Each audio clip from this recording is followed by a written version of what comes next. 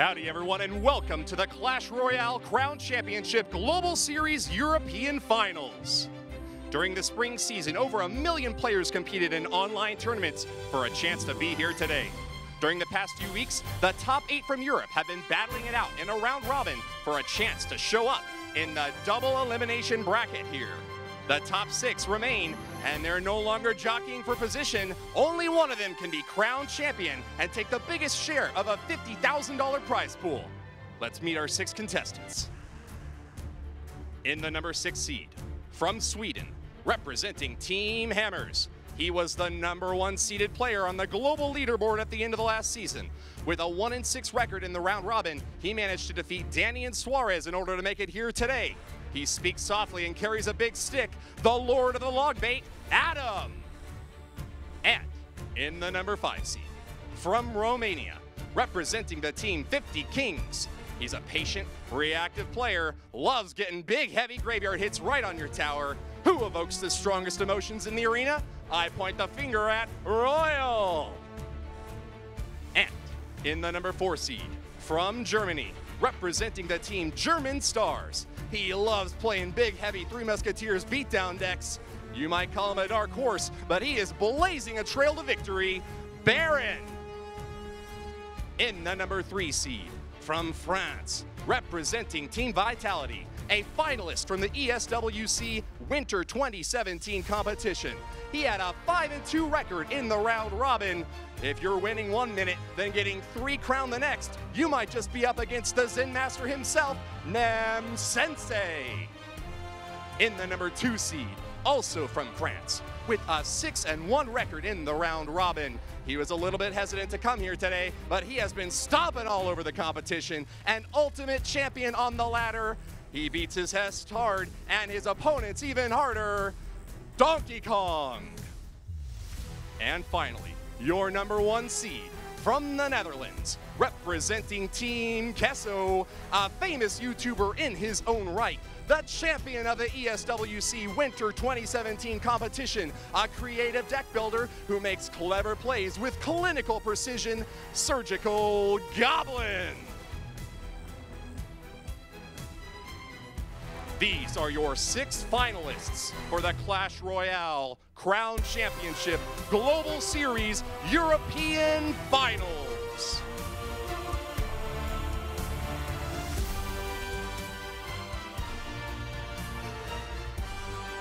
Which one of these 6 players will take home the championship and claim that big trophy? It's sitting in the locker room right now. Let's see what our friends over there have to say. Gregan? Thank you very much, Woody. We have all our players in-house today. It'll be great to see them competing, and I think it's safe to say they are the best that Europe has to offer. This is the trophy they're going to be competing for. It looks incredible, but there's a little bit of a journey to get to it. As you can see behind me, we have a double elimination bracket, and it looks a little bit complicated at first, but essentially you get 2 chances. You start up in that upper bracket. If you make a loss early on, you'll go down to that lower bracket, and then if you lose at any point during the lower bracket, you unfortunately are out. And you can see number 1 and 2 seeds Surge and Donkey Kong get preferential seeding going ahead, so they get a bye through that first round. So it's going to be exciting to see how these guys pan out. They are all talented players, and I'm joined here today by Mika and Ash again in the locker room. How are you both doing? I am doing fantastic. I am so thrilled to finally find our European top Clash Royale player. Me too, guys. I am so excited. I think that, you know, this has been culminating. This is our 4th week here together in this locker room chilling, and these players are so freaking good. I love the format.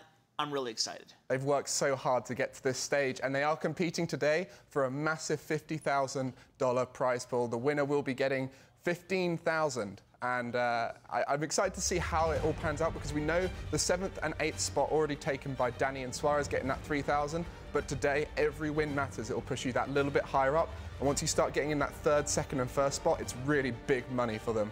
And last week, Atchin and Oxalate were the winners of North America and Latin America. You can see right here how much it meant to them. Oxalate worked so hard for it. So hard. I mean, no one really believed that Oxalate would be the winner of the NA finals, because he was going against CMQ, which is a fan favorite, and everyone knows how good CMQ is. But Oxalate beat CMQ twice. Very hard, too. Yeah, I think that everybody was surprised to see Oxalate make it to the finals and then perform as well as he did. Really happy for the guy. What a great guy. And Action, too. It really, you know, maybe not the favorite, but certainly proving that he's the best in Latin America. So now that we've seen how those two regions have panned out, who do you think is going to take it in Europe? I want to believe that the top player, Surgical Goblin, isn't going to win because that's what happened with NA and LATAM. It's going to be tough. I'm going to personally go for either Baron or Donkey Kong. Oh, it's a good pick. Yeah, this is a tough one to handicap because all these players are so good. Even Adam, who was 6th, just barely got into the double elimination bracket, finished 1st last season in the overall leaderboard. So it is tough to handicap. I'm going to go with how long can I ride the fence here? Yeah, I'm actually going to go with my surprise pick. The surprise pick is going to be Nem Sensei. I think Nem Sensei is going to take it all. I mean, the fact that we've said so many different names just shows you how tough this region is to win. There's pretty much every one of them has a chance of winning it. Perhaps people might not put Adam up the top because of the fact he's not competed so well in the round robin, but he has potential because he's done so well historically on ladder and in competition. So any player could take it today.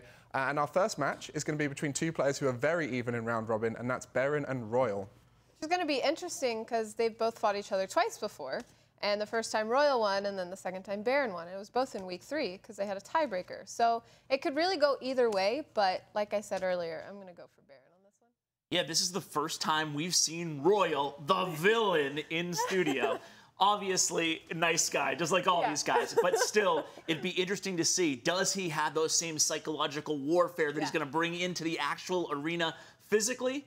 I don't know, but it should be a good match. And Baron, surprising a lot of people, really repping Germany strong, has a lot of he's a fan favorite out there. I put out a Twitter poll last night, and a lot of people were like, Baron. I see Baron's name mentioned so much whenever like a tweet from Clash Royale goes out or anyone's asking about who's going to win. Everyone's Team Baron. Probably got the least hours of any of these players, so I'm incredibly excited to see how it pans out. And to take us through match 1, let's go over to the casting booth with Trid and Woody.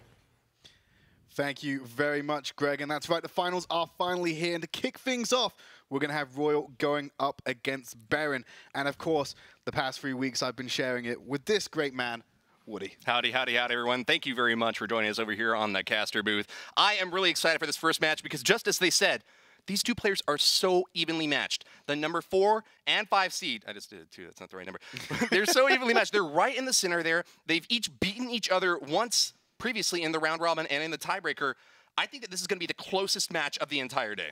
Yeah, and it's definitely, like you said, 1 victory apiece on there. I think I weight the top 8 matchup more than I weight the tiebreaker, because the tiebreaker was kind of, it didn't really matter that much because they were both going to end up playing each other in the top 4 anyway. So I don't know, I weigh Royale's victory over Baron slightly much, but I still think Baron is going to come out on top of this one. I think you're right about that. And you know, a lot of people have been talking about Royale using those emotes, but Baron came back at him pretty hard in the tiebreaker.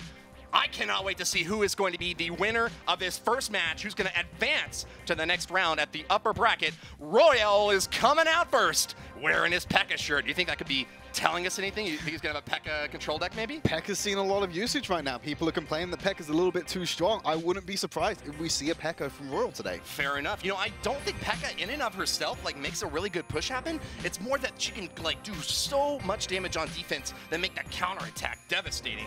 But let's see what Baron has to offer for us today. Nothing on the shirt. Looking good. Yeah. No shirt from him. Not giving away any secrets.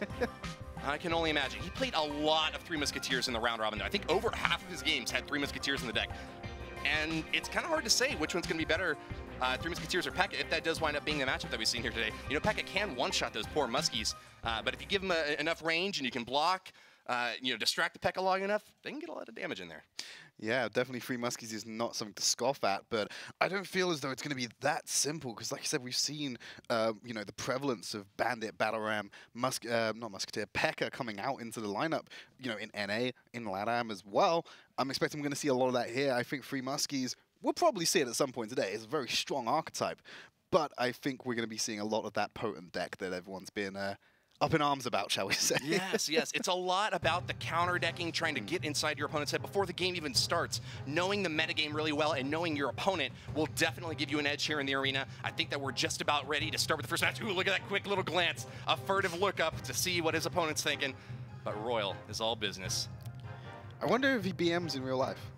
I don't think so. Like, I mean, he sat there in the chair, like, wiping his tears away that he doesn't really have? Oh, man. Well, they all use emotes in the game. You know, Royale Yeah. hit Suarez, I think, the hardest earlier in the round robin. But they both have pretty strong personalities. And you know what? I read an article recently that said when you trash talk your opponent, when you try to get under their skin, it actually motivates them even more. Oh, makes them time. want to win even harder. It doesn't intimidate them. Absolutely. And we are on to the arena for the first match of the finals here of the Crown Championship Global Series spring season for EU. And of course, it's going to be a low-cost card like the Skelly's kicking things off for us. Yes, it is. Cycling through that little one-cost card. It looks like Baron's going to be playing a Graveyard Cycle deck up against Royals. I guess Battle Ram is kind of the win condition here. He's playing, you know, sometimes we call it bridge spam just because there's so many heavy-hitting striker units right out in front. Royal's going to soak a little bit of damage here on the left side from this Graveyard. Very surprising early strong strike from Baron. Yeah, and the Poison doing a lot of work for him there as well, really tipping it over the limit, getting that nice chunk to kick things off.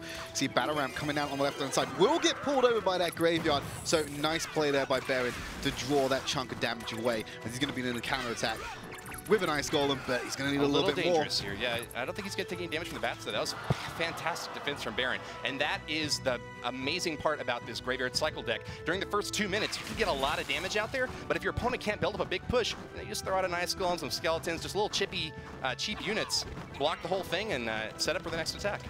You see he's got the Ice Golem and the Bandit on the left-hand side. Bandit not got a target to lock onto, but that Night Witch, those bats are going to have some fun with that Mega Minion. But the Poison at the bridge, defensive Poison, going to actually do a lot of work on this Night Witch. Got a lot of travel time, especially if he's being stalled. Oh, nice catch of that Ice Golem. Baron's not going to take any damage here, but I'm not thinking that this Mega Minion's going to get a connection either. Mega Minion's going to get Ice Golemed up. Not Ice Golem, Ice Spirited up, shall we say. Not even that, falls short. Battle Ram going to run past. Is it going to push? Battle Ram, that's dangerous. Oh, it's got Tornado. Not going to be used here. Okay, fine. He's going to hold off just a little bit longer. He might have been able to try to log that down, but no log in Royal's deck. He's going to have a little bit of difficulty trying to break through these tombstones. I wonder what Royal's going to answer this Mega Minion with. It's going to be the Night Witch. Those bats, definitely a good answer. Check that out, though. The bats spawned just a little bit too late. The Night Witch did take one shot there. Not good for Royal. Log can't finish it off, but I'm not seeing a Poison yet from Baron. Oh, nice beautiful. Fireball. Oh, just falls short of connecting onto the tower. Excellent fireball from Royal to preempt that Graveyard placement. Gets a little bit of damage off onto that, but still no joy with the Battle Ram Royal's connecting. not done yet. Look, he's sitting in an Executioner. Heavy card there. Ice Golem to block. This could be the next big strike for Royal. Bandit at the bridge. Battle Ram right on top of it. Fireball again. Doesn't actually hit it. The Graveyard's so far off to the right, the fireball misses. Dashes the tower, though. 1 hit, 2 hits. Distracted them by the archers, but brought down to 1596. Royal gets a good counterattack in there. Yeah, absolutely. Like I said, preemptive fireball being punished by Baron by placing that Graveyard so far out, but in range to aggro the Battle Ram, draws it to the right-hand side. Look at this, though. Royal can have the advantage. No. Oh, yeah, clears it out with the Executioner. Battle Ram could connect. There's nothing to block it. The log is too late. Baron takes a big Battle Ram hit on the left side tower. Finishes off those Barbarians, but he is now down 300 hit points on the left side. Still very even on the HP, though, relatively. 3 minutes left to go in overtime as the Graveyard comes over. Ice Golem is drawing the aggro of that Executioner, and the Poison is here to help out. Bandit's doing what she can to try and stay alive. Skeletons stacking up. They're not going to be able to finish that thing off. Baron's got to defend one more big hit. Needs that Graveyard to come out. There we go. That should draw quite nicely. No, the log misses the Bandit. That's real bad for Baron. Bandit's still alive. Bandit's going to go down, though. Had relatively no HP, though, so it would have only got the one tap on whatever target it went for. Here's the thing about this bridge spam deck, though. He's already got an Executioner out there. He adds on a Bandit. He'll get to a Battle Ram really easily. Take it. But the Poison finishes it off. Baron's not happy about something, but claim victory in the first game. That's a 1 win in this best-of-3 set. Yeah, he seemed a little bit agitated for someone who just won. Yeah, right? Maybe he just took a little more damage than he wanted to. You said, you know, I didn't want to get down to triple digits. I got good defense. You can't crack me. Yeah, well, he did have a good defense there. Like I said, definitely a good placement using the Graveyard. Definitely was a huge asset against those Battle Ram pushes, seeing as that really was the major push coming out from Royal at all times. So to have that answer in his deck ready to go, it's a nice shutdown. That one big hit at the beginning and then kind of a trickle of damage throughout the remainder of the 2 minutes was what got him the win there. You know, it's a great surprise factor when you can get a Graveyard directly on your opponent's tower. If they've sent an Executioner down the opposite lane and have already spent that 5 elixir, they're going to be pretty far behind on defense. And you know, Night Witch can do a pretty good job, but as you notice, the recent nerf to her when she spawns those bats coming up a little bit too slowly prevents her from being able to lock on to the skeletons just quite as quickly. She doesn't have a whole lot of maneuverability or ability to deal with swarming troops, but check out this last graveyard. Yeah, so you got the graveyard poison on there, but the big thing for this was that the Ice Golem was drawing the aggro of the Executioner, so he wasn't able to clear up all those skeletons and allowed a build-up. On top of that, you've got the poison eating away any kind of defense that Royal puts out. So just a huge amount of damage ready for the taking for Baron to just finish off with a log poison cycle. Exactly. Poison Log was a really good spell combination against the deck that Royal was running there. You get a lot of damage off onto the Night Witch and the Bandit and the Execution. You can't quite kill him with the poison, but hitting the tower at the same time and being able to wipe out bats in one shot. Value town. Super valuable. Yeah, he even used poison on defense one push toward the beginning of the game. Yeah, he used it at bridge. Yeah, yeah, just right on the bridge, not even hitting the tower. He said, you know what, I'm getting so much value out of this 4-cost spell. If you're going to send an 11, 14 elixir push at me, I'm going to hit everything. Well, that was just down to the sheer number of units being placed at the bridge. You had Bandit, Night Witch, Ice Golem, all there. For, Bandit, yes, jumps out of the poison, but the Night Witch was being held up by the small skeletons coming out of the graveyard, wasn't going to progress out of that poison range. So it gets the maximum amount of damage he possibly could onto the Night Witch. And like you said, despite the bats being in the air, poison still takes it out. And they're only one hit. You're exactly right. And that deck does have a little bit of trouble facing big targets whenever a Golem or Lava Hound is marching toward your tower. It's hard to get up the damage that you need to be able to take him out, but only having to deal with kind of mid-sized troops that Royal was putting out there. I think Baron had a pretty good matchup that first game, but a lot of the best of 3 matches between these players and in general during the round robin were 1-2, 2-1 games. They were very razor-thin margins, not just within each individual game, but within the match overall. So I wouldn't be surprised if Royal makes a comeback here and ties that series up. Oh, definitely. I mean, in the group stages, especially middle of the pack players like Baron and Royal, I mean, these matches were constantly going the distance, going to these free games. We often saw reverse sweeps as well. It wasn't as if, guy would just absolutely stomp them. We're talking, someone gets the upper edge and then they just get reverse swept. I mean, you yourself, when you were doing the announcing there, you made the point about Nem Sensei. You suddenly getting free crowned as well. He comes back out of nowhere, and some of these players can do it. I definitely don't think that this first matchup is going to be over in game 2.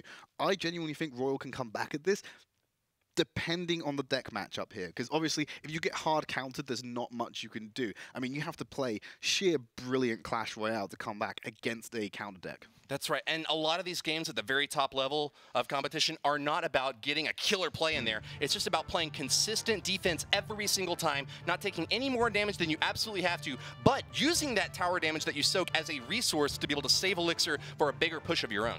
Absolutely, and we're about to jump into game 2. Players looking nice, calm, cool, and collected as they're ready to jump into the arena for our game 2. Baron already 1-0 up in his first matchup to kick off the finals. He's got a bit of a campaign today. He's got to run the gauntlet. Didn't get that preferential seeding. He's got more matches than anyone else possibly could. It's the same as Royal, Nem Sensei, Adam. They've all got to go through either Donkey Kong or Surgical Goblin, depending on which side of the bracket they are. That's right. Pretty similar game plan here from Baron as well. He's going to be cycling graveyards, but he's got that Inferno Tower in this deck. A little bit different setup. Nice defensive goblins from Royal. They're going to be able to stab down most of these skeletons. It's not looking like Baron gets very much damage out of that first push.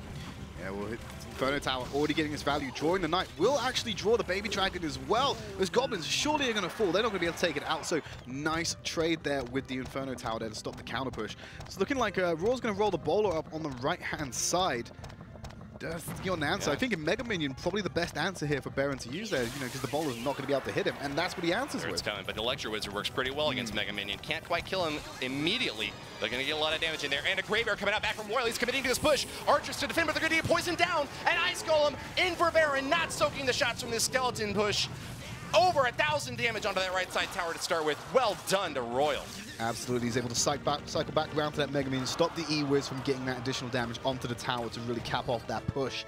But he lost a Mega Minion. In doing it, he had to spend 3 more elixir. That E-Wiz just killed 2 Mega Minions. That's value one for Royal. As it was coming in from Baron, and then a second one when he had to play it on defense. Would you rather take the HP advantage even though you just lost a chunk? Oh, absolutely not. Taking 1,000 damage off when you're up against a Graveyard deck and going into double elixir time, you're not in a safe position at all. It's really up to Baron to try to turn things around here.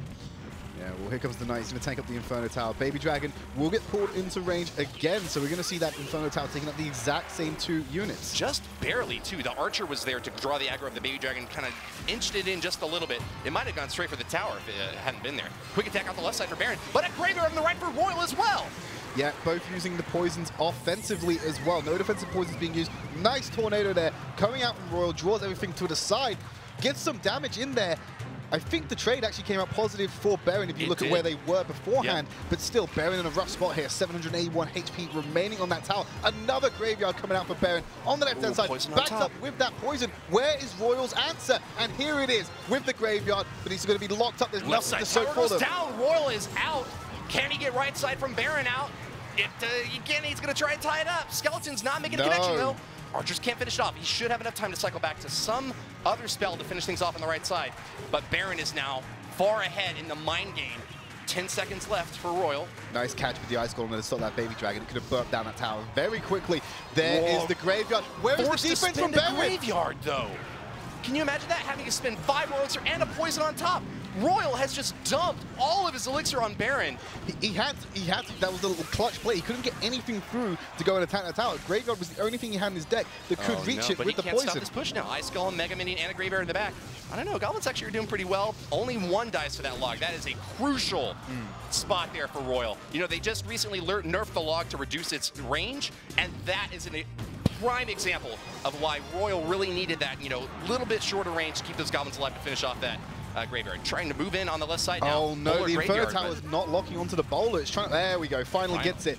But it was chipping away at those skeletons. It's so inefficient to go for the low HP targets because you don't get the ramp up. Oh my god, this Ice Golem to swing for the Graveyard. A big hit for Baron. Poisons the right side down, and he is moving ahead in damage overall. You know, the bad thing for Royal here is that he wants to build up big pushes, right? He's got the heavier deck. He's got a big old bowler, Baby Dragon, but he can't build up a big push if he has to defend the right side and push against his opponent's left side.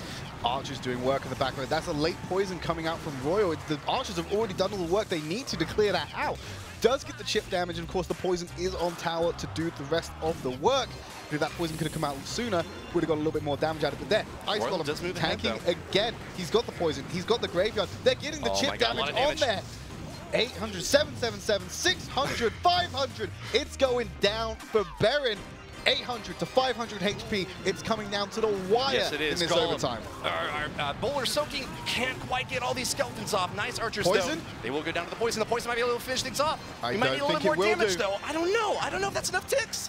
Graveyard on the right side for Royal. No! Doesn't finish it off. Baron has to end it now. Gotta defend one more push, Royal, and then you can finish him off and put this thing in a tiebreaker. Baron has to end it now. Hang on. Oh, he knows he's lost it. 6 HP, poison cycle. Can't get it in there quickly enough. Fantastic Baby Dragon from Royal. Baron called the good game, but those Archers could have finished the tower off. Nice poison to claim victory. Man, Baron was trying to get inside Royal's head right there. Those Archers can definitely do 180 damage. Well done to Royal. Kept cool under pressure, got that final poison in to finish things off. It would have been such a heartbreaker if he had dropped an 0-2 game with only 6 hit points left on his opponent's tower. Yeah, it would have been a real clincher, but you knew after that 6 HP push fell short. I don't know about you. That was squeaky bum time, definitely. But, you know, 6 HP remaining on that tower, it became that moment where Baron had to win on that last push. Because if he didn't, we all knew it was either going to be the graveyard or the poison that was going to come out and end the game. And Baron unable to finish it in that last push. So heartbreaking for not only Royal potentially losing, but Baron to be so close from getting that 2-0 victory and progressing through the bracket.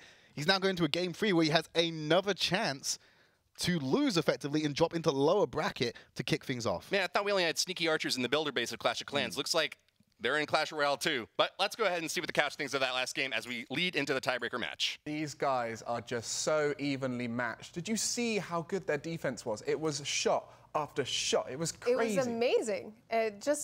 Baron's defense in the first match alone was just unrivaled. Yeah, these guys are both really, really good, both fundamentally too. And the one thing that you're seeing in the graveyard cycle versus like a splash yard deck, I actually thought that Baron might have had the advantage going there because he can outcycle his opponent's counters, but it didn't really work out that way. And you can see at the very end here, good placement on those Archers to avoid the poison and left it on 6. Yeah, and I thought he might come back with this quick cycle there, but better defense by Royal at the very end there, and he ended up coming out on top. I think the main difference between those two decks is the cycle deck gets more graveyards, but they're just not as heavy. And the reason why that particular last one wasn't so heavy is because Royal was able to just commit so much more to defense because he knew he had the availability of a poison to win the game. And that's the main difference is the knowledge of what's going on in the future. You can over-defend with that heavier deck and take barely any damage. Honestly, though, it's hard to say that either player played better than either player in that match, especially with Graveyard being the heavy RNG card of the game. The more variables, the more randomness into that card. So, you know, at the end of the day, sometimes luck kind of falls on you.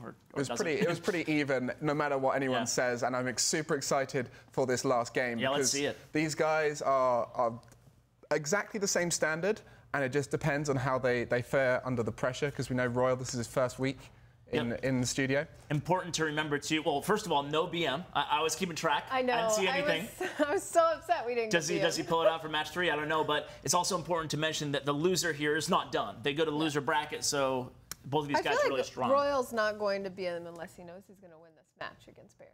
Yeah, and just before we go into the next game, I've got a little surprise for those at home. We've got a discount code for you in the Supercell store. It'll be 20% off.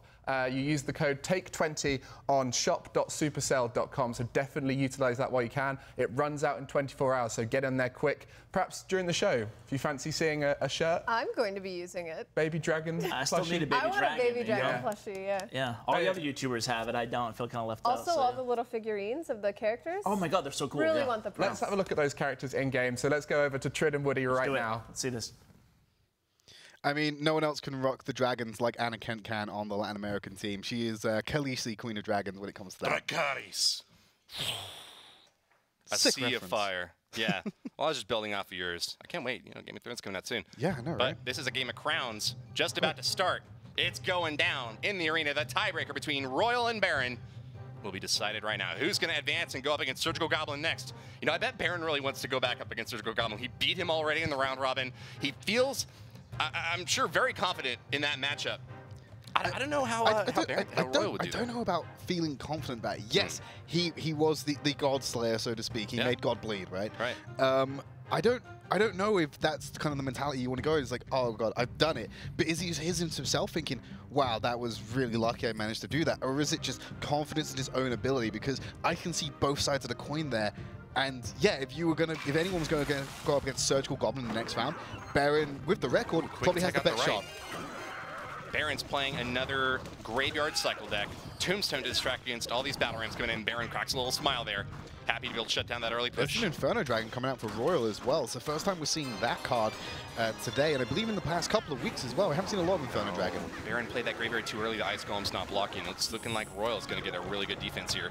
He actually played a defensive poison to be able to take these skeletons out. Yeah, it seems like a really inefficient attack there from Baron. Especially it all comes down to, like you said, that Ice Golem placement. But he's playing that poison again at the bridge. And look at it, he's chunked everyone to half HP. Night Witch has been locked up on the poison as well. She's nearly gone down to poison alone. One tap will finish that Night Witch off. Trid, you might have noticed this, but the Ice Golem that Baron set up on defense pushed the Bandit back into the poison. Just the perfect little shove. The perfect placement from Baron kept most of the damage off that left side tower. He's actually ahead now in tower damage, despite not having made much of a connection on his first push. Yeah, and that's the thing. Like Baron, we talked about him using these defensive poisons at the bridge. He's really using his other units to make the maximum value. The Ice Golem is a perfect example of that. He's locking them up and keeping them there as long as possible to make sure he gets the maximum amount of value out of that poison. And it's such excellent play from Baron to be able to keep on top of that. Inferno Dragon from Royale. I don't think it has a lot of good targets in this matchup, but he's going to play it anyways. He's probably going to lock onto that Mega Minion first. Ice Golem's going to draw the Mega Minion itself as well. So Graveyard by itself with the poison at the moment has cleared through the Golem. Oh my God, he's getting some work done. Has to use the Zap there to try and stop an overflow of skeletons. He won't have Zap now to take the skeletons out on Baron's side. That's a great defensive Tombstone right there. Healthy Bandit in the back, though. Going to be locked onto the Ice Golem. Nice draw from there. Inferno Dragon should clean that up quite nicely. Might be able to lock onto the tower. The freeze is there. Won't really get any ramp up damage. Just a few little spits to the laser. Nothing too major. Spits of the laser. There we go. Get something to draw it out. Nothing really locking it down into the poison this time. Actually, Night Witch is just on the edge. She's been knocked back into the poison by the log as well. Nice cleanup from Baron. Perfect placement from Baron. Another attack out the left side. Quick attack. It's an Ice Golem at the bridge. Is soaking the shots from the tower. Goblin's going to start stabbing down, but the poison's going to take him out. The skeletons are going to stack up. Are we going to see another zap on defense from Royale? No, I don't think just yet, but the Inferno Dragon and the Bandit have both been drawn to the skeletons as well. That's hugely inefficient use of those heroes to go for the small HP targets. Look out for this big counterattack, though. Royale's got a lot of troops on the board. Two Inferno Dragons now. Oh my God, that's a huge push.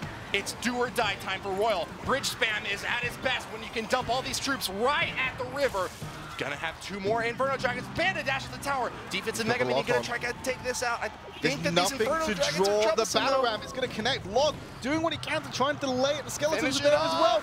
Does it he connect? keeps it off. Great defense from Baron as he keeps his hopes alive.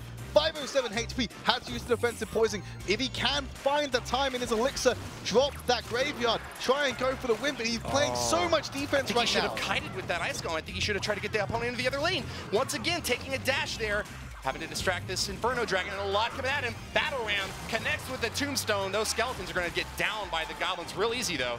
All right, Baron's holding on. Ice Golem to block this remainder of this push. I don't think he's got much to go on a counterattack, though. Royal is... There's the graveyard. He's found the window he needs. going for it. Night Witch is there. She's going to spawn the bats to clean up the skellies. They should do a pretty good job of doing Royal that. on defense. It's such a shame. Royal picked up the pressure, didn't find the window. Poison is there as well. Going to get some chip on it. But he built up the pressure and he just wouldn't allow Baron a window as the battle ram going to be drawn over to that graveyard yet again. Oh Ice my Golem God, there look at to that poor soak archer getting the pushed bandit. straight to the Tombstone. Baron's archers are actually getting a massive amount of value in this game. Royal calls the GG. He's looking for a poison on his tower. There it is. He's That got finishes it. it off. There we go. Baron is going to be going through to the next stage of the bracket. He's going to be going up against Surgical Goblin next. And Royal, he's going to drop into the lower bracket there. You may have just missed it. No BM, but there was a handshake there. handshake. So all sportsmanlike when it comes to the arena. Oh, of course. You know, when you're looking at your opponent dead in the eyes, you can't be mean to him. And it was a 1-2 match. It wasn't that dominating of a victory, but Baron does manage to claim it once again. He'll be moving on to play Surgical Goblin in the upper bracket. Baron on top right now. Toward the bottom, though, we're going to have Royal going into the bottom bracket. He's still in it. It's a double elimination tournament. He's going to play up against the loser of match 4, which is going to be Donkey Kong or either Nim Sensei or Adam, whoever wins that game. Right, it's going to be an interesting matchup. But one of the things we've got to bear in mind there is now Baron, Surgical Goblin. That is going to be a matchup. He's made God bleed. Can he stack in the knife and twist it and get the kill shot? Do it again. I want to see it, man. I want to see Baron do it. As much I put my predictions out on Twitter last night, I think Surgical Goblin's going to go far in this tournament. But if Baron creates the upset and Baron is the one to ruin my predictions and make me wrong, I wouldn't even be mad. You know, I think that Surgical Goblin could do very well in the lower bracket, but let's see if he manages to get the win. I wonder what the couch thinks of this, though. So there we go, match 1 of the finals, and Baron is moving on to play against Surgical Goblin. But interesting that he used the same deck the whole way through there, and against that bridge spam at the end, it was super effective. Yeah, and that bridge spam deck, I like to call it the punish archetype because like it's a kinder way to say it, right? But the deck that Royal used I actually really liked, but that was a difficult matchup with the Tombstone really being played a lot for that very reason, to counter those punish decks. And the deck that Royal used was actually made popular by Team Vietnam and CR Worlds, and that is such a strong control / punish archetype. I really love it, but like again, ran into that Tombstone, and Baron just played really, really well there to kind of tie things up and stop all those big pushes. Yeah. And we can have a look at that defense right now. This is where the onslaught just kept going. Double Inferno Dragon right there. But it just wasn't enough. I mean, Baron took the match.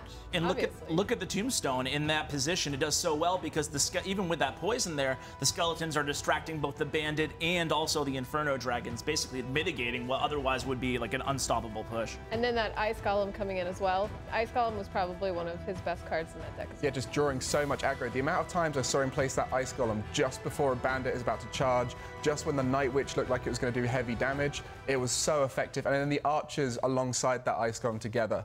And that's why that deck's so good. It's such a cheap cycle. It is. It's a really, really strong deck and good performance by him for sure. Definitely very exciting to see them going. And you don't know who's going to get hits, but And there's a chance they could play against each other later on. That's the way this double elimination works. Those who are the best go further, and they're more likely to play against others who do so well. So we're going to have a look at the updated bracket now and see where that puts Baron. And you can see he moved on against Surgical Goblin in match 3. We'll see later on. But Royal, the first one to go down to that lower bracket, but he does have one more life. And we'll see who joins him later on in that match 6 just there. Match 2 now. We get to see Adam versus Nem Sensei. This is going to be an interesting one. We've got Adam, who does a lot of log bait. And then Nem Sensei, he has a large variety of decks he likes to use. I mean, you say about the log bait, Adam in this tournament has actually hasn't used it that much. Yeah, it's been interesting. I mean, you're very familiar with the way Adam plays, and you have been a big believer that he's going to do well in this whole tournament. what do you reckon he needs to do in these finals to really push forward and make his way through that bracket? This is going to be a very tough match, I think, for Adam here, although I do have faith. I really do think that this is a new tournament today. You can't think about phase 3, right? Especially if you're Adam. You can't think about, your losing record. But, what really matters is that he's here today. He pulled things off. But Nem Sensei is probably, along with Surgical Goblin, maybe the most prepared competitor here. As a matter of fact, I'm not sure if I should be telling you this, but I'm not sure if I can say this on air, but he refused to come to rehearsals because he was practicing all day yesterday. He wouldn't even open the door? He didn't open the door. So Nem Sensei, that's why I picked him. I'm like, you know what? This guy is, I don't care. I'm going Nem Sensei. He's practicing hard. So Adam's got his work cut out for him. But, if I'm Adam, I don't start out with bait here. I think I want to go with one of those punish decks. A little bit more strong defensively right now. Less hard counter decks going around. I would play it a little bit safer and see what Nem Sensei comes out of the gate with. Nem Sensei played Sparky, so he's willing to play anything. He's a wild card, that one. Yeah, well, to go further into this match 2 between Nem Sensei and Adam, Trid and Woody are in the caster booth waiting to prepare. Thanks very much, Greg. And as I found out last night when I put those predictions out, I didn't really rate Adam that highly, and he has some very vocal fans, so hopefully they're rooting for him today. Vocal fans, and a lot of them. He was the #1 player on the global leaderboard, so, Nem Sensei might have been practicing, but Adam definitely was too.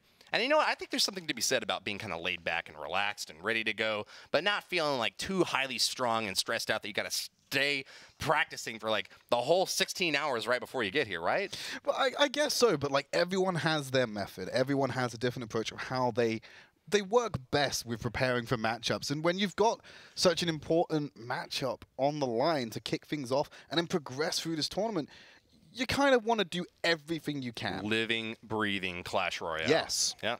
And that's why I don't blame Nem Sensei that much. I think he, if it works for him, he should definitely do it. Hey, 6th place is $4,000. First place is $15,000. If $11,000 were on the line, I think I'd play a little bit more Clash Royale the day before, too. Hey, I know what I prefer. Adam's coming out first, though. He's the player from Sweden. He did go 1-6 in the bracket. But remember, he's the #1 player on the ladder at the end of last season. He is definitely seasoned, experienced. I think he might have underperformed in the round robin. He's going to be showing up strong today. Well, let's hope he does, because his opponent is nothing to scoff at as well. Nem Sensei coming in. Actually was nearly tied with Donkey Kong for the highest win streak in the series. Of course, it was ended by Surgical Goblin, like Donkey Kong's was, but what an impressive play. And there's the shades. God, I've missed those. Oh, look, it's so cool. Where's the thumbs up? We got it? No, it comes after the matchup if he wins. Fair enough. Well, no, he's there. Oh, there it is. Okay, good. Well, Nem Sensei did come in 3rd place in the round robin. He only lost, like you said, to Surgical Goblin and Donkey Kong. So he is kind of, head and shoulders above the 1-6 record that Adam has at this point. It's really going to be up to him to prove that he can not only win on ladder, but also in this long-form tournament format. I think that one of the things about Adam that you got to keep in mind, he loves playing log bait, and that's a deck that can perform pretty well on defense if it needs to just hold off for that 1 minute of overtime in a ladder match, but can be kind of difficult getting the win in a deep 3-minute overtime game as you have in tournaments. Yeah, a lot can happen in those 3 minutes. I often find that a lot of time log bait, if you get the early fall, you can defend, but you might often end up with a draw, and that's only because you get 1 minute of overtime on ladder. You got 3 here today. Quick striker decks do tend to work better in the first couple of minutes as opposed to double elixir time when your opponents can build up even bigger pushes against you. But if he does include the rocket in his deck, that might be his secret weapon. 493 easy damage you can throw directly at the tower is going to be really hard to defend if he does indeed play this log bait deck and needs to kind of seal out the final bits of damage before double elixir time really closes in on him. Let's see if Adam can emerge victorious. But remember, Nem Sensei plays a wide variety of decks. It's not really easy to kind of predict what he's going to be running at you. He does like playing the heavy decks like Giant and Golem, played a bit of Graveyard in the round robin, and even brought Sparky in. Yeah, absolutely. I mean, he's running mirror spell cycles as well in the same matchups. He didn't win with that. He didn't win with that, but he had a bit of an affair with those. But I think one of the biggest complaints that the hosts had, especially about Adam, was he came into this tournament, he qualified with log bait, and we barely saw him play it in the series. And when he did, it didn't really matter because he was already so far down, he was going to end up in the red zone anyway. That's true. But hey, he's here today. The #6 seed going up against the #3 seed, Nem Sensei. A little bit of cycle to start with. Adam's actually going to send in a quick attack here. Gets the Goblins to connect on tower, stab it down. About 400 damage for Adam to begin with. Loving the early chip from Adam there. Doesn't hesitate to pull the trigger. Princess should do some work here to clear out the bats, but not much beyond that, as a graveyard is now going to start swarming her and Adam's tower. Princess goes down to the skeletons. Log rolling through from Adam to try to clear this out, but the bats aren't going to get hit by it. That's a lot of damage for Nim Sensei right off the bat. Almost brings it down to half hit points. Excellent starting move from Nim Sensei. It's kind of those things like Adam gives him a slightly little like love tap to the cheek, and Nim Sensei just brings a fist and just knocks him out. Like, good one. Yeah. But here we go. Goblin Barrel being used again, getting that shit out. Ooh, okay. Ice Golem being used with the minions behind to He get took a little bit of counter damage there, though. You're down to 2004 on the right side. I think Adam's actually kind of worried about Tornado. That's why he sent it out to the bottom right corner, rather. Princess will do a pretty good job taking this attack out, though. He's concerned about Tornado, but little does he know, no one's running Tornado. There's no Tornado in this game. Clear skies. Quick attack out the right side, though. It's going to be a Knight and Goblin gang added on top. Zap will take out the Spear Goblins, but a couple more stabs in from them will hit the Night Witch. Yeah, well, Princess doing a lot of work here, but the minions are drawn short on the left-hand side. Will take her out quite comfortably as the Mega Minion strolls into his death. Ice Golem going up on the right-hand side. Here's another Goblin Barrel. Will the Ice Golem draw the aggro? No, it won't. As the barrel does start to chip away at the tower yet again. Yep.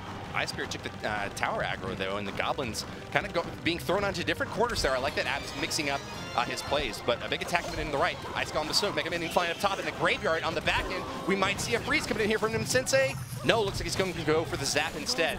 Skeleton's not quite stacking up, but they did bring the tower down to triple digits. The Mega Minion, though! Oh, 2 gives swipes. the connection! One more! 3 swipes down to 155!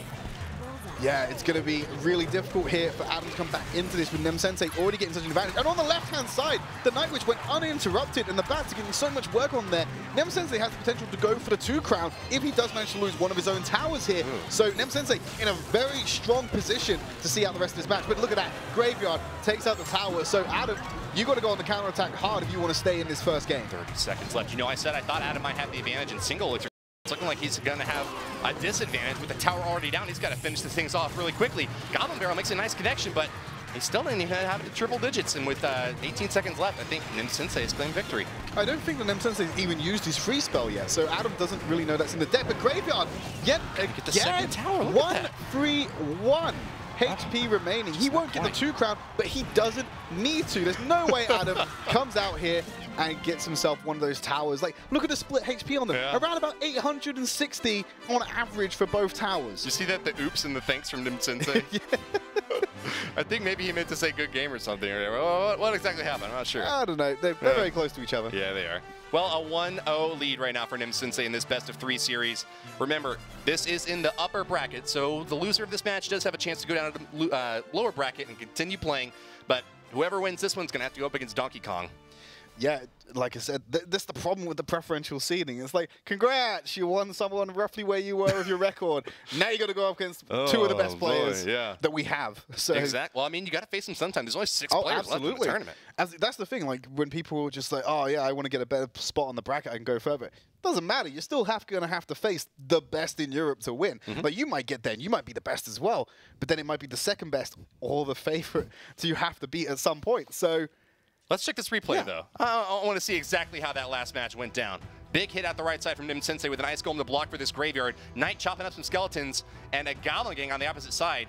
It looks like Adam did everything that he could conceivably have done to try to stop this push, but with that unlucky spawn for Adam, the skeleton in the back drew the Knight away. He couldn't soak hits for the Mega Minion, and that was 3, count them, 3 hits from the Mega Minion onto that tower. Lethal, brings it down to 155 HP, and at that point, Adam kind of has to concede that tower because it's going to go down. Like 155 HP, you can put out the best defense in the world. Chances are, a little bit of bad RNG with the graveyard spawning, and that's it. Your tower's gone. Nim Sensei was forced to spin another graveyard, another 5 elixir spell on that right side. He didn't have any poison or fireball to take that thing out easy. I'm thinking that Adam might have just wanted to soak that damage, take that 5 elixir, and drill into that left side hard. He did get quite a bit of damage out there. He actually brought both of his opponent's towers down to triple digits. But hey, if the tower is still standing, it's not worth a whole lot if the game is over. Exactly, and that's kind of the biggest shame for it because, you know, he dealt so much damage overall, but just not in the right places. Got really off balance there. Whenever you lose a tower with a log bait deck, it's really hard to still continue playing that lane. You really rely on being able to get weak troops out on the back end behind a big figure like a knight or something in the front. When your opponent can play troops directly on top of your attack, when they can drop logs and whatever can wipe out your troops really easily, it's not a good There's spot. a lot of confidence in these decks apparently because they're playing the exact same decks again. Yeah, log bait versus the graveyard cycle. Is it going to continue on the same way? Wait, was there a pump last time from Nim Sensei? I can't recall. I believe there was, I just don't think he used it. Huh, okay. Because we got to remember Adam went on the aggression Check right out Adam, away. though. Right side tower down to triple digits. Yeah, he's punishing the pump. The massive punish on that pump. Well done to Adam. Keeps his princess on the left side. And he's not barely going to take any damage at all. What you got to remember is when the first game kicked off, Adam went on the aggression right away, so it needed an immediate answer from Nem Sensei. A little bit of a breather this time. Nem Sensei's thinking, right, probably playing something different. Coming Gets on the in. pump down, but on Adam's this gonna block attack. with a knight.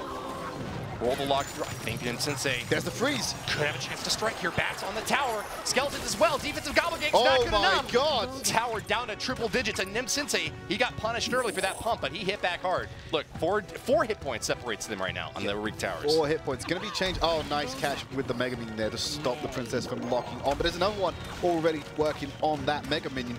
But like I said, it's a nice return from Nem Sensei. Got great value out of that free spell. Hit the tower and the 2 archers, which would have cleaned up that graveyard quite nicely. And you got bats, skeletons, all rocking the tower at the same Check time. this out. Left side tower locks onto the knight, and the goblins get a few stabs off there.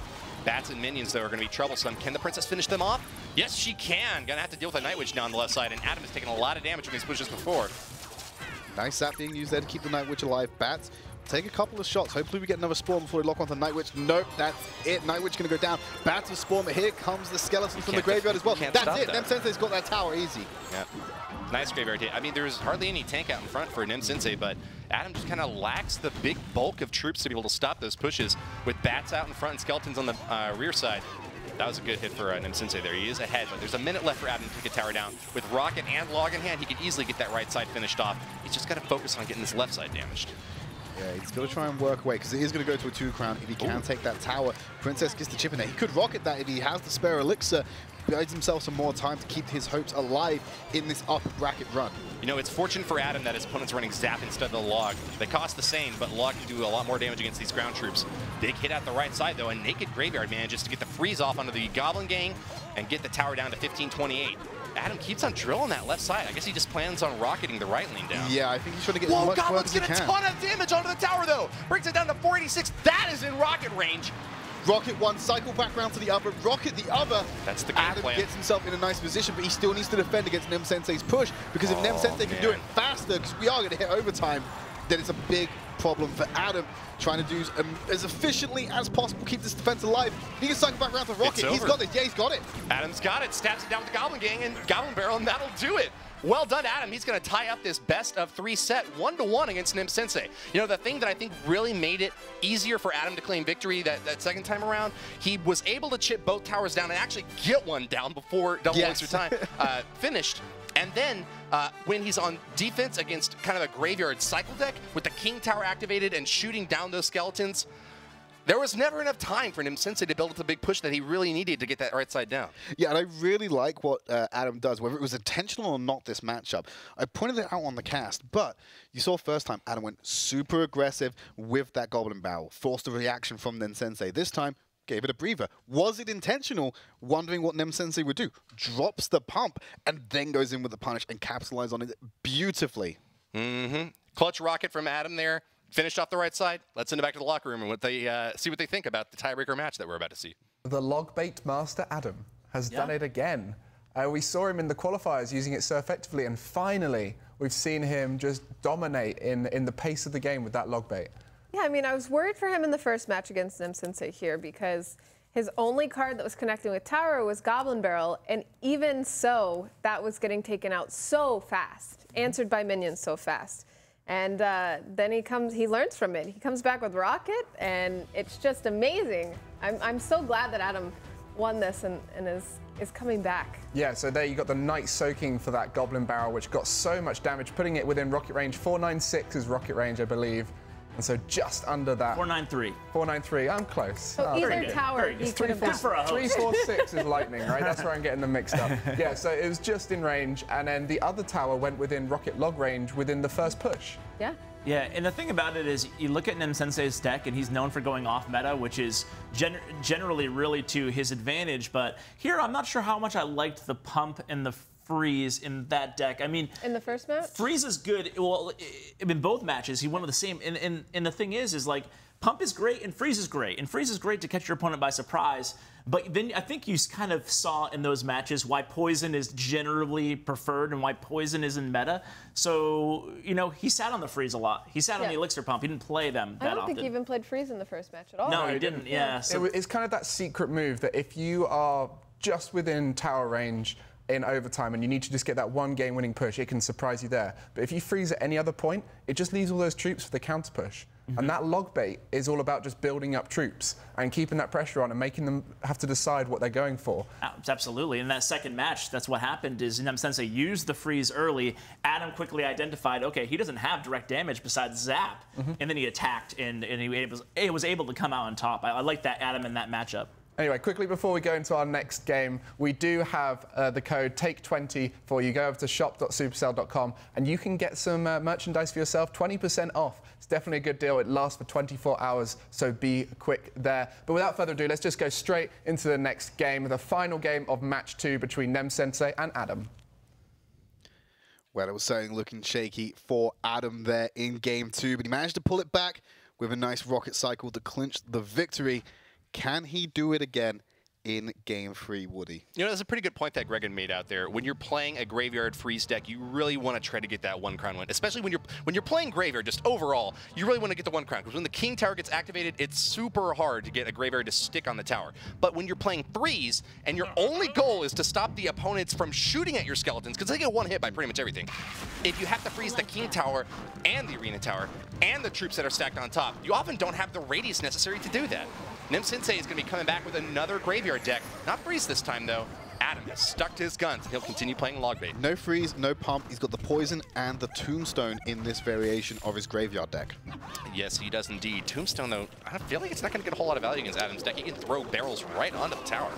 Yeah, he can throw things onto the tower as well. There's nothing that needs to be drawn aggro. There's none of these building charging cards like the Battle Ram coming in. So, yeah, you've got a nice spawner in there to help some resistance they can build up on defense. But Golden Archers from Nem Sensei.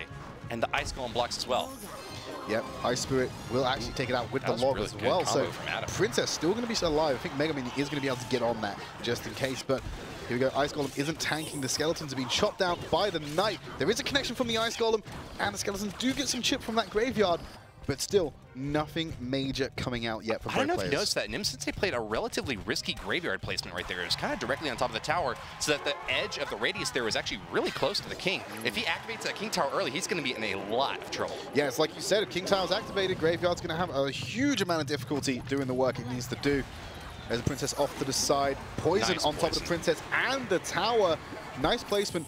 That will fly in. They won't get any taps, but the poison will do all the damage it needs to do on this push. You know, the advantage of running poison is that when your opponent tries to set up a princess in the opposite lane like that to defend and push the other side, you can still take her out easy. The log can't get that reach there. Poison has a nice radius to be able to finish that push off.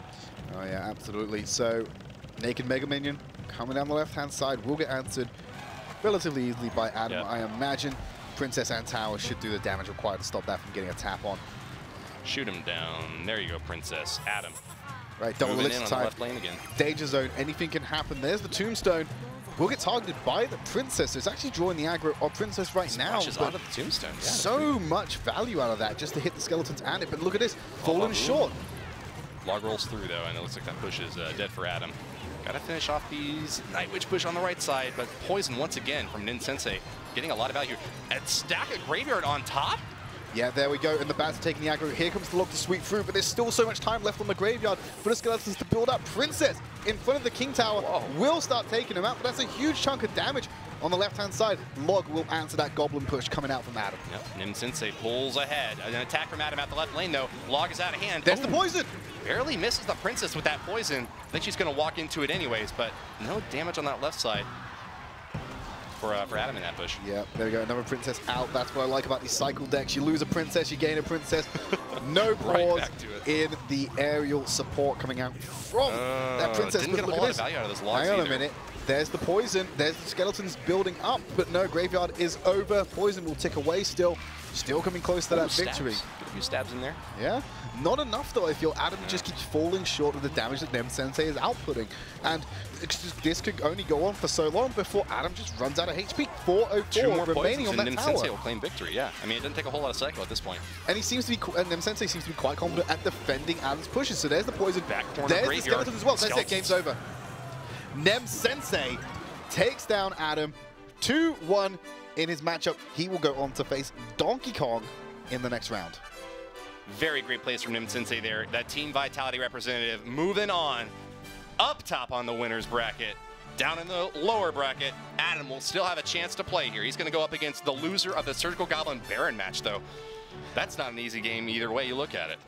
No, I feel like... So I want the upset. I want Baron to beat Surgical Goblin. Mm-hmm. I don't think it's going to happen, though. So I think more than likely we're going to see Adam go up against Baron. Baron's already beaten Adam, I believe, quite handily. I think it was a 2-0 victory in group stage. And so you got to look at the flip side of it as well. You're going to have Royal is either going to have to face Nem Sensei or Donkey Kong. And I believe Royal has lost to both of those.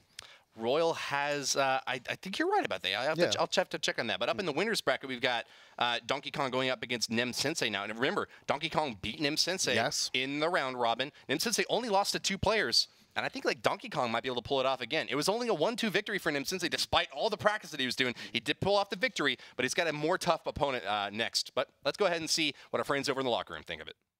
So there's the bracket right there. Nem Sensei moves on against Donkey Kong, and Adam now down into that match 5 position. He'll be seeing who he's facing off against later on. It'll be the loser of Surgical Goblin versus Baron, and then Royal will be facing against the loser of Nem Sensei, Donkey Kong. So you can see how it's all going to pan out as the day goes on. Obviously, every win matters because it keeps you in that stronger position going forward. But how about that? Just how about that? Nem Sensei. Nem Sensei might have won, but Adam really put up a fight. And the last time he did go against Nem Sensei in week 1, it was 2-0. So he's finally, I think he's improving because he's beating Nem Sensei. Yeah, I mean, Adam did pretty well. He stuck to what he was comfortable with, the bait there. Nem Sensei, it's a miracle that he could win with the 1999 Nokia. Right? I thought he was playing Snake instead of Clash Royale for a second there. But no, seriously, Nem Sensei did a good job, and it's pretty basic to the game. But people, if you're watching and you don't know, if you're going against a Goblin Barrel deck, a bait deck, you want to make sure you save your log every single time for that Goblin Barrel. That's the main win condition. Nem Sensei did a very good job of that. I think he only got caught without the log, I think, once that match. And he also used Poison very adeptly defensively. Yeah, that Princess barely got any value because the Poison was always just clipping it. And I think he was using things like Ice Golem to pause that Princess well in the half so that he could get the poison on the Princess and the tower. So really smart looking forward there by Nem Sensei, which would definitely help him going forward. We saw the bracket, how it's all panning out, so that's all been pretty exciting. But one moment, can we just mention Nem Sensei dabbing? Oh, yeah. He dabbed. He is a character. I was glad to get the thumbs up sunglasses, that but was then enough. the dab at the end. I think that's why he locked himself in his hotel room. He was practicing his dab. He was practicing his dab Yeah, and his sunglasses look, and it wasn't the game. His timing is impeccable, and that dab timing was also impeccable. Well, fair play to Nem Sensei. He's had some of the best celebrations this whole time, but he will be up against Donkey Kong later on, who has also got pretty good celebration. But first, we get to see Surgical Goblin for the first time today in the finals. He'll be up against Baron. And Surgical Goblin lost to Baron. Yeah. And so this is a good little storyline here. Can Baron keep it up? Does Baron have Surgical Goblin's number? Does he know something the rest of us don't about Surgical? Can he take him down here? I mean, this is the only time Surgical gets to redeem himself against Baron. So does he redeem himself, or does Baron prove that it wasn't just a one-off? Yeah, and what I really like about this match is that Baron is really emotional. He gets really into the game. Like, you can see it in his face. You can see it in his body language. Surgical is stoic. You don't even know how Surgical is feeling. He's just very composed. So we're going to see, like, the antithesis of each other playing on stage. So that should be cool. Have you got any ideas of what kind of decks they might bring out in this game? Because it's obviously such a different match to play against Surgical Goblin. He plays such a variety. Yeah, I saw that. I talked to Surgical the other night over dinner. Are you going to tell us secrets right I'm going to tell us secrets right now. Ooh. And actually, I won't tell what deck it was, but let me just say that he was practicing a deck that he picked up in the Asian CCGS tournament, I think from a Japanese clan, and he'd been practicing it with it a lot, and it involves a very off-meta card, so hope to see it. Sparky? No. I feel like we're going to see it. Mirror! There might be a mirror. He has mentioned that he does like checking out different metas. He mentioned before that he looked into the Japanese meta before. I mean, Well, everyone is different. We saw the Vietnam deck, the kind of Bandit, Battle Ram, P.E.K.K.A., all that kind of stuff. That was barely used, and now it's being used a lot because of Vietnam. But let's just go straight into the game. Let's do it. Let's see it. Because I just want to see what's going to happen here. So Surgical Goblin versus Baron. Trid and Woody, it's going to be a good one. Yeah, well, it certainly is a match I've been looking forward to. Can Baron kill God twice? That is the question that needs to be answered. And to find the answer is myself and Woody. Thank you very much, Trid. Surgical Goblin's going to be coming in. Remember, not only was this his only match loss, this was his only game loss during the round robin. It was a 13-2 record for Surge. Baron went 10-8 in the round robin with the 2-1 victory over Surge. Let's see if he can pull it off again. We called him a dark horse. But as he plays in a trail to victory, looks pretty confident there. Yep, he nods yes. Maybe he can hear us. I think he can. I think he can. Yeah. I like it. All right. So Baron on blue. In the other lane, Surgical Goblin runs off meta decks. You can never really prepare against this guy. You know, you're playing rock, paper, scissors in the metagame. You figure out this card works well against that card, works well against this card. If Surgical Goblin comes in, he's playing rock, paper, scissors, lizard, Spock. He's just got weirdo, responses that you never even think of. I think the more apt analogy is like Baron's playing checkers while Surgical Goblin is playing chess. I don't know about that. I mean, Baron beat Surgical Goblin. They're definitely playing the same game. It's just that Surgical Goblin's tool set is a little bit wider. He can bring things that you might not quite expect. And, you know, the downside to that is if you're playing off-meta decks, you really got to find something good. They're meta for a reason, right? They're really good and recognized by the community as some of the best decks. If Surgical Goblin can just take the best parts from them and get an attack that Baron has never been expecting before, that's what's going to get him the win here today. If Baron can just keep on playing the same cool, smart Clash Royale that we've seen today and before, that's what's going to get him the win. I suppose that is going to be a way that Baron can actually beat Surgical Goblin. Yeah. But Surgical Goblin is touted as this master counter deck builder, and people often think he's always seems to be 2 steps ahead with whatever he's producing. I don't think I've ever seen Surge get counter decks in CCGS. Like, he's lost matchups, but I don't think he's ever been hard countered by a matchup yet. That's Usually right. has the favorable deck matchup. I think that he was the first player to bring the Dark Goblin into the arena. It got a little bit of more popularity after he did that. He was playing in P.E.K.K.A. before, but looks like he's got a mirror. Yeah, it's like a Night Witch mirror deck here. It looks like he's just going to be trying to stack up his mini troops. You know, this is a really inexpensive deck, but I think it's probably going to shine actually in double elixir time. But there's the Vietnam deck Greg was talking about on the side of Baron. He's got that P.E.K.K.A., Night Witch, Bandit, and Battle Ram in there. So let's see how this pans out. Nice poison from Baron. Does take out the Princess, clips the tower, and gets that Night Witch almost all the way down. Barb gets a swing, though. Brought down to 21-35 on the right lane. Surgical Goblin's laughing. Shows off that mirrored Night Witch now. Baron, look, Baron can't help but crack a smile. He's like, what? Did you really just send another Night Witch at me? Yeah, well, mirrored Night Witch is surely going to beat the unmirrored Night Witch. Yeah. So let's see what That's actually a really good point. The level 10 bats can one-shot the level 9 bats that Baron's Night Witch spawns, survive, but and not then go vice for versa. another hit. Yeah, but not vice versa. So great usage there when he's going to be running up against another Night Witch. But still, a lot of cards hidden on the side of Baron right now. P.E.K.K.A. hasn't been played yet, but someone like Surge is probably going to make the assumption. Bandit might get through here on the left-hand side. Nice dash out the left. Surgical Goblin's just going to take that damage, soaking it. Gets a Miner to connect on the right side, but a Bandit does so much more damage. Really need to get a Night Witch over on the tower. 5 bats stacked up. Not too bad for Surge, but Baron, once again, is pulling ahead. Yeah, Look at all the confetti on Surge's side. Yeah, but it was the unmirrored Night Witch. Oh, it was the unmirrored one. Why didn't he mirror it? He sent in an Ice Golem Goblin push next. He was finishes that push off. Oh, yeah, easy. 4 for 5 trade in Baron's favor. You know, Surge actually put his friend link so that you could add him in the game and spectate the match. Oh, that's why he's got all the specs right now. People throwing confetti. Yeah, I like that. That's a nice touch. Right. He's like, he can see the support of his fans live as it goes on because he knows that's the fans that are cheering on. Battle Ram. Did Battle Ram connect there? It looked like it didn't. Didn't crash in. Came so close, though. Poison does damage, though. Oh, Baron definitely. brings it down 1174. Baron actually ahead in HP at the moment. That's an interesting prospect for him coming into the rest of the game. Yeah, Miner gets a few stabs off, but it looks like that's kind of all the damage that Surgical Goblin's getting at this point. Minor damage on tower. Baron's been able to block the rest of it. Minor, mirror, minor. Yep. The MM deck. M&M.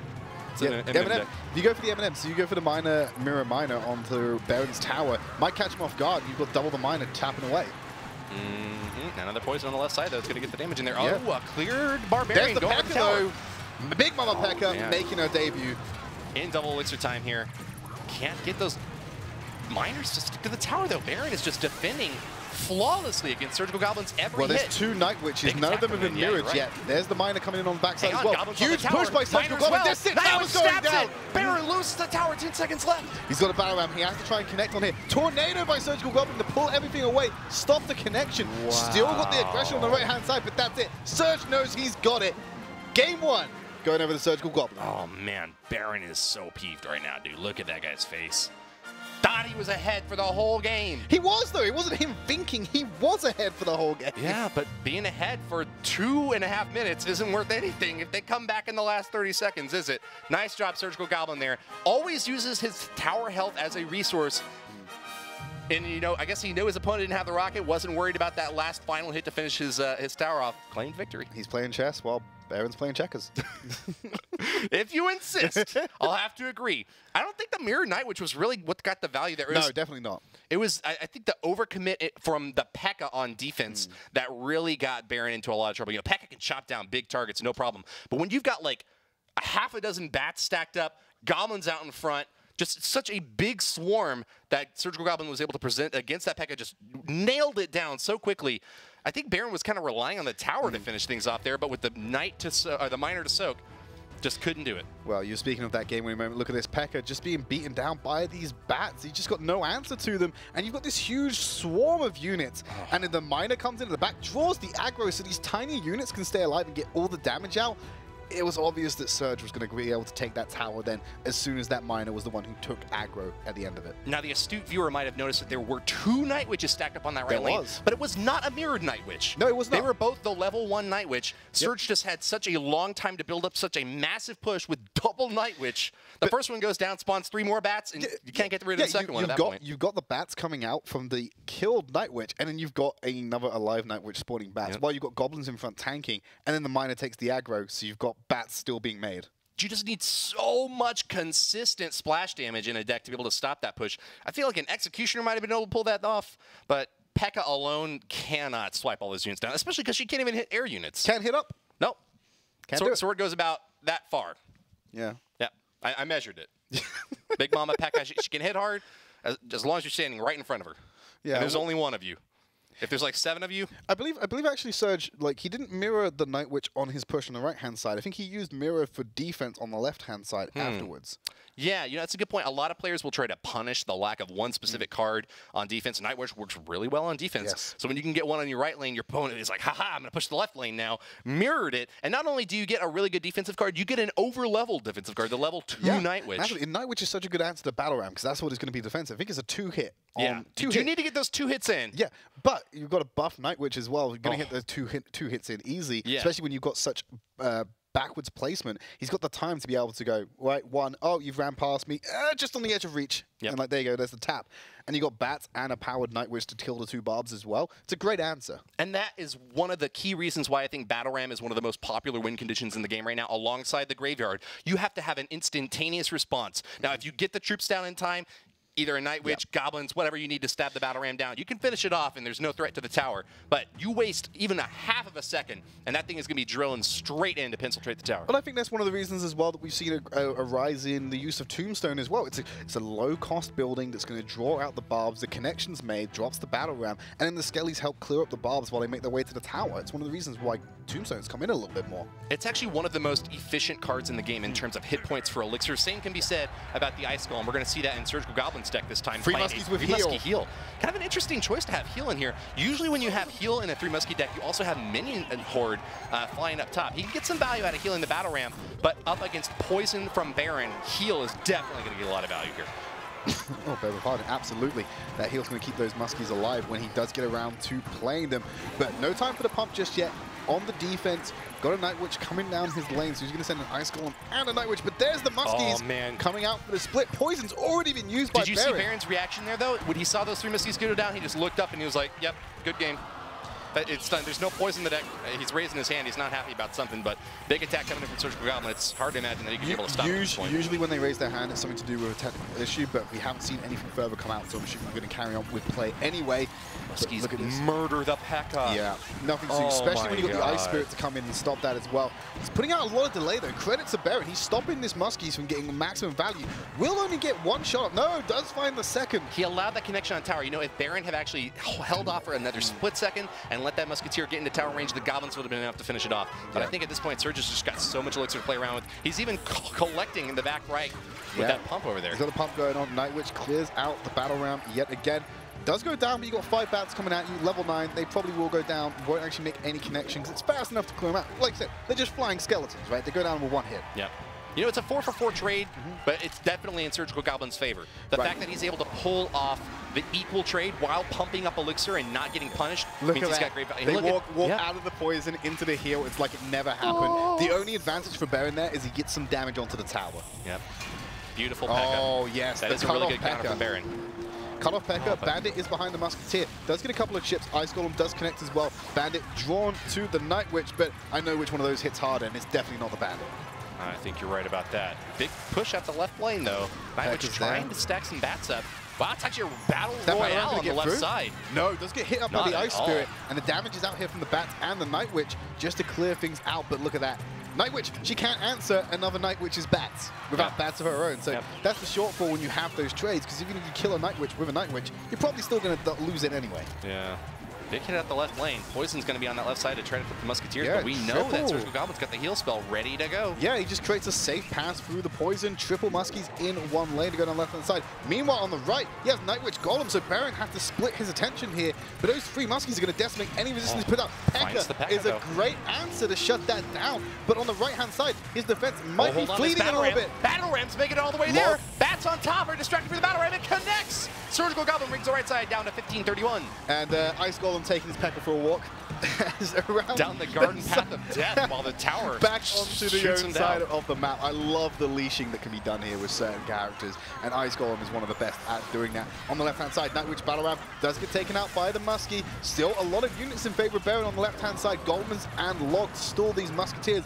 One will get the lock on. I don't think it's enough to take down the tower. 1 shot, 2 shot, there's a heal as well. Heal to keep it alive. Baron's going to lose it. Right side goes down while he couldn't even keep the left side healthy. Baron O2'd by Surgical Goblin, his nemesis.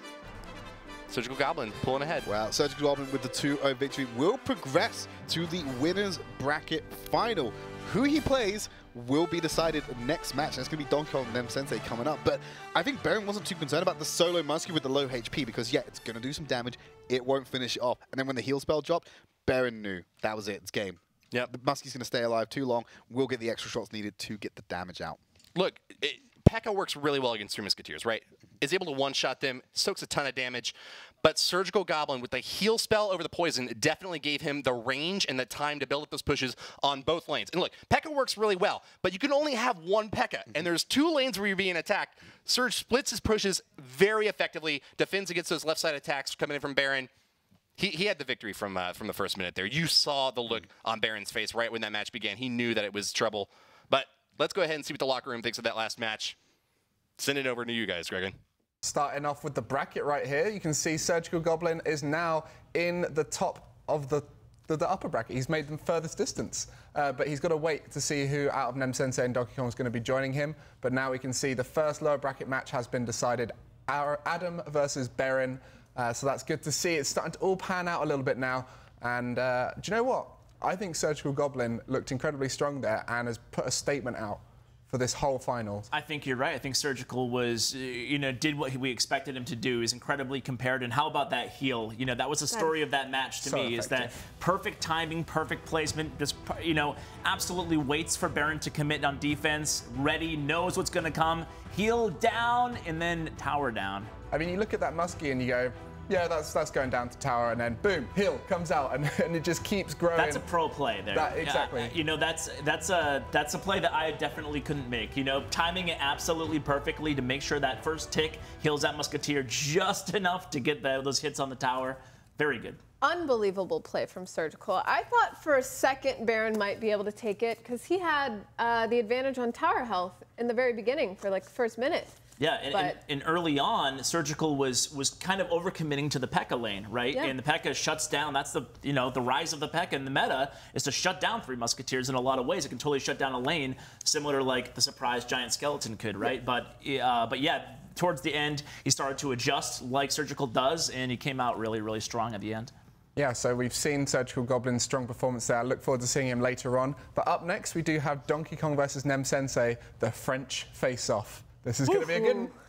They're both outstanding players. And people.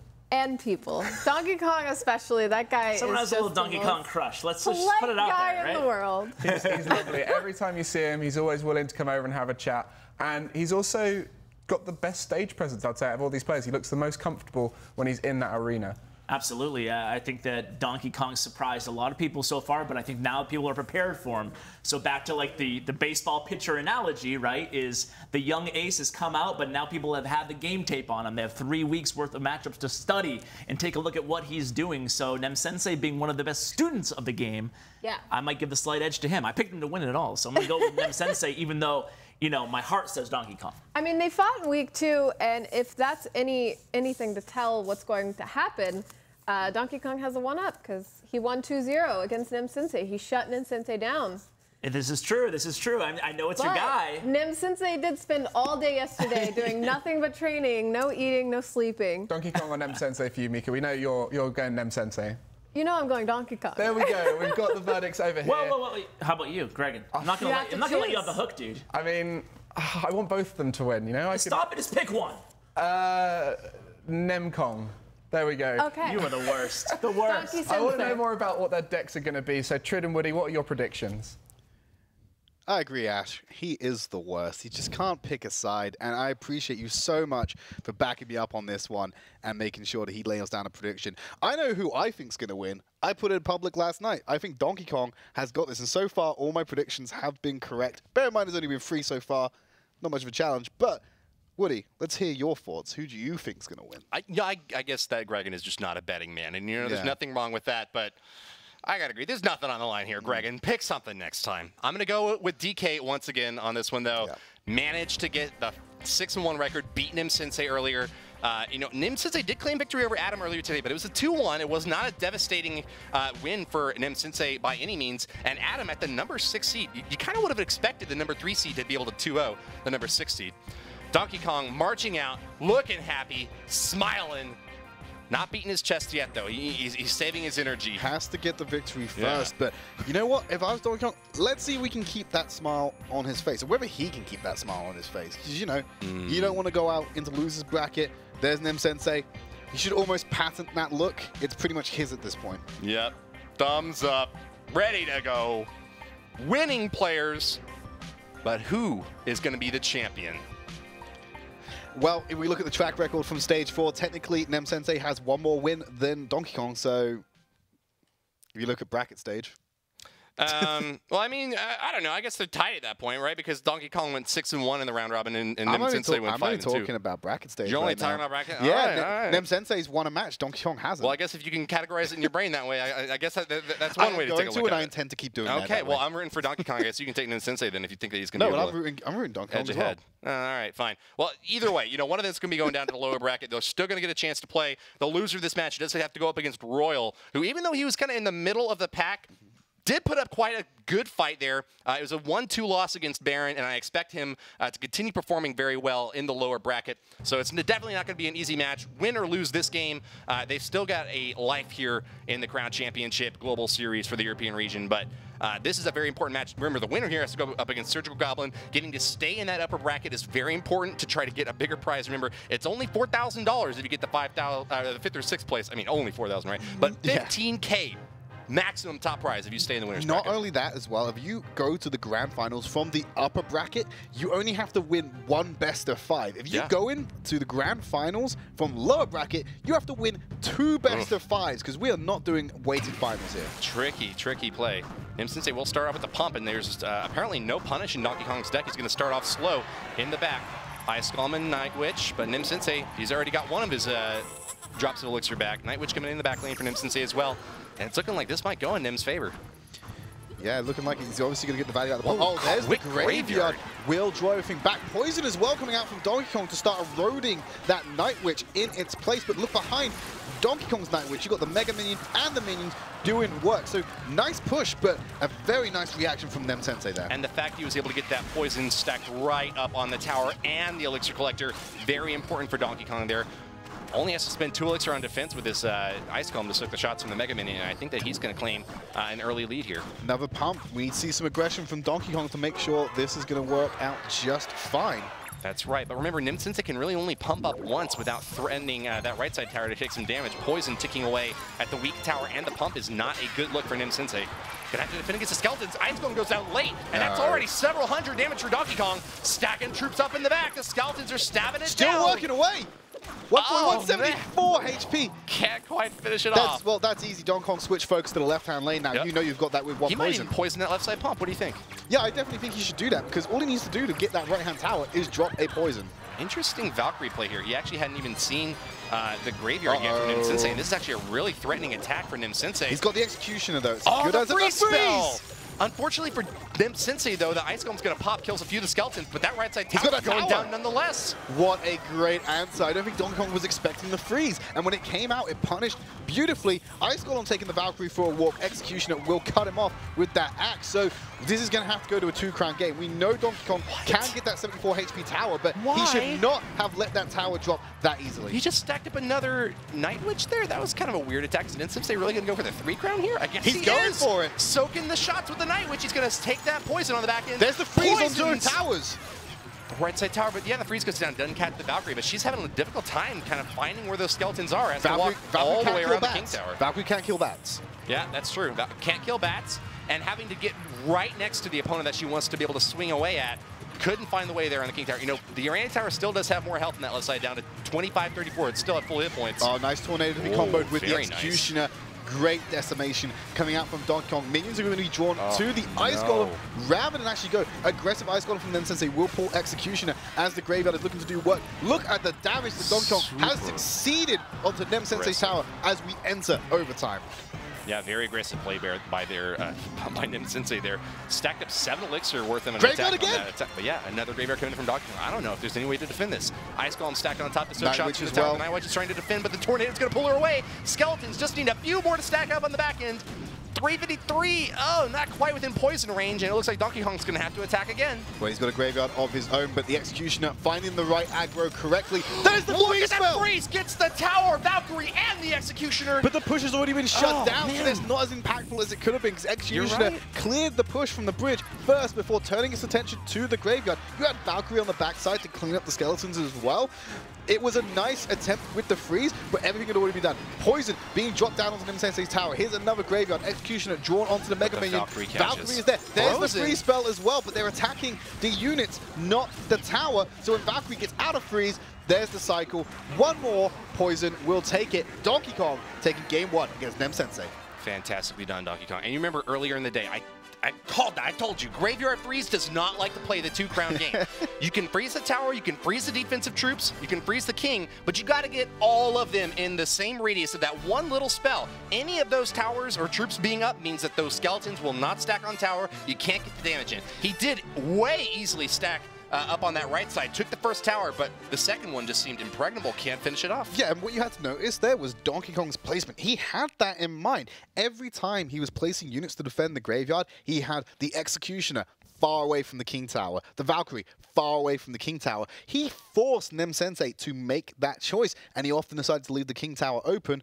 The units on the left-hand side draw the attention of the skeletons. Those that are on the right get taken out by the King Tower. So nice placement there from Donkey Kong to really capitalize on that lack of radius that the Freeze can have at times. And I think it was a little bit too aggressive from Nim Sensei to assume that he could go for the King Tower. You know, it's a great strategy if you get an early tower down on your opponent and you want to try to drill in. But at the point where he only had about a minute left, he had to decide, am I going to go for the King Tower or am I going to go for the Arena Tower? Couldn't decide on either one. And this is going to be, the final defense. Donkey Kong here holding off. Look, that freeze spell captures the Executioner, the Valkyrie, and the tower. You can't ask for a better freeze spell from Nim Sensei there. But just with the King activated, there was no way to get the lock. Poison was an easy way to finish off that left side. Donkey Kong just has to play defense. And defense, when you have a Valkyrie and an Executioner to be able to swing down the skeletons from the graveyard, it's easy. It's like taking candy from a baby. I like how that was the Freeze player that proved me wrong about his placement, rather than the one that would have proved me right. Thanks, production. No, because on that time you see Valkyrie back left corner. No, they were both on the right-hand side on the interior. It was the next Freeze spell that Nem Sensei played, where he played him far away from the King Tower. But even still, he made the choice, go for the units. King Tower was still exposed. It was an interesting move trying to go for the King Tower because the Valkyrie has to walk all around that entire 4x4 structure to try to get to the skeletons. Switched things up, though, and I don't know. I feel like if he had just focused on one tower, he might have had a little bit better of chance of winning the game there. He just never really presented a threat for Donkey Kong to have to deal with, more than having to spend 4 or 5 elixir on the back end while being able to build up really big pushes on to his opponent's tower at the same time. Donkey Kong, I was actually kind of even surprised he dropped that first tower on the right side, but had a clear plan in sight, knew that he was going to go for that 2 crown, got a really solid hit on the left lane, and just had to play defense for just a short amount of time. I suppose that raises the next question, though. Are we going to see what happened with Adam and Baron's matchup where they relied constantly on the same decks, or are we going to see a massive change of pace from either of these players? I don't expect too much of a change of pace here. I think that Nim Sensei might wind up playing the same thing back at against his opponent. Donkey Kong, though, he's got quite a big range. He loves playing heavy decks. And I was kind of expected to see some Golem or some Three Musketeers or even P.E.K.K.A. from him. But he's going with one of the decks he's known for, Three Musketeers. That's right. He switched off to the 3 Muskie deck. This is a powerhouse. Can do a lot of damage in early game here if you get the Battle Ram or Night Witch to connect onto the tower. And late game brings in the heavy guns. All 3 Musketeers coming in to get some damage off. Huge push on the left-hand side. You got the Ice Golem. There's the Musketeers. They've got onto the Ice Golem. Battle Ram will connect, and the Inferno Tower, not the Inferno Tower, Inferno Dragon, still going to be able to do some work. Night Witch will get eroded. Poison as well. The Muskies, they locked onto the Inferno Dragon. So Battle Ram did connect. Got a bit of chunk in there. All 3 go down, though. 9 elixir being spent on the defense, and you can't even get any value from the counter-attack. Pretty Such pricey. a shame coming out from Donkey Kong. That looks like a 4.0 elixir deck from Donkey Kong, and trying to run 3 Musketeers is super difficult when you don't have a heal spell to counteract that poison. Stacking them all in the same lane was a very risky move there for Donkey Kong. He's going to pump up now, but he's got to look out for this big attack in the left. Ice Golem, Night Witch, and a Bandit at the bridge now. One of the things I love about that was the Bandit pushing the Night Witch, speeding up the attack as well to get behind it. But nice minion place from Donkey Kong. Will take out the Night Witch from behind without aggroing anything onto the Ice Golem. Huge counterattack coming out. Battle Ram, minions, and the Night Witch to boot. Battle Ram will connect for Donkey Kong. A little bit too late on the defense. They're going to start tapping away. Night Witch is there, though. Stab it down. Oh Bats my on God. top of it Here we as go. well. The Bats is and still Donkey there. Kong gets the second. Yes. Wow, gets that hit in. Finishes that first tower off. Inferno Dragon, nice defender against big targets, but can't take out that swarm. Donkey Kong. Yeah, it's a huge counterattack. Preemptive log coming out to clear those goblins. 2 pumps on the backside for Donkey Kong. Another log coming out as well. Rolls through, barely keeps the charge off the tower, but I think that thing's going down, man. Barb's locked on with a poison on top. Inferno Dragon is there as well. Actually, the Bat's going to clean this up nicely. Poison on the backside did chip off some of the freshly placed pump for Donkey Kong. Going to split the Muskies on the left-hand side. I'd like to see him play Battle Ram on the right with the solo Muskie, because then he can get a little bit of an offense off while he's defending against the left-hand push for Nem Sensei. And there we go. Going to use the Battle Ram to push the Ice Golem forward. Poison out the right lane for Nem Sensei. Nice option from Nem Sensei. That's a really strong option to take out there. The Barbs are going to be rocking toward the tower, though. Just about to connect. 1 swing, 2, 3, 4. A lot of damage at that right side. Knocking at your door. Nem Sensei having to defend against the King Tower attack now, though. Battle Ram goes all the way there. I think that's a good defensive poison, but it's going to leave him without any easy way of being able to take out this left side. Has to send in the Battle Ram. Look at that. The Musketeer turns around, takes a few pop shots at the Battle Ram. But it's going to hit them. Oh, no, not quite. No, but it's Barbarian's going to take it. Barbarian chops the tower down. Nicely done by Nem Sensei. That will put things in overtime with 3 seconds left until that starts. Split Muskies on the backside. Tower apiece. we're in overtime, and it's do or die for Nem Sensei at this point. He will drop into lower bracket and lose that best possible positioning, but Poison going to come through. Ice Golem gets the hit. Wow. Poison on top of Nem Sensei. He's going to get a lot of damage in there, but got to look out for these two Muskies on the left side. Nice. Ice Golem soaks a lot of the damage from him, and the Goblins will stab him down. Nem Sensei pulls ahead. Night Witch spawning the bats. Donkey Kong has to build something around this right now. You see a defensive Night Witch being played for Nem Sensei. They will meet, but they're going to win the trade just purely because of positioning. Nem Sensei will win this out. Battle Ram is going to run into those three Muskies. Poison being played preemptively. Won't get the push on the Ice Golem, but the Battle Ram might get the connection hit. No! Muskies will clean up a couple of the barbs. We'll get a couple of taps, though, from that solo Barbarian. No! He actually falls short. Surprising even me. Very flexible play style here by Nem Sensei, just trying to play as little elixir as necessary on the left side to defend while drilling in hard on the right. Keeps these battle rams off, keeps these big hits from connecting. Nicely done, taking out these Musketeers as they march toward the bridge. If you just block with an Ice Golem and get a few Goblin stabs in there, you're fine. That was a nice little minion hit on the King Tower. I don't think we've spoken that much about the King Tower option here. Donkey Kong, it's actually more viable for him to go to King Tower purely because of the HP advantage he has. He can go for the free crown here. If he wants to make a Hail Mary aggressive push, drop the free Muskies aggressively on the left-hand side and push with something there rather than continually contesting this right-hand lane, because he's slowly losing this war of attrition there, but he's winning huge if he goes for the King Tower. I agree with you on that one, but it's looking like Donkey Kong might be facing a big push right now. Battle Ram almost makes it toward the tower. Bandit dashing around, gets a few hits off under the defensive troops, bashes the Battle Ram. Can't quite hit the tower. Beautiful but a nice poison. Yeah, it's getting a lot of value against Donkey Kong's troops. I don't think these Barbarians are going to present much of a threat for them since they have to deal with. If you have the triple dash Bandit coming in that manages to hit 2 of your key units, that's value. Because if you're dashing around afterwards, you've taken out that unit. That unit has died. Only 1 minute left in overtime. Will one of these towers go down, or are we going to have a tiebreaker after this? I don't know. We have a tie game. We'll go to game 3 and see what happens there. It might not force the tiebreaker just yet. Good poison from Nem Sensei. I don't know if it's going to take this Battle Ram out, though. You got to get this thing. Don't let it charge the tower. Down to 593. That's real dangerous for Nem Sensei. No, Bandit can stay alive and tank this for him. Now, what you got to look is the answers for Donkey Kong. He's only got 30 seconds. I think we're actually going to have a tie here. I don't think either of them are going to break this in 30 seconds. I think you might be right about that. Not a whole lot of troops marching down the left lane. Donkey Kong is going to have to build up something bigger. I know Nem Sensei can block those pushes. A huge push on the right-hand side for Nem Sensei. This is going to be a base race. Battle Ram making its way toward the tower, but gets locked down. Hold on, we got to get these troops off, though. That's a lot of time. Oh my God, Donkey Kong finishes it off first. Battle Ram knocked the tower down. 14 seconds left. Nem Sensei chose to go for the race. He thought he could get the tower down quicker, but Donkey Kong proved him wrong. Went for the free crown. What a close matchup. Certainly closer than I was expecting coming into this matchup. But Donkey Kong, there you go. He started his campaign. He is going to be going up against Surgical Goblin in the upper bracket final. Wow. Pounds his chest in victory. I'm so happy for him. You know, a lot of times I expect Nem Sensei to come back and be the one to get the win after he's down. He really does play the long game and has the entire game like mapped out in his head ahead of time. But as you were saying, Donkey Kong with the victory there will be moving on to play Surgical Goblin next in the upper bracket. And that is a victory suitable of a final, I believe. And what a matchup that's going to be. The rematch. The top 2 seeded players, Top 2 seeded players. You know, everything, I believe everything has gone according to seeding right now. So the highest seeded player has always won. Oh. Which is, I believe. Imagine that. Yeah, imagine how that works. But we're going to take a quick look at the replay. It's going to be the free crown winning moment for Donkey Kong. Let's have a look at the left-hand side. So I think we're a little bit focused on what Nem Sensei was doing. Yeah. Let's see how this push built up on the left-hand side for Donkey Kong. So he's got the Ice Golem and the Musketeer rocking up behind it. Not really the push, but then here comes the Battle Ram. The Bandit, a little bit too late, does lock onto the Musketeer. Doesn't stop any of this push coming in. Look at that collision.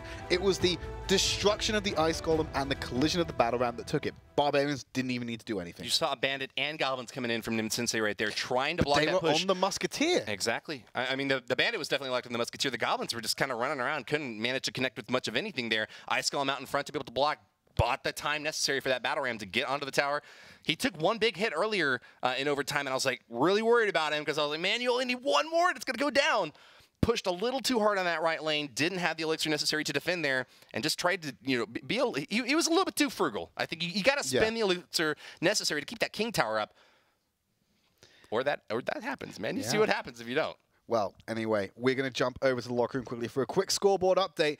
We know our winners bracket, but we're going to move on to the lowers bracket shortly. Yeah, you can see it right there. Surgical Goblin in match 7 is now going to be facing against Donkey Kong, and Nem Sensei is going to drop down and play against Royal. So that lower bracket is going to have some interesting contests there, which I look forward to seeing. But we are joined now by the Surgical Goblin himself. Hi. How are you doing? I'm doing good. And you? Yeah, we're good here. To start things off, I just want to get a comment on that game. What are you seeing in Donkey Kong and Nem Sensei right there? So the last game, it was really close. I actually expected to get a draw. But in the last 20 seconds, both players decided to sort of go all in. Nem Sensei committed to the other tower, and Donkey Kong actually going for a 3-crown, but he managed to get it a bit quicker. Yeah, and it's impressive stuff. You're going to have to face off against Donkey Kong later. We've got that to look forward to. Yeah. But how are you feeling about the finals? Just being here in the finals, how's it going? Semi-finals right now, I'm feeling confident, I guess. I think I sort of expected it, the #1 seed versus the #2 seed, because Donkey Kong also went 6-1. So I'm feeling pretty confident. Yeah, Serge, I got to ask, man, the mirror deck, you know, we talked a little bit about that the other night, and you said you found that from a Japanese clan, was that correct? Yeah, correct. Tell us a little bit about how you discovered that deck and why you decided to use it. So basically, I visit Blaster Rise, which is a Japanese clan. It has some top players, like Japanese top players, Isa Baron, Kent, which is a beatdown player. He's currently doing, I believe he got top 4 in the Asian CCGS. Yeah. So those are some really solid players, and I just saw the deck and I found it really interesting, so I started copying it. I changed a few cards, but I think it's a really interesting deck. And is that something you normally do? Do you find a deck that you like and then kind of adjust a couple cards to your choosing? Yeah, it depends on the meta, because, for example, I put goblins in instead of skeletons, and that's because it's more consistent versus a graveyard, because if you drop skeletons, the skeletons would just die, and goblins, if you are reactive enough, you can actually counter a graveyard for 2 elixir. So that's probably why you're Surgical Goblin and not Surgical Skeletons. Speaking of the mirror card, you fought Baron last week, and Baron defeated you, but it seems like you had time to reflect on that match, because you beat Baron this week. Did you feel any kind of changes with Baron's playstyle? Not with Baron playstyle, just myself, because back then I just arrived here, I had a jet lag, and right now I'm really comfortable. You're a little comfortable now. Yeah, of course I'm still nervous, but I feel more like used to the atmosphere, I guess. Yeah. You're nervous? You could never tell, man. Yeah. I have a question from somebody in Twitch chat. Broccoli Obama wanted to know: do you practice when you're practicing? Geez, Ash. How long is your typical practice session? And do you tell us a little bit of the process? How many other players do you practice with? It totally depends. Most of the times just about an hour or 45 minutes, because I don't want to get burned out. Like if you keep playing and playing, I would say you're getting tired, you will not focus anymore. So I try to really focus, pay attention to cycles, sometimes even elixir. And I think like if you focus, take a rest. For example, right now in the hotel, I can go to the jacuzzi or something. Yes. So I saw you at the pool yesterday. You had the picture of you relaxing by the pool, which was great. Yeah, that's good to hear. Now, before we let you go, I want to ask you about the next match, which is going to be Adam versus Baron. Yeah. Who do you think is going to take that one? I would say Baron, because he's able to adapt to his opponent, and Adam isn't really that versatile in this competition, so I think Baron will get the upper hand in this match. What about you guys? What do you think is going to happen there? I would agree with Serge. I think Baron's going to take it. Jeez.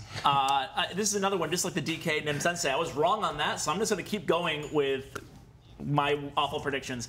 I'm gonna pick Adam to take this one. I think that Adam, I still think that, you know, like, I feel like he has the skill to get it done.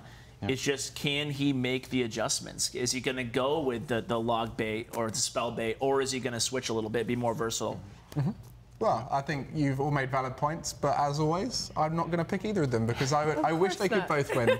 But thank you very much, Serge. It's been great having you here.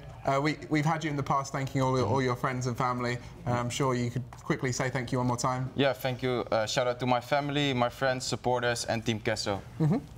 Yeah. Right, before we go into the next match, we've got a quick discount code reminder for you. Take 20 on shop.supercell.com. Gets you 20% off only for 24 hours, so definitely go do that while you're watching today. So let's just go straight into the next match. Woody, Trid, let's go. Yes, we are here for this matchup. So, the losers bracket, or the lower bracket, shall we say. Loser is a bit of a hard term because they haven't lost yet. They're still in the tournament. What a bunch of losers. They're only top 6 in the entire European continent, Yeah, right? No, right. The lower bracket matchups are going to begin, and we're going to kick things off right now and see how this leg of this bracket stage progresses. Adam and Baron in match 5. Baron's going to be marching out first. Remember, he dropped a 1-2 match against Royal. He dropped an 0-2 match against Surgical Goblin. He beat Royal earlier. So he has a win today and a loss today. Can he claim another victory to stay in this lower bracket, or is he going to be dumping it down again? He's got 3 wins today. You know, even the loss that he soaked was against the #1 seeded player in the entire tournament. I think he's got a good shot against Adam. Yeah, well, there's Adam coming on. Hasn't had the best of luck yet. Still question marks around him. But what you got to remember is now that we haven't spoken about, it's lower bracket time. This is it. You don't get another shot. If you lose, you're out. That's it. You do not progress any further in this tournament. At least $1,000 on the line for this match. Remember, 5th and 6th place do walk away with $4,000 today, but 4th place, which you would at least be 4th place if you win this game, gets another $1,000 up to a $5K prize. Yeah, absolutely. So, you know, you've got that money to play for, but also the spot as well. Would you rather be the 5th best in Europe or, you know, the 2nd best or 1st best? Yeah. You're not going to get to those spots unless you stay in the tournament. That is true. It is double elimination. These guys have already lost once, but they're winners in my eyes. I think only one can advance, though. I'm going to have to give it to Baron on this one. You know, Adam is a master on the ladder. I feel like he could get a #1 position on the ladder yet again. But in tournaments, he just has never really seemed to catch his stride in CCGS. He beat Danny and Suarez, but those are kind of the only guys that he's been able to defeat here. Yeah, when you look at how the group stage panned out, were Danny and Suarez the most competitive of opponents comparatively to the rest of the top 8? Obviously, if you take the entire European region, yes, they are competitive. They made it to top 8. But if you look at the rest of the top 8, didn't really have the performance that others had and what we're expecting from them. So, Adam going to be running that log bait deck again with that Inferno Tower, and then Baron's going to be running that Graveyard again. Great response from Baron, though. He's going to have a little bit of damage on that Mega Minion, but it's going to be a counterattack. It's going to be at least 1 swipe on the left side tower, unless Adam defends. Yep, the Goblin Gang can stop it. Yeah, Knight to lead the charge behind the Goblin Gang, just to make sure they have a little bit more time to have some play. Might be able to get the Archers as well if Tank can tank long enough, but no, can't. And Archers, one surviving with a sliver of health, will push onto the left-hand side. There is a Princess to add to that quite nicely, but the Graveyard is on the left-hand side. Poison being used by Baron as well. Adam didn't have any tanks for these skeletons. Gets the Goblin Gang down, but I think he's going to lose some of them to the poison here. Yeah, Goblin Gang should get cleared up quite nicely here on the counter-attack, but that poison, nice positioning again, gets the Princess, gets the tower, but doesn't exposes the left-hand side for something like the Goblin Gang to be played to clear out the Graveyard.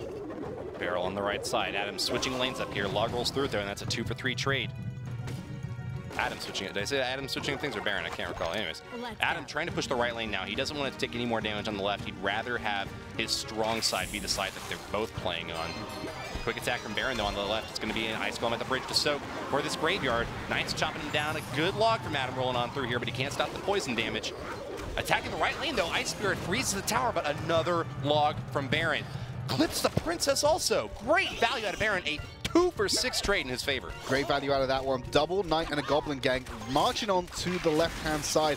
Ice Golem will draw them out. The Spear Goblin, only one of them's activated onto the Mega Minion. There we go. Both of them are going for it. But nice leashing by Baron. He's drawing all these minions out. While that whole shenanigans on the right-hand side was going on, we didn't talk about how Adam lost a fair chunk of HP. Hasn't dropped into triple digits yet, but the Graveyard ended up working quite nicely for Baron. Set him up nicely for the rest of this matchup. That's going to force out the log yet again. It's always there from Baron, waiting for that barrel. Princess just out of the range of it, but Mega Minion being played at the bridge deals with it very nicely. I like it. Ice Golem on the left bridge, soaking for this Graveyard. Attack coming in. Don't have a troop to tank out on the left side yet, Adam. Rolls a log through and finally gets back to some Goblin Gang, but that's another poison for Baron. Great value there onto the tower and the troops out back. Drops into triple digits, did come in relatively late in comparison to the Graveyard, so it didn't allow time for the skeletons to survive. Still has the intended effect. And the HP advantage is definitely in the favor of Baron here. There's barely a dent on the towers that Adam has made with all these pushes, just being perfectly leashed around the map by Baron. Does get the gang in there. The barrel does land behind it. Yeah. That's some chip damage, but it's too late. 500 HP remaining on Adam's tower. Going into overtime, it's looking like Baron's got this in the bag. I'm so impressed by the log play by Baron. He's been holding on to it pretty much every single time, just waiting for that barrel to crash on in before he rolls. Yep, like clockwork, man, every single time. 262 left on Adam's tower, and that's going to be within range of one more poison log hit. He might go in for the graveyard just to punish and pressure the tower, though. There it goes. Yeah, keep the pressure alive, make sure no counterattack comes out. There's the poison as well. That's going to be game one. Going over to Baron in this best-of-3 battle for survival right now. It is. We are going to see the first player eliminated from the double elim bracket. One more win for Baron, and it'll be Adam who has to step away from the arena. What a shame that will be for Adam to go out. Everything going as I predicted. Just everything, right? Why are we even having these matches if you already know who's going to win? I don't see the point. The biggest problem with me putting that out last night is that someone will just like look at that photo and just go scripted. Scripted, yep. And if you make one wrong prediction, it's no longer scripted. It's, oh my God, Trid doesn't know what he's talking about. That's going to happen anyway. Yeah, it's bound to, right? You can't please everyone. No. Well, I think that they are pleasing us very well, though, in the arena. The combatants there have been battling very hard. We've only got one more game potentially in this best-of-3 matchup if Baron does manage to clutch another victory. He actually did very, very well defensively and offensively, just like across the whole board, playing all 4 towers. Baron shut down Adam. Can he do it again? Is Adam going to run back again with that log bait deck? Because if Baron's got log again, I don't think there's any way he can crack through the defense that he's setting up.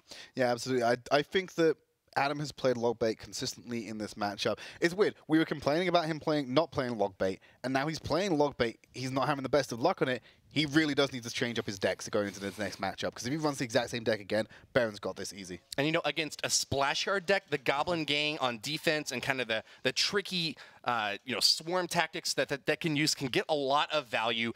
Tornado recently got nerfed, so splash yard has a little bit of difficulty connecting. But the different deck that Baron was playing instead, it's kind of a more cycle graveyard with cheaper units in there. You saw the Ice Golem come out very frequently. Skeletons, just anytime you need to just play one little tiny bit of elixir to block the goblins or knight or whatever's coming in at you, he seemed to have it. That's what that elixir that he's able to save up from those defenses, logs rolling through the 3 elixir goblin barrels, even splashing onto the princess in some cases, was what gave him the edge there. Let's see if he can pull it off again and emerge into the match 8, where he'll go up against either Royale or Nim Sensei, the winner of that match. Wouldn't it be funny if Baron goes up against Royale again in the lower bracket? Yeah, it can definitely happen. Well, this is potentially the elimination game for Adam. He's running out the Free Muskies heal deck. Nice change up from him. Let's see if it can prevail. But, you know, we saw it happen with the Donkey Kong matchup earlier. Heal Free Muskies works very well against the poison. It does, yeah. Poison can't quite take him out. You can roll a log through to try to finish him, but if the heal spell comes in just in time, oh, beautiful poison Adam might placement. have a good advantage here.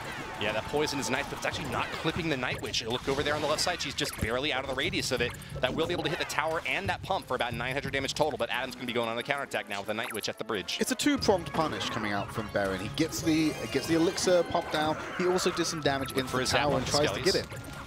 Nope, not going to go for it. Looks like the push is going to fizzle then. Baron not having to worry too much about this push. I think the Archer should be able to finish things off here. Free Muskies being dropped there, so there's the debut on the arena for Adam.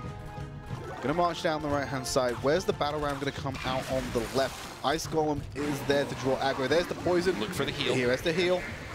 He can use it and catch him off guard, because not everyone runs heal in their Free Muskies deck. Interesting, he's not going to spend it yet. He's going to let Baron think that the poison is the hard counter. He has not shown that one card. He's got a pocket card, and you know what? I think that's a fine decision there. He's not going to hardly get any damage off the right side tower, but the attack that he makes in double elixir time, when he has way more troops on board, gets that heal spell off for the surprise factor, is definitely going to be worth it if he can keep his left side tower up in the meantime. Yeah, it's going to be the real struggle for Adam. Ice Golem marching on the left lane. Night Witch added on top in the rear. Archers are a good split defense, and it looks like Baron is not going to try to commit too much to keep this push off. Here comes the 3 Musketeers attack. Look for a poison and a heal spell right on top of it. This is where it's going to happen. Go do it now. There it is. Bam! Goes down. Log can't finish it off, and Baron shakes his head in frustration. Here we go. Adam might be able to claim it here. He's bought a little bit of time with the skeletons. Ice Spirit keeps all those Musketeers nice and healthy. Battle Ram right in the back to support them. He's got this tower, and Baron knows this tower is going down. There's no answer to it. Exactly as planned. I love that. Baron couldn't push it off. Well done to Adam there. Absolutely. Game's not over. 47 seconds left. There's a little bit of damage on there. If Baron can somehow get control of this game, deal with those muskies efficiently, heal spell's going to come out here as well. Keep log rolls through. There's time for a heal spell. Adam doesn't play it though. Right, so the fact that those muskies aren't alive, Adam does have the elixir, but I think it opens a window of opportunity. Wow. Actually, it opens up a window for Adam to just strike even deeper. Yeah, he just doesn't want Baron to catch a breath and be able to deal with that left-hand tower. And look at the aggression coming out. It's doing wonders for Adam. Gets himself into similar HP situation, so if it, for whatever reason, does go to a 2-crown, he's in the best possible position to deal with it. Not looking likely, though. Only 10 seconds left, and this is the last graveyard Adam has to defend against. He's got Zap stacked up in his deck somewhere, even if these skeletons do manage to get onto the tower, but looking like he'll keep that tower nice and healthy, still above half hit points. Well done to Adam there. He will tie up the best of 3 series, and we have got one more game to find out who's going to get eliminated and who moves on in the lower bracket. What do you know? Adam doesn't play log bait and gets himself a victory.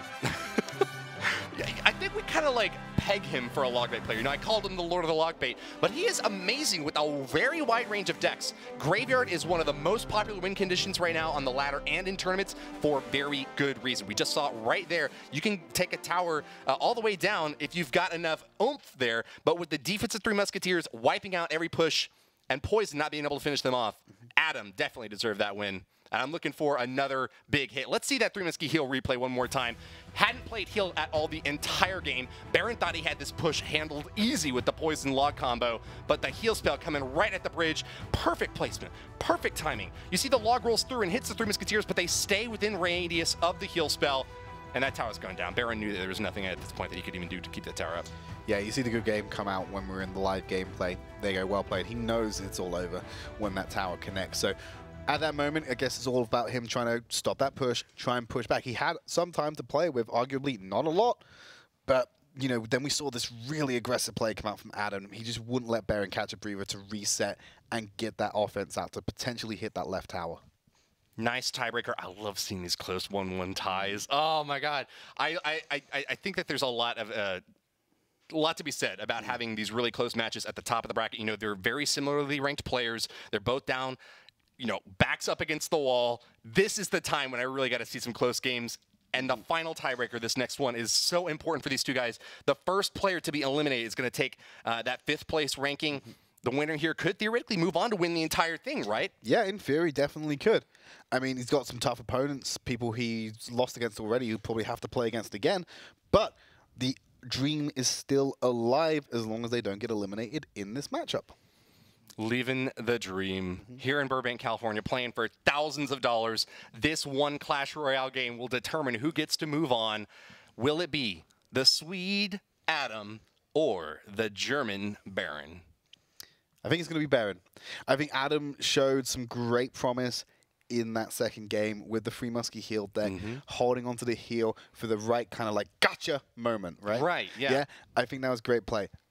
I don't think Baron's going to fall for anything like that twice in a row. Might not, but it just might be that he doesn't have the cards in the deck necessary to counter it. You know, the surprise factor is really excellent when you get that chance to really catch your opponent off guard. But the deck setup is also really important here. If we wind up seeing Fireball maybe instead of Poison coming out from Baron on defense, that can really wipe out those Muskies in a quick way. You know, when you rely on Poison to do a little bit more damage, but doing it over time, that's when you open yourself up to the heal spell attacks. And this is one of the reasons why Fireball has actually become really popular at the top of the competitive ladder, which is something that Adam is very experienced in. Remember, he was the number one global ladder player at the end of last season. Yeah, absolutely. So, will we see a deck involving Fireball? Who knows? Let's find out. As we're about to jump into Game 3. Last chance saloon for Baron and Adam. One of them is going home after this matchup. Baron swiveling around in the chair. Okay, so same deck from Adam. 3 Muskies heal coming out again. This time, we got a bit of a Hog Log deck coming out. Hog Lightning coming out from Baron. Dangerous. Adam really needs to catch the lightning with that battle ram if he wants to keep his ladies healthy. Could be that Baron holds on to the lightning for a long time, but this kid's a great chance to use it right now. Can he get the lightning off?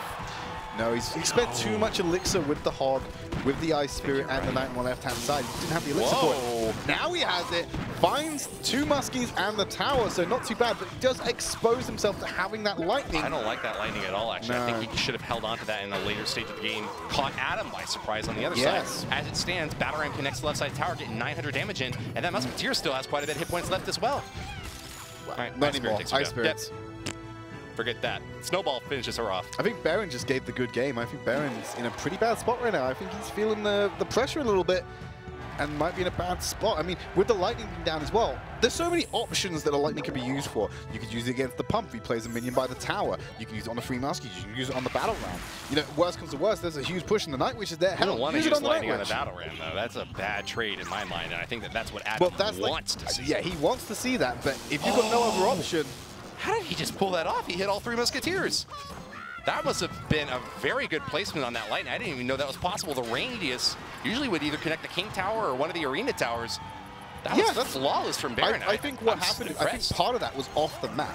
Oh, gotcha. Because yeah, that makes sense. he can use the top half to be off the map, so he has a very finite width in the lower half to get 3 of them, and that arc fits quite nicely into that pocket created by the Elixir Collector, King Tower, and Princess Tower. Adam's going to soak some damage over here. 1 stab from the Knight before he blocks it with Ice Golem.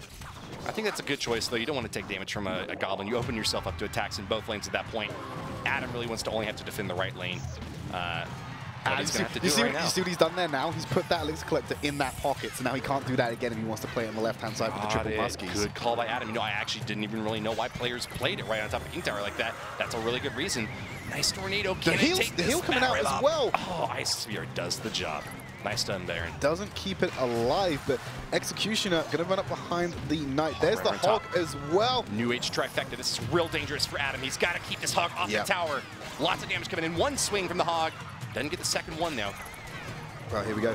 Executioner will clean up the battle round quite nicely. Needs to get onto those bats real quick, though. Does clip them. Doesn't hit the other 2 on the backswing, but Ice Spirit will lock up the Night Witch well enough. But here we go. Muskie on the right-hand side. Buy some time. There it is. Oh, it hits the Ice Golem, though. Great block by Adam. 2 Musketeers survive, and that's going to be a big push out the right lane for Baron to have to deal with. I think Baron should have been a little bit more patient with that lightning. He was by the tower as well, so the tower was going to clip it.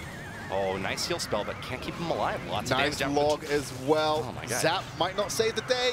No connection being made from the battle ram. Big push from Adam that Baron just shut down, and Baron will now move ahead, striking again on the right lane with a Hog Rider. 3 Musketeers to set up. Ice Spirit freezes the Hog Rider. No hits on tower, and that Executioner can't hold on any longer. Are we going to see a lightning here? No, not quite. Well, Battle Ram is there, might take the attention.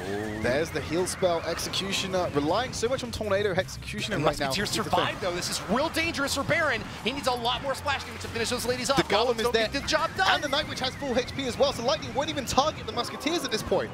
And it's all over. Adam is just stacking up. Bridge spam on the right side tower. Are you kidding me? Heal spell as well. That's it. Adam survives. With 666 left on the right side, the Devil gets his revenge, moves on in the lower bracket. Adam, victorious, the Lord of the Log Bait, has eliminated the Dark Horse. Baron walks off the stage. He will have 5th place in today's tournament. Adam will move on. Color me surprised. I did not expect that to happen. Like I said, I called Baron to be taking this one out. Baron's now been knocked out. And Adam, is this now the return of Adam? Is this the Adam that has been hyped up the entire season but never found his footing? Is this the beginning of his comeback? Could you imagine Adam gets in off of a tiebreaker elimination series from group stage, gets the last place with a 1-6 record, and then loses first match into lower bracket, then all of a sudden beats everyone else, gets himself to the grand final and takes it home. What a story that would be. But here is the game-winning moment for Adam. Adam drills in the right lane with a battle ram, and it's looking like the Executioner Tornado combo is enough damage. But with that heal spell up, he keeps those Musketeers. Doesn't get the connection onto the tower from the battle ram, but there's so many troops stacked up. And Adam, even though he's not playing a very cheap deck, it's a relatively expensive one with 3 Musketeers, has got so many heavy troops for cost that he can just dump on that right lane, heals them up once again to finish things off, and claims victory. Look, that battle ram didn't even need to connect. No. Adam had so many troops in the back end. Night Witch, I think, was the one that actually got the killing blow there, right? Yeah, well, Night Witch packs a punch. I wouldn't be surprised. It's just the long staff, bang, right into the tower, ends it all. Unfortunately, that is Baron now going home. He's out of the CCGS tournament for this season. Hopefully, he comes back in the full season, goes through qualifiers, and we see him again. But We are still going on to the spring season, and to catch up with how the bracket now shapes up, we're going over to the locker room. So here we go. Adam, surprising people right there, pushing himself up through that lower bracket, taking out Beren, the first one to go home out of the 6 today. Probably some shocks there. I know that chat was very against Adam in that first game. And then coming out with that 3 Musketeer heel. We're joined here by Donkey Kong in the locker room. Straight up, what's your thoughts on that game? Yeah, I was really surprised that Adam could beat Beren because he took like a good deck to counter him. But Adam was perfect on his plays. He used the Ice Golem to block the lightning, and he made a perfect heal spell at the end. So yeah, it was congrats so to smart. Adam. Yeah, I mean, you were backing Beren for the tournament. You thought he was going to go far. Beren was a favorite of mine, and I thought he'd at least make it further than this, the first of lower bracket. But regardless, he played really well, and he's still one of my favorites. Yeah, I think that I was the only one who said Adam. That's true. Wow. No, but seriously, that was very close there. And I'm curious, DK, being such a prominent 3 Musketeer player yourself, I noticed that you usually don't use heal. How do you feel about heal and 3 Musketeer decks? And kind of as a follow-up to do you see 3 Musketeer meta changing a little bit because there's so much counter stuff out there? Actually, 3 Musketeers show a pretty strong archetype, and heal spell make the deck so strong against poison decks. So you know, Graveyard, Archetype, P.E.K.K.A, Poison, and Bataram. So yeah, heal spell is really a good move, a good choice. What makes you choose to add heal versus just adding, you know, minions or whatever, just having a more standard basic deck? Yeah, so if I think that my opponent is going to use poison, I will go with heal spell. But if I think my opponent may use lightning, fireball, or rocket, sometimes you need to choose the safe choice, you know. Yeah. Well, thank you for your insight on the 3 Musketeers. We did see you playing that earlier on. Is there any particular decks that you're holding? You don't need to tell us about them, but have you got any secret decks that you might bring out later on? Yeah, of course I have some secret decks for Surgical Goblin. For Surgical Goblin, which is your next match. Well, I mean, you know, he used Mirror earlier today. Yeah. So we're not even sure what to expect from Surge. Yeah, I think he was playing with Japanese and Asian people, so he has some weird decks. He's talking about it every time. So, well, you know, again from Twitch chat, is Ben En asked something that was really similar to what we're talking about. Is how do you prepare for a guy like Surgical Goblin? You know, we talk about how do you prepare for a guy who uses so much off-meta stuff? yeah, so if Surgical Goblin, I know, is using a lot of archetypes, a lot of decks, so he's kind of unpredictable, like Nem Sensei is, but I think he's a step ahead. So if you want to beat him, I think you need yourself to throw something out of the corner, you know, something he never You're getting me excited for this match, man. It's going to be like Giant Skeleton versus Bomb Tower or something. We'll have a good wait here. But We'll have a mortar deck. Yeah, well, speaking of Bomb Tower, just a random question. Bomb Tower, one of the least popular defenses in the game, but it could be decent against bridge spam punish decks. Do you think that we might see other cards like maybe Giant Skeleton or Bomb Tower, something like that, enter in the meta to stop these big punish decks? I don't think Bomb Tower Darn it! It's that simple. Bomb Tower's just not going to make it. But we were talking about Nem Sensei playing off meta. He's up against Royale next. What do you reckon is going to be the result of that game? I think Nem Sensei is going to win that game. Any particular reason? Yeah, because I think Royale is too predictable on his deck choices. So I think Nem Sensei has something for him. Okay. But I may be wrong. What do you think of Nem Sensei's freeze the deck, though? Do you think that's... I don't really love the deck in the current meta. Do you like it? Yeah, I don't really agree with the freeze because if someone puts like goblins and they can put something after, you know, to defend the graveyard, so I don't think it's a good idea to use freeze. Yeah, I agree with you. I like that he used it, but then I don't like that he keeps going back to it every single... That's for sure. The first time it's good because you can surprise your opponent, but if you're using again and again, everyone will expect it, and I was expecting it. Yep. So. Anyway, Good job. thank you very much, Donkey Kong. You've given us huge insight into the game and how these decks are all playing. Is there any thank yous you want to do to friends and family before we go on? Yeah, I want to thank them again for. I mean, for they're the reason you're supporting me. here. Yeah, For supporting but you. all people were supporting me. I want to thank them. Well, that's and I great. will do my best for them. Oh, thank you very much, Duncan, for being here. So we're going to go straight into our next game right now, where we've got Trin and Woody, who are going to break down these players a little bit further. Well, you are welcome, Donkey Kong, because you got a fan out of me as well. I'm rooting for you in this tournament. I have no problem laying my bias on the line.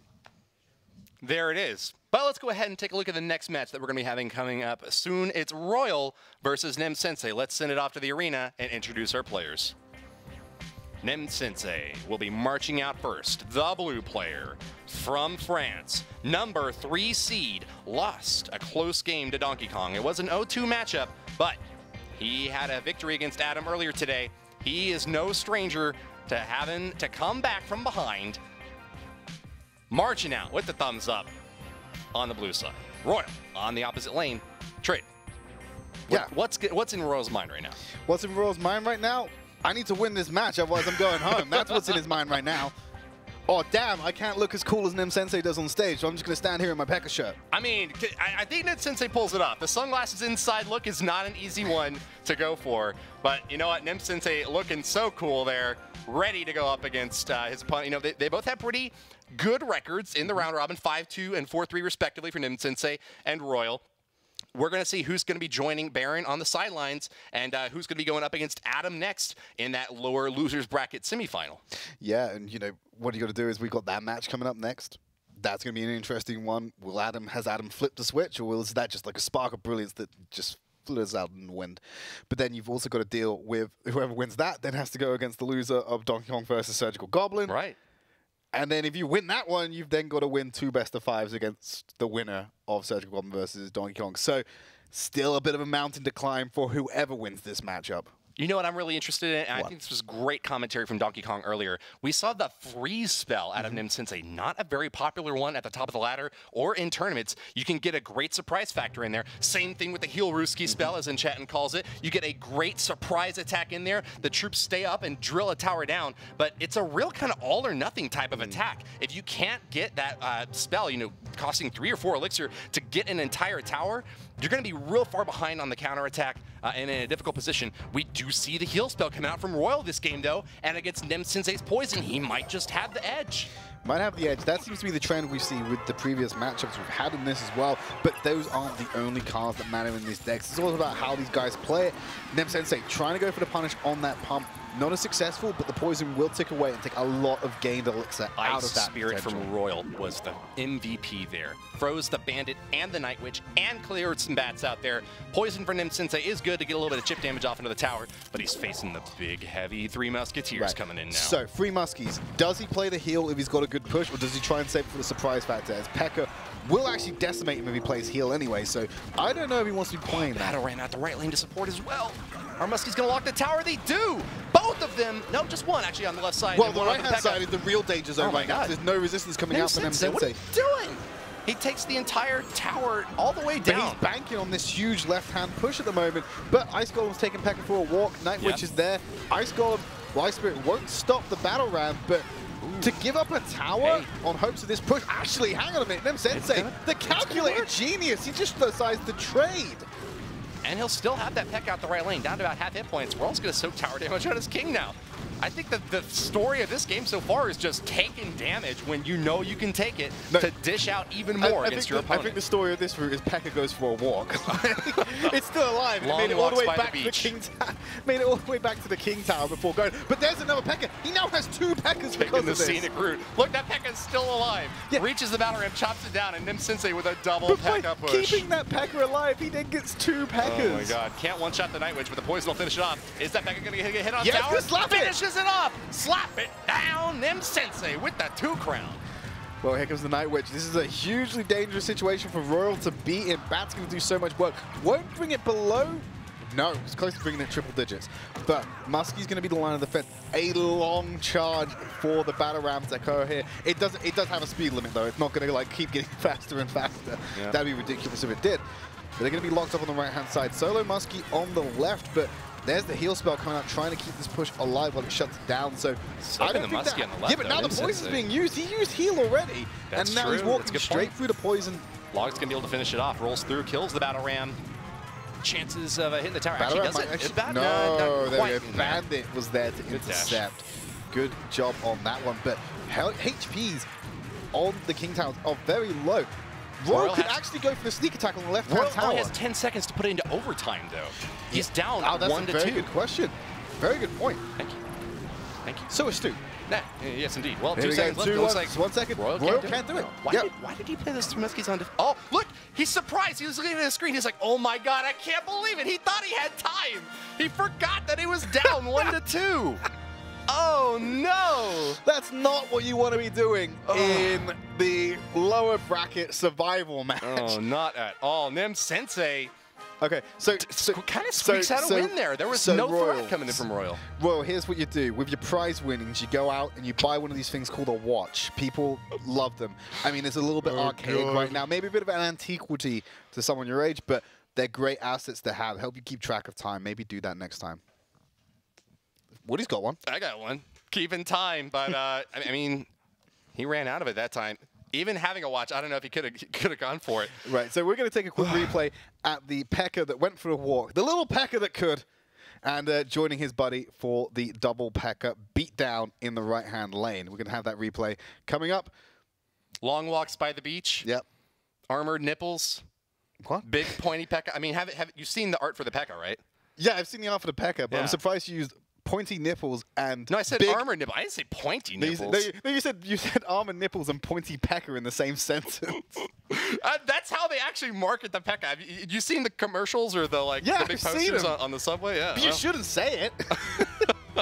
What's wrong with saying it? We're actually playing this in double speed because it takes so long. You see the P.E.K.K.A being lured by the Ice Golem to the tower. Doesn't even make contact. He's like, okay, I'm going to walk up the right-hand side. Back on the right lane And there you go. Night Witch comes up behind him. Wait for it. And second P.E.K.K.A in the middle. Man, the mileage on that P.E.K.K.A.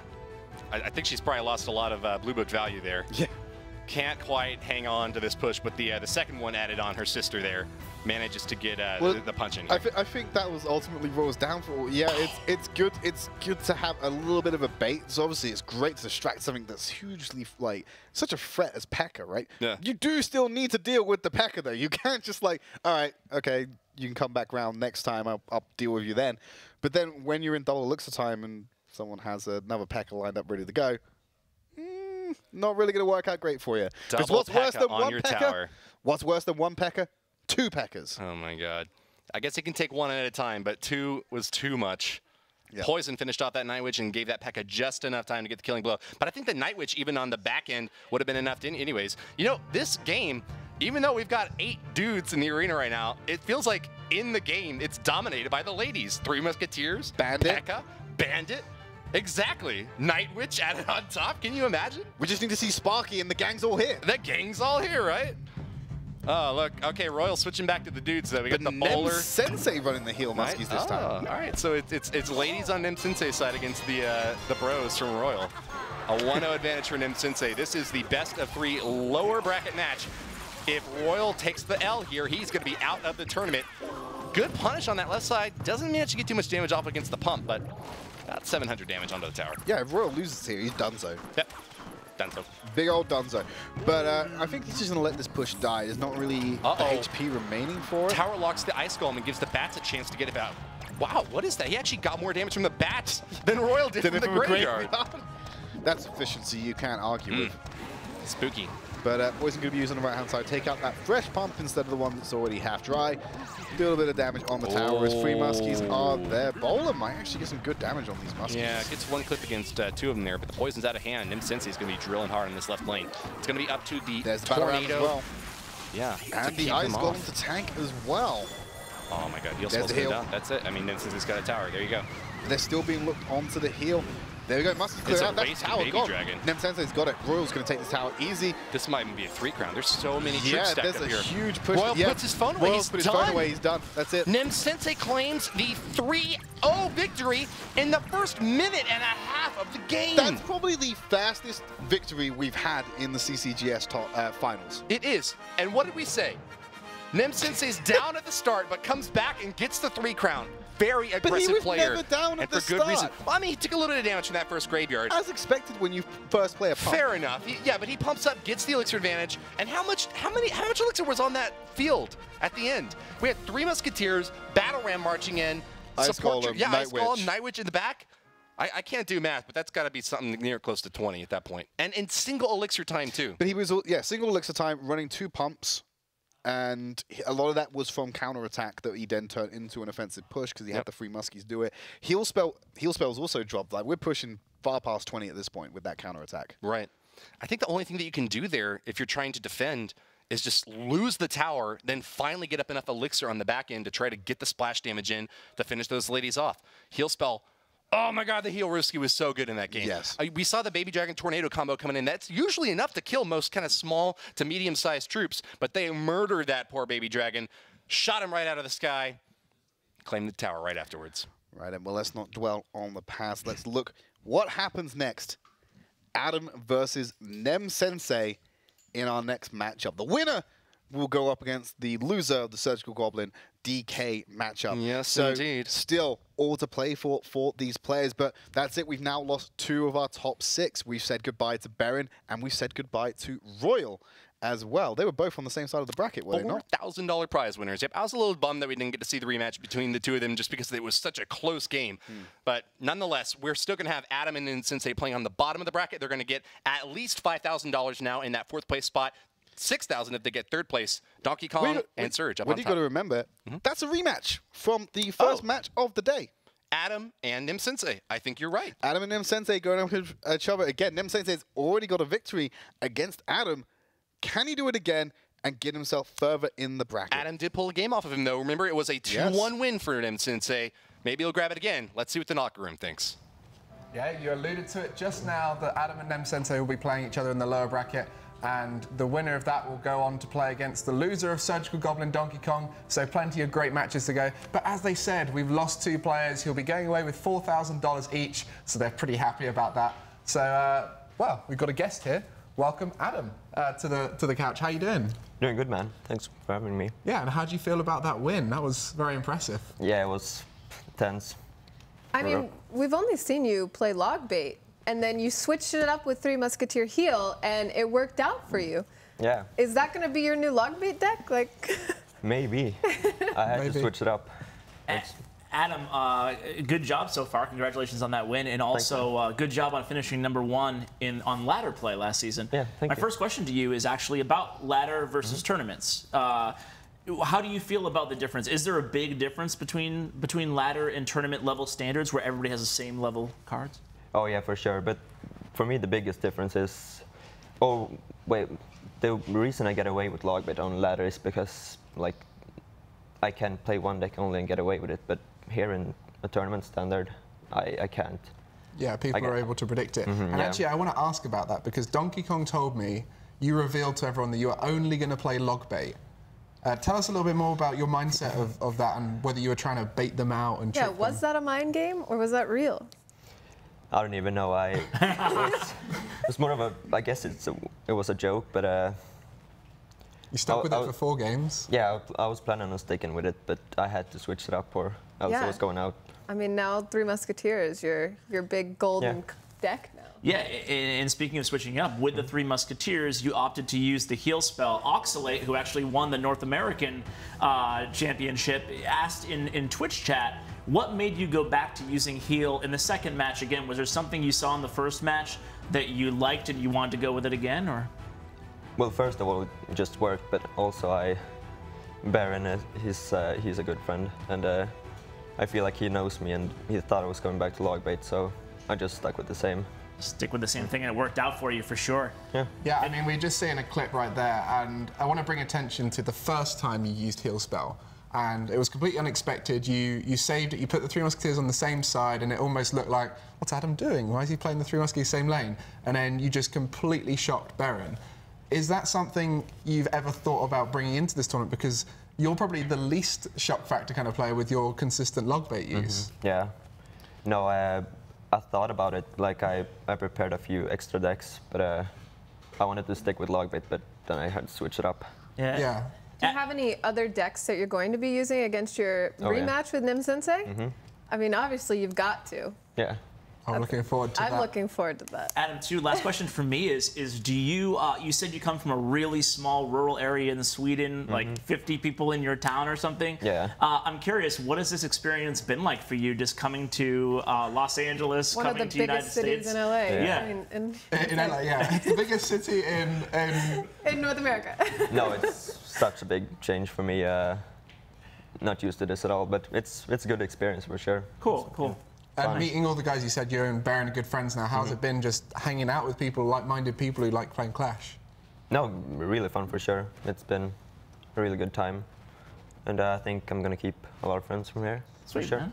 And you might be able to get some money to go home as well. Yeah. Well, you will be getting money, it's just how much you'll be getting. So You're good going to luck be a with celebrity in the future your games. hometown of 50 people. Yeah. The most successful guy in the town. And, so we've got Nem Sensei versus Surgical. I want to know how you think that's going to pan out. DK, sorry. Donkey Kong versus Surgical Goblin. They're both really strong players, but I think 2-1 Surgical. You think it's going to be close, though? Yeah, for sure. Both really good players. So that means if you went against them, say you'd be going against Donkey Kong with that prediction.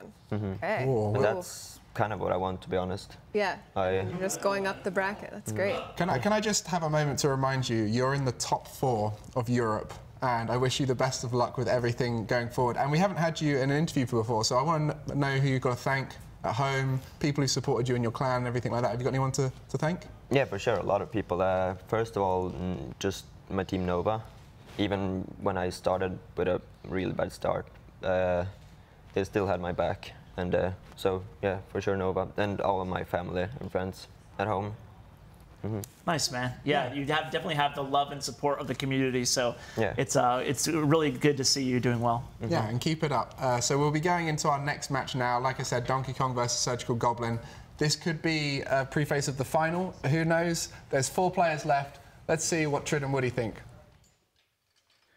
Well, I'm certainly expecting this to be a final matchup that we're going to have. Surgical Goblin versus Donkey Kong. I don't think it's the first time we're going to see this matchup today. I'm definitely expecting that to be the grand final, but I've already been wrong once. I can be wrong once again. I guess we'll just have to see. You know, I love the sincerity out of Adam, though. They're just such a unique, very demure, calm perspective. But let's move on to the next match. In the upper bracket, we've got Surgical Goblin and Donkey Kong marching out onto the stage. Donkey Kong first on the blue side, the player from France. Remember, he loves playing those big golden decks. I'm expecting to see a huge platinum deck out of him this time, though. Remember, he said he's got some secret weapon ready to go against Surgical Goblin. Here he comes out now on the opposite lane from the Netherlands. Also sporting a 6-1 record. Remember, Surge beat Donkey Kong both in the round robin and the tiebreaker, so he's definitely got the edge here. Hearing the the expected prediction from Adam that it might be a 2-1 game in Surgical Goblin's favor, I don't know. He might even just be able to pull up the 2-0 yet again because he's done it before. I think that they're both really clearly the top 2 players in Europe right now. But I think Surge really has Donkey Kong's number looked up. He knows just how to jump and dodge and weave and get under his skin and get the tower down. Yeah, we saw that in that last matchup. Surgical Goblin did take it quite easily. I think there wasn't much resistance coming out from Donkey Kong. We expected a little bit more of a fight. But of course, Donkey Kong knows that Surgical Goblin is that mountain he needs to climb. I think he's really looking at Surge as really the only real competition he has in this tournament, I think, in terms of this bracket where we're at right now. So if I'm him prepping for bracket stage after what happened in groups, I'm putting all my time in working out how to beat Surgical Goblin. Certainly. And hopefully all that preparation has paid off and he takes the win here. Because imagine it, he loses to Surgical Goblin in group stages. Yeah. Right? He then plays the tiebreaker against Surgical Goblin, loses that tiebreaker.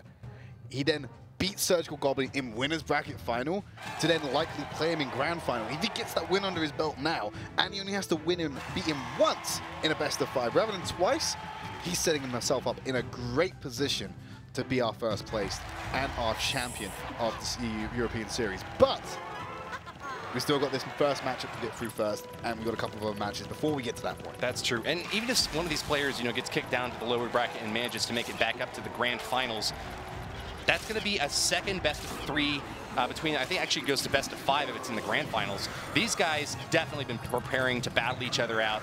Nice heal spell from Donkey Kong there. Actually gets the connection onto the tower on the right side. The battle ram getting a ton of damage on the right lane. Over 1,000 hit points. Oh my god. Shaved off that right side tower. All right, so Ice Golem is going to march in, blocking for the graveyard, but Knight's chopping all the skeletons down. Log rolls through, and looks like one or two little skeletons in the inside lane get the connection there. Oh, Archer's actually also made the connection as well. Knight's going to have a little bit of difficulty getting those one up. So brings the HP back in line with each other, but that was a really nice battle ram to sneak through there. Both the barbed, getting onto the tower as well. Archer's taking a lot of time to take those out. Can he get a one tap from the Knight? He can as well. Brings it near triple-digit range. And that for is, Donkey Kong. I think, just the overall story of the game. Donkey Kong gets a lot of damage in there. Surgical Goblin counterattacking now has got to come back a little bit to be able to wipe this push out. 3 Musketeers, though, is so valuable for DK at this point. And Surge calls a good game. Yeah, he's not feeling too confident at this point. Do you think he's conceding game 1 then? No, he won't concede, but I mean, he definitely doesn't feel confident at this point. Tombstone does pull off the battle ram. Doesn't finish off the Musketeers, though. She's going to lock on the left side tower, and oh my god. Poor Ice Golem gets taken out. Does manage to finish off the Musketeer. Minions on the left-hand side. Yeah. So much damage is going to come out here. I think Surge knows he's in a really bad spot right now. Towers won't go down, but because of the HP on them, it's a really easy option for Donkey Kong to finish off, especially the left-hand side. Just needs to sneak a battle ram in there, and jobs are good on that one. Can Surge push this out? Definitely. 976 HP on the right side on both tower. of his towers, though. I mean, I feel like even if Surge can't put this thing into overtime, it's probably going to still wind up being in DK's favor. Remember, even though Surge offered that good game earlier, DK turns off the emotes. He probably didn't even see that. He's not even worried about what Surgical Goblin thinks right now. He's just making his own attacks on his own time. Hits that left side hard. You know, he doesn't have a big spell in his deck, so Donkey Kong does need to get a connection on the left side tower. Right-hand side push is huge. Night Witch, Knight, oh my god. double musket. Can't stop that tower's push. gone. It's over. Surge gives it up. But he can still claim his tower back. It's unguarded on the right-hand side. Graveyard will take it. Look at this. Aggressive muskets being placed on the right-hand side. Will be drawn to the right. There's 2 sets of muskies in this deck at the moment. They're going for the free crown. Can he get it in the 5 seconds? Yes, he can. 5 Donkey Kong. Musketeers. 3 crowns. 5 Musketeers. Of Musketeers. I don't think I've seen that many Musketeers on your King Tower in a very long time. Surge definitely saw that coming, though. That good game early proves to me that he knew that. I mean, we said earlier, Surgical Goblin feels like the one guy that you cannot counter deck because he's just so creative, brings such interesting new decks to the arena. But that time, Donkey Kong definitely got him. Yeah, absolutely. Had his number completely looked up. If Donkey Kong wins the next match as well, people who are sat on the fence about him in the finals need to start getting on the DK hype train because it's going to leave the station without you. And here is a replay for you, the 3 crown moment. Like you said, 3 crowns, 5 muskies, Donkey Kong going to be taking away a victory. Yep, drills in hard on this left side. Musketeer can't quite finish that thing off, but the right lane attack is just unstoppable. Donkey Kong soaking that graveyard at the right side says, you know what, I'll lose 1 tower, you're going to lose all 3. Sends in the other 3 Musketeers to finish this push off, and the little piddly defense that Surgical Goblin sets up is not enough to push things off. Thumbs up from Surge, but I think Donkey Kong got the last laugh there. Yeah, absolutely. So gets that first game victory against Surgical Goblin. Looking for the second. He's got 2 more attempts to do it. Very nice position for Donkey Kong to be in right now. And you got to remember, people are touting this as the finals matchup. I'm going to stress it again. If Donkey Kong wins now, he only has to win 1 best of 5. If he loses, and this is the rematch in the grand final, he's going to have to win 2 best of 5s to beat Surgical Goblin. So this match is so crucial for both players. It is also, it needs to be said one more time, Baron was the only player throughout 4 weeks so far of Clash Royale here at the Crown Championship to even get 1 game off of Surgical Goblin until just now. Yes. Donkey, that was the first time that we've seen anyone but Baron get a win off a Surgical Goblin. And you know, the game was in Donkey Kong's favor, but the match is not over yet. It is a best of 3. Surge is definitely someone who does not give up. He's going to be behind at this point, but I feel like when your back is up against the wall, when it's all coming down to this one time, this one moment, I feel like Surgical Goblin's got something for us. He's got a surprise. You can never count this guy out. Part of me wants to like imagine Baron off like the side, like passing Donkey Kong his energy, like take my energy, Donkey Kong. Take my energy. Yeah, I'm just trying to force out the victory here. But here's game 2 anyway. So Surgical Goblin running that 3 muskies heal this time around. Nice little. There's the giant skeleton. Yeah, interesting play from Donkey Kong here. Giant Skeleton can work pretty well against Three Musketeers if you get it stacked right it's on an top. absolute nightmare against Three Musketeers. And the big pushes that Surgical Goblin is trying to set up over here with Knight out in front to block a battle ram. Look at the graveyard Giant damage Skeleton will just take already. them all out. Wow, God. Donkey Kong, How he did could do it. that? No, he could do this. He could do this. He might be the best player in Europe. Well, still a long way to go for that one. We still got a few Not more too matches. much far. I mean, we've already got down to the top 4. Yep, Donkey Kong now beating Surge 1-0. We've still got a way in the to best go. of 3. Yeah. I mean, like, and way far ahead in this game. I said get on the Donkey Kong hype train. I didn't say become the Hey conductor. man, there's of the no Donkey brakes Kong on hype this train. There's no brakes on this There might be. train. Surgical Goblin might have a spare pair. Okay, I guess we'll have to. I mean, he is pumping up. He's got a lot of elixir to play around with, and we're only 1 minute into the game. Yep, there's the 3 Muskies. Going to do nice work onto the Ice Golem and E-Wiz. So he's got 3 Muskies on the run. Battle Ram on the aggressive side. There's that Skeleton Giant. Great Tombstone as well to draw the aggro of Battle Ram. But I don't think the Musketeers are close enough. They're actually going to walk in range. That right side Musketeer got a lot of damage on. I don't know if you noticed. Yes. There was one over on the right lane connected right onto the tower. Brings it down to 1654. Surgical Goblin really kind of banking on being able to set up big pushes in double elixir time, but with DK able to drop the Giant Skelly right on top. Yeah, and if the Musketeers walk right into it, as they are wont to do. You saw that. Look at this poison value now. 2 pumps and a tower to work with. Great work there. And he doesn't need to save the poison for the Musketeers. You saw how well the Skeleton Giant dealt with that 3 Musketeer lineup and shut it down right away. Yes, he had the stray one get some free damage on the right-hand tower, but you're watching the double Muskies, not the solo one, because that's what the real threat is. Exactly. We do kind of get into an awkward spot here where Donkey Kong knows he can't really play anything until the attack comes in from Surgical Goblin, and kind of a bad Ice Golem from DK as well. Musketeer wasn't in range of the tower, and Surge is going to get a little bit more chip shots off into the right lane. Log rolls through, but he's bringing it down to 1302, and slowly but surely, Surgical Goblin is trying to get the comeback to happen here. Oh yeah, it's definitely still in the bag for Surgical Goblin. He can still definitely do this. Look at this aggressive push on the Muskies. Puts them right at the river. One more graveyard, though. This could be it. The Muskies are out of range of the graveyard. There's no tank to soak for it, but the tower can't handle the Skeletons alone. Well, Donkey Kong needs to cycle back around the Tombstone quickly. No, he puts it on the side away from the Battle Ram, but the Battle Ram will go down. He actually takes the tower on the left-hand side. He just needs to hold for 20 seconds, and he can hold this out. There's the heal spell from Surge. This is a big push coming in. in. No, he's gonna connect. No, he's got it. Surge's got his tower. I don't know. I guess he takes it. Yeah, minions finish that thing off. Knight and Barbarians, just enough soaking there for Surge to finish the attack off. And it looks like Donkey Kong does have the damage advantage here. Surge is right side down at 2198. But I think Surge might have the deck advantage. It's a very minute, and I agree with you, Surge does have the deck advantage here. We spoke about it so many times. Graveyard, if that's your win condition, you're going to have difficulty with a King Tower. Aggressive Giant Skeleton. Well, it's going to hold up the Muskies, where it still has the same effect. It's just a little bit more range to play at this time. He was on top of the Musketeer. We'll clean that up nicely. There's the Graveyard on the right-hand side. Ice Golem's taking the aggro of both towers. The Knight is trying to clean up. Look at this damage. It is coming out.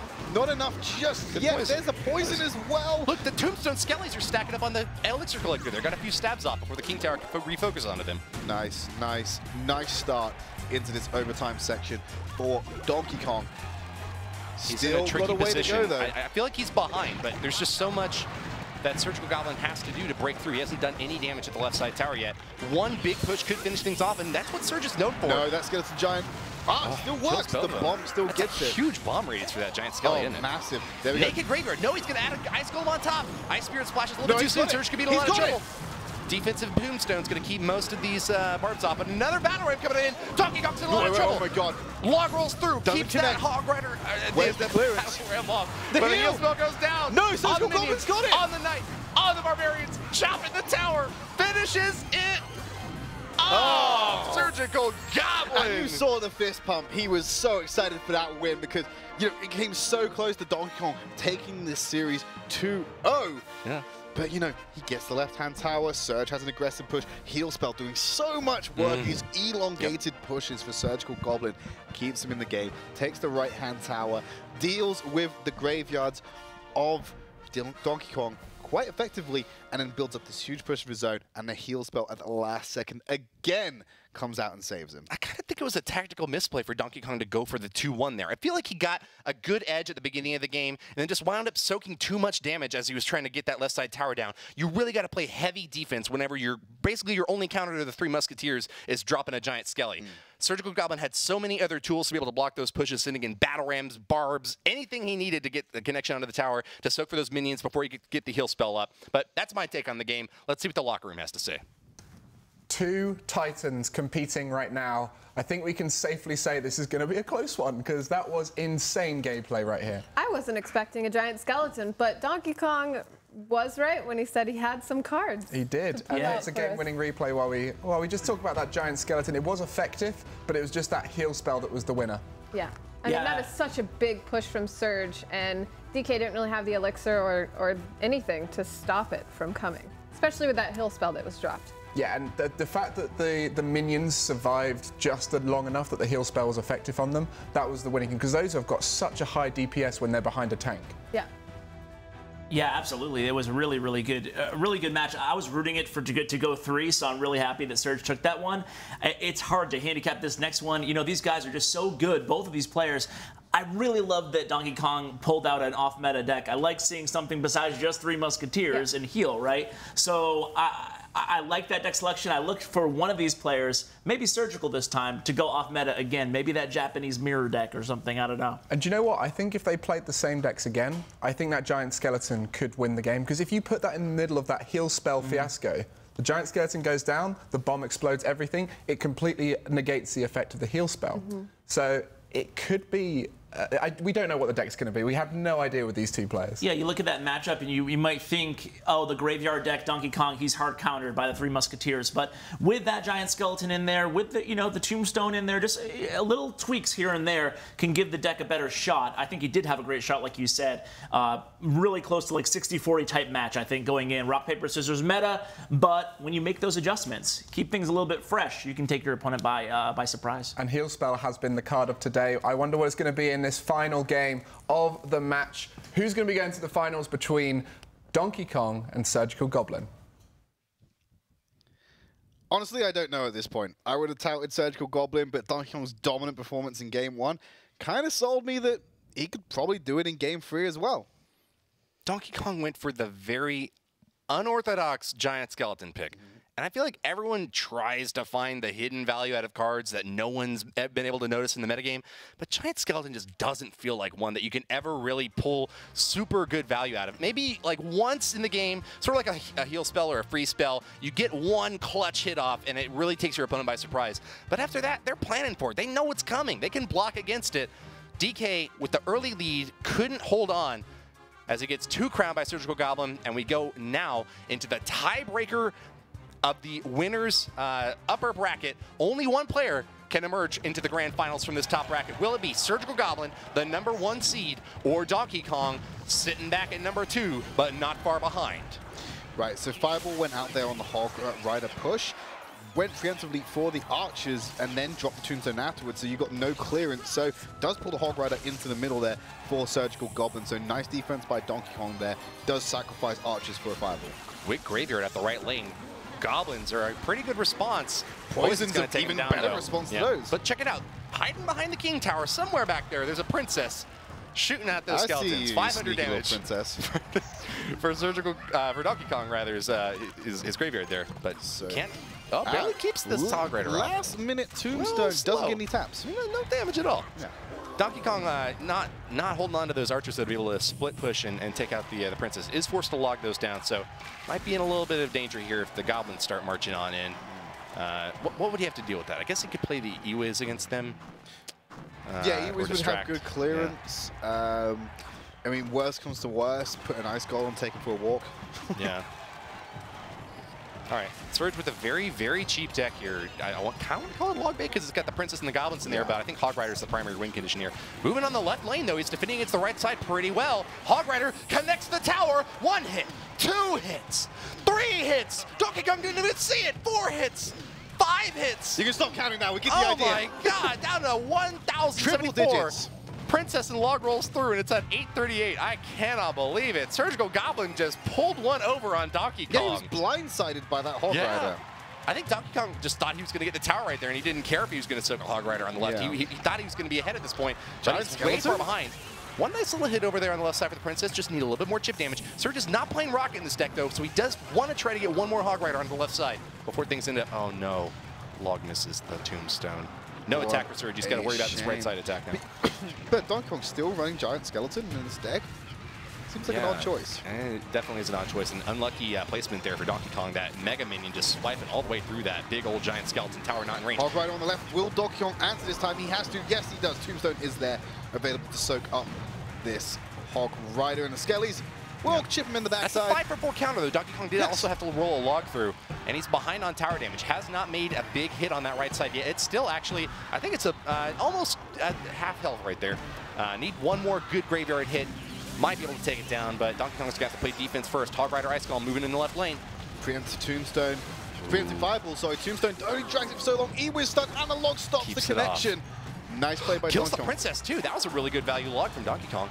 Yep, here we go. Well, Surgical Goblin's just going to keep cycling through logs. If he can't land the Hog Rider, let's throw down the log instead. There's the poison and the graveyard. Hog Rider on the left side. Surge might just go for the base race. It's looking like he might connect. Tombstone to block it, but I don't think that Donkey Kong's be able to take that right side out. The log on the left side keeps it away. Keeps it alive. He buys himself some more time. 808 on that right side. Hit the drum. One more strike for Surgical Goblin will get the win. Nice. Archers catch that Princess.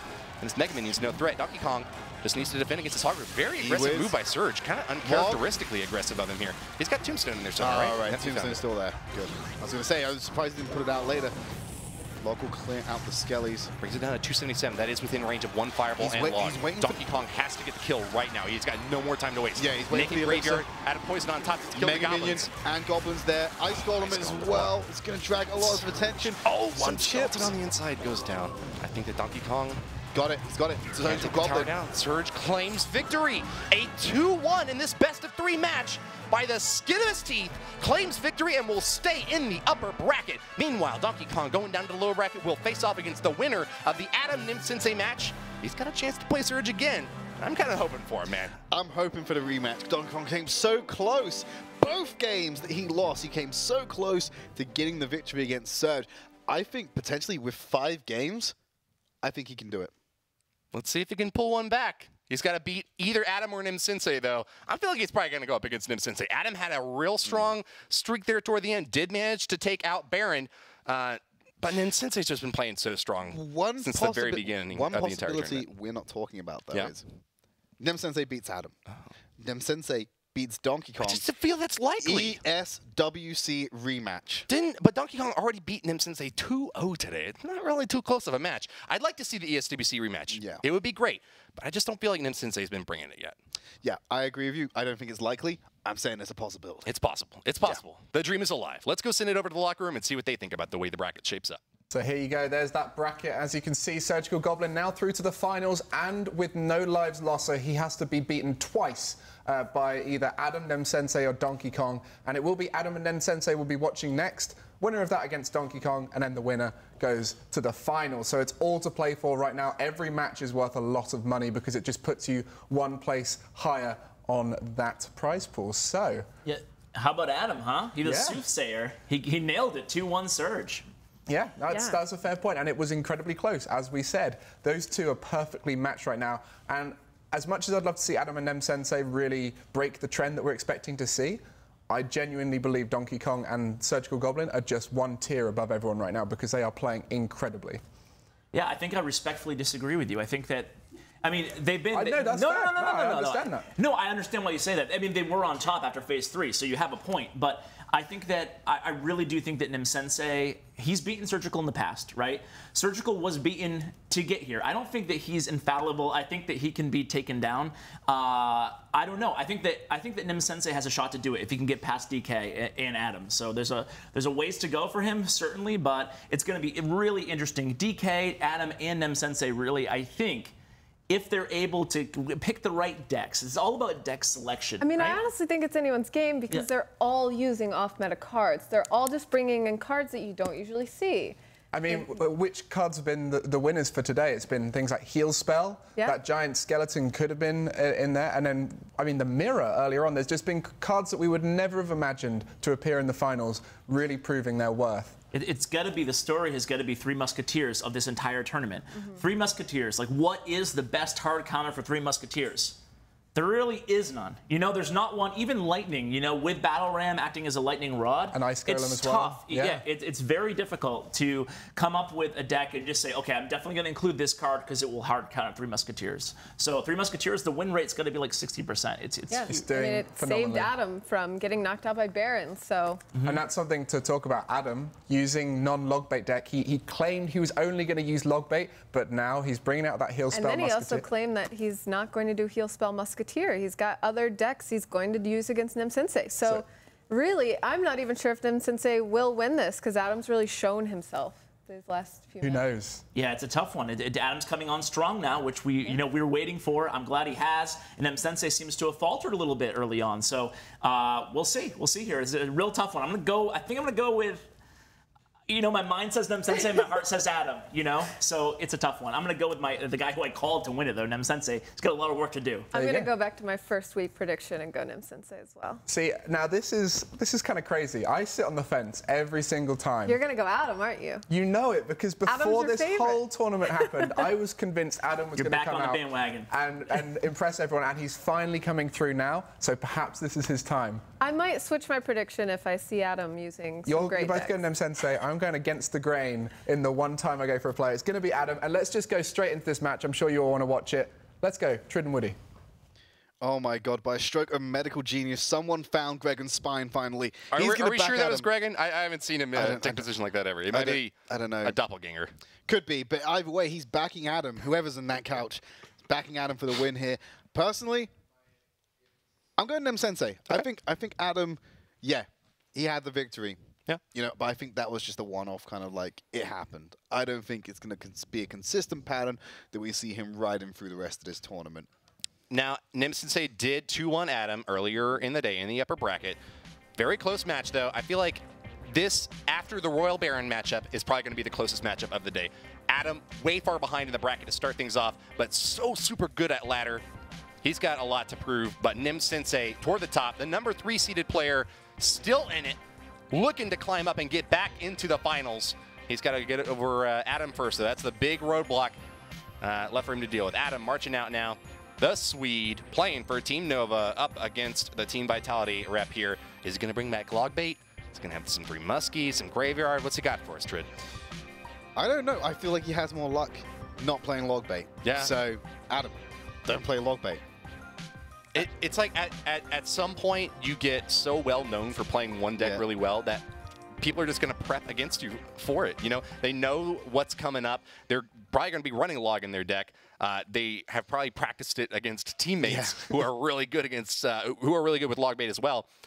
So yeah, it's just going to be a matter of time. It might just be the deck selection that Nim Sensei chooses here to be able to advance over Adam, or it might actually really go down to the wire and get a close one there toward the end. I feel like if the win is going to go to Adam here, it's going to be in the first couple of minutes. He just always seems really good at getting that quick strike in early single elixir time, while Nim Sensei, loving those big old decks, is happy to go deep into a game. And I mean, we saw a game go to 14 seconds left in overtime when Nim Sensei was playing earlier today. He definitely does not lose his attention on the game. He's very focused, and I think they're getting ready to start, Trid. Yeah, so like I said, we're going to lose another player now.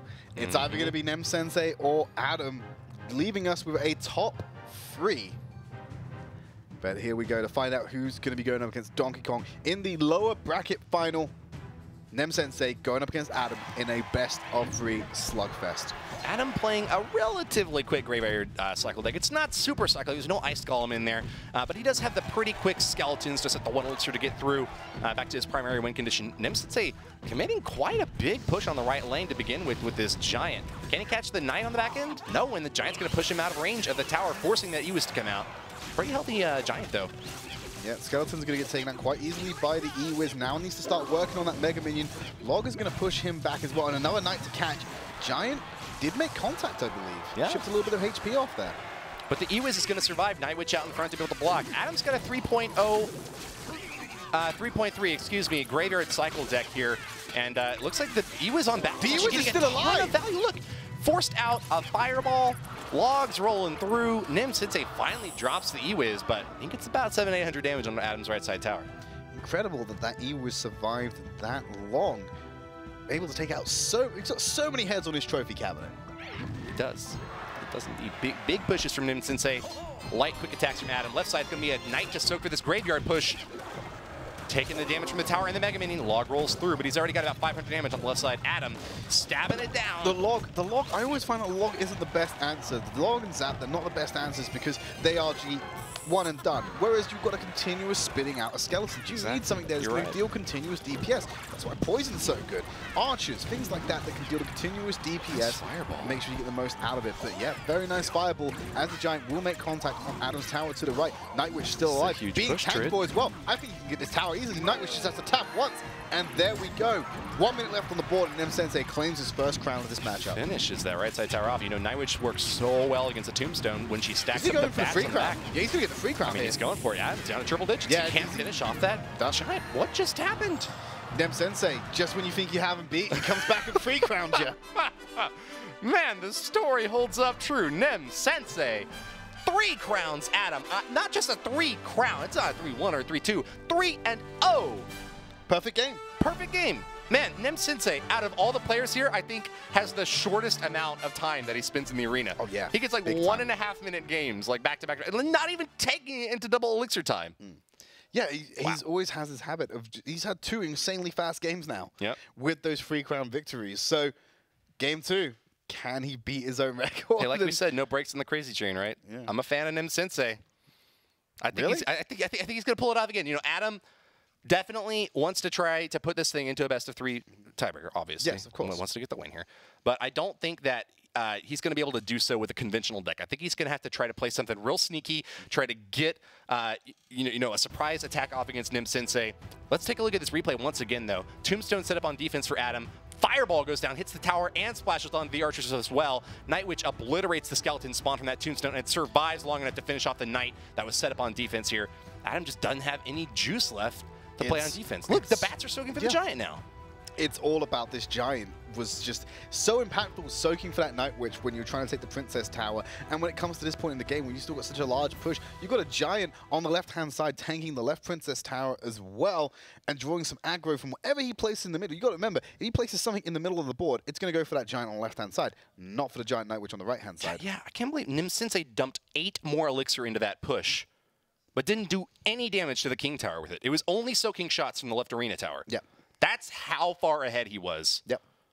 From the middle point when he struck down that Tombstone and finished off the archers in Knight with the fireball until the very end of the game, about 15, 20 seconds later. Such a dominating attack. Nim Sensei with the Giant push finishes off his competition. You know, my good friend the Rumham has got a theory about how games typically play out. He calls it the Doomsday Theory. Okay. Whoever has the bigger, heavier deck will eventually win if their opponent can't take their tower down early in the game. So it's usually the cheaper deck. The onus is on them to be able to finish things off. But in that case, there was never even really an opportunity for Adam to build up a push at all. The Doomsday device just clicked on so early in that matchup. Nim Sensei playing Giants way back behind his King Tower, even in the very early game. I thought it was a very aggressive play. Yes. Even though he's not sticking something right on his opponent's side immediately to begin with, investing 5 elixir into a push when you don't know what your opponent has is a very aggressive move, and Nim Sensei, true to his style, plays very aggressively, and it works off for him very well in that first game. We'll see how things go in the second game of this best-of-3 set. Yeah, game 2, we're waving goodbye to Adam, or is he still going to hold on and force out of game 3? It's going to be game 2, Nim Sensei versus Adam in the Losers Bracket semifinal. Losers Bracket semifinal. You remember, the winner of this match has to go up against Donkey Kong next, the number 2 seeded player. Not going to be an easy one at all, but these guys are all top 4 at this point, and I think he could go any way. Split push from Adam. Interesting way to start the move here. Miner on defense from Nim Sensei. To catch. Yeah, not too good. I wish that log had rolled through just a millisecond later. I think it actually managed to clip that Barbarian on the back end. Nim Sensei didn't take hardly any damage from this push, but it looks like he's not going to have a whole lot for the counter attack. Mine's going to die immediately. So's the Mega Minion, so not really a counter attack happening here. Minions just being cycled through, being sent out. Another Giant being played by Nim Sensei right at the back. Going to ride this one, hopefully, to another victory. You'll notice that Nim Sensei is playing the same exact deck. Yes. He's got the Giant, Nightwitch, E-Wiz combo. Actually, I can't recall if Miner was in the last one. It's a very similar deck, at any rate. I don't think Miner was in the last one, no. I don't recall seeing Miner anyway. Yeah. Poor Night, which is going to take some shots from the tower here, not what NemSensei was looking for there, adding the miner onto the push to try to get a little bit of tower damage off. It looks like he's going to clip maybe 300-400, closer to 500 actually. But yeah, Adam with a weakened execution on the right lane, and Barb's creeping on through, doesn't manage to get too much of an attack of his own. Game basically reset right now. No real major HP damage being done anywhere apart from that top left corner in the favor of, well, going against Adam's tower. 2022 HP remaining on there, but that's not really anything to worry too much about. It's negligible at this point. But Mega Minion going to be tapping away on that Knight. Ewiz should stall the push. Skeleton doesn't. Battle Ram's a threat. I don't know if this Night Witch is there in time. Gets one step up. Gets the second one in there. The Night Witch is always there on time. A few hit points left, and she might go down to a log, but Bat's still flying in to support this giant push. All right, Tornado's going to pull him off. Fireball kills the minions, though. You got to have something to finish this giant off. Log rolls through the skellies, not quite enough damage. That's going to be a punch onto the tower. One or two of them. I feel as though if you're going to have a giant rolling over there with half HP, you need something behind the giant to give that extra oomph. Because it's all right to soak the damage, and yeah, if you leave it alone, it's going to be rocking your world when it comes to the tower. But, I mean, it's not the biggest of threats. It really needs to be comboed with something by NemSensei here to get maximum value of this Ewiz on defense for NemSensei. Oh, it's been incredible all game. Good catch of that miner, though. Adam did get those skeletons out to defend against the miner pretty well. Mega Minion's locked onto the battle ram. That's perfect for NemSensei. Will stop the penetration. I mean, he's going to have a Tornado Executioner combo moving over here on the left side, but I feel like NemSensei is dealing with these attacks pretty well. Catches the Executioner on the back end. He did take about 700 damage, so you know, credit there to Adam. But the push is just not something that NemSensei is ever like panicked or worried about. I feel like he knows when he's going to take some damage, when it's going to be enough for him to soak and continue these big pushes on the left. Needs something to draw that battle ram. Actually, Tornado will, and the log will be a good answer there. Giant going to soak up the barbers as well, keeps him away from the tower. 920 HP remaining for Adam right now. Miner sends gets the miner lock in deep. Skeletons don't actually block it. He throws the zap in as well. He really wants to make sure he gets the most out of this miner. 500 HP, 400, tapping away, 400 HP still. He's got it. I think Adam knows it's game over. 280 HP. Just drops the fireball. That's it. Done. We are saying goodbye to Adam and hello to NemSensei as he goes in against Donkey Kong in the lower bracket final. Adam, the Swede from Team Nova, is your 4th place finisher for the Crown Championship Global Series European region, walking home with $5,000. Well, I guess he's probably not going to walk home. He's probably going to fly him, isn't he? But NemSensei is going to be moving up. They'll mail it to him. They'll mail it to him, sure. Maybe he goes on a ship. Gonna teleport to him, maybe they'll wire it to him, something like that. I don't know. Anyways. And then maybe a check. Yeah, hey, that's pretty good. NemSensei's gonna be moving on though, plays Donkey Kong next in the lower bracket. This is the 3rd place bronze match. So whoever loses here does claim that 3rd place prize. 6K, pretty good. But pretty good 3rd prize. 10,000 if you get to 2nd place. So just winning this match here is worth $4,000. This next match between Donkey Kong and NemSensei. I love that's how we had to like set the stake for the matches. It's like this match is worth $4,000. Yeah, I mean, it's just the best of 3 match for $4,000. Each game worth $1,333.33, assuming that it goes to a best of 3. I guess it'd be worth you know, even more if it's just gonna be a 2-1. They could theoretically get as much as 15K though if they manage to upset Surgical Goblin. Big time. Be 2 best of 5 series in a row though, and I don't think Surge drops matches that often, does he? Out of the 2 players, I honestly think that Donkey Kong stands the better chance of beating Surge. Beating Surge twice in 2 best of 5s? I can see it once, I can't see it twice. Okay, fair enough. I mean, it was a 1-2 game. Surgical Goblin did, you know, have a little bit to contend with there. Donkey Kong almost claimed the win, but he's going to have to go up against NemSensei next. All 3 of those games with Surge and DK were close, though. So that's what makes me think there's a little bit of hope. But we're going to pull ourselves back a little bit. We're going to get ready for the next matchup. So we're going to take it over to the locker room in the meantime.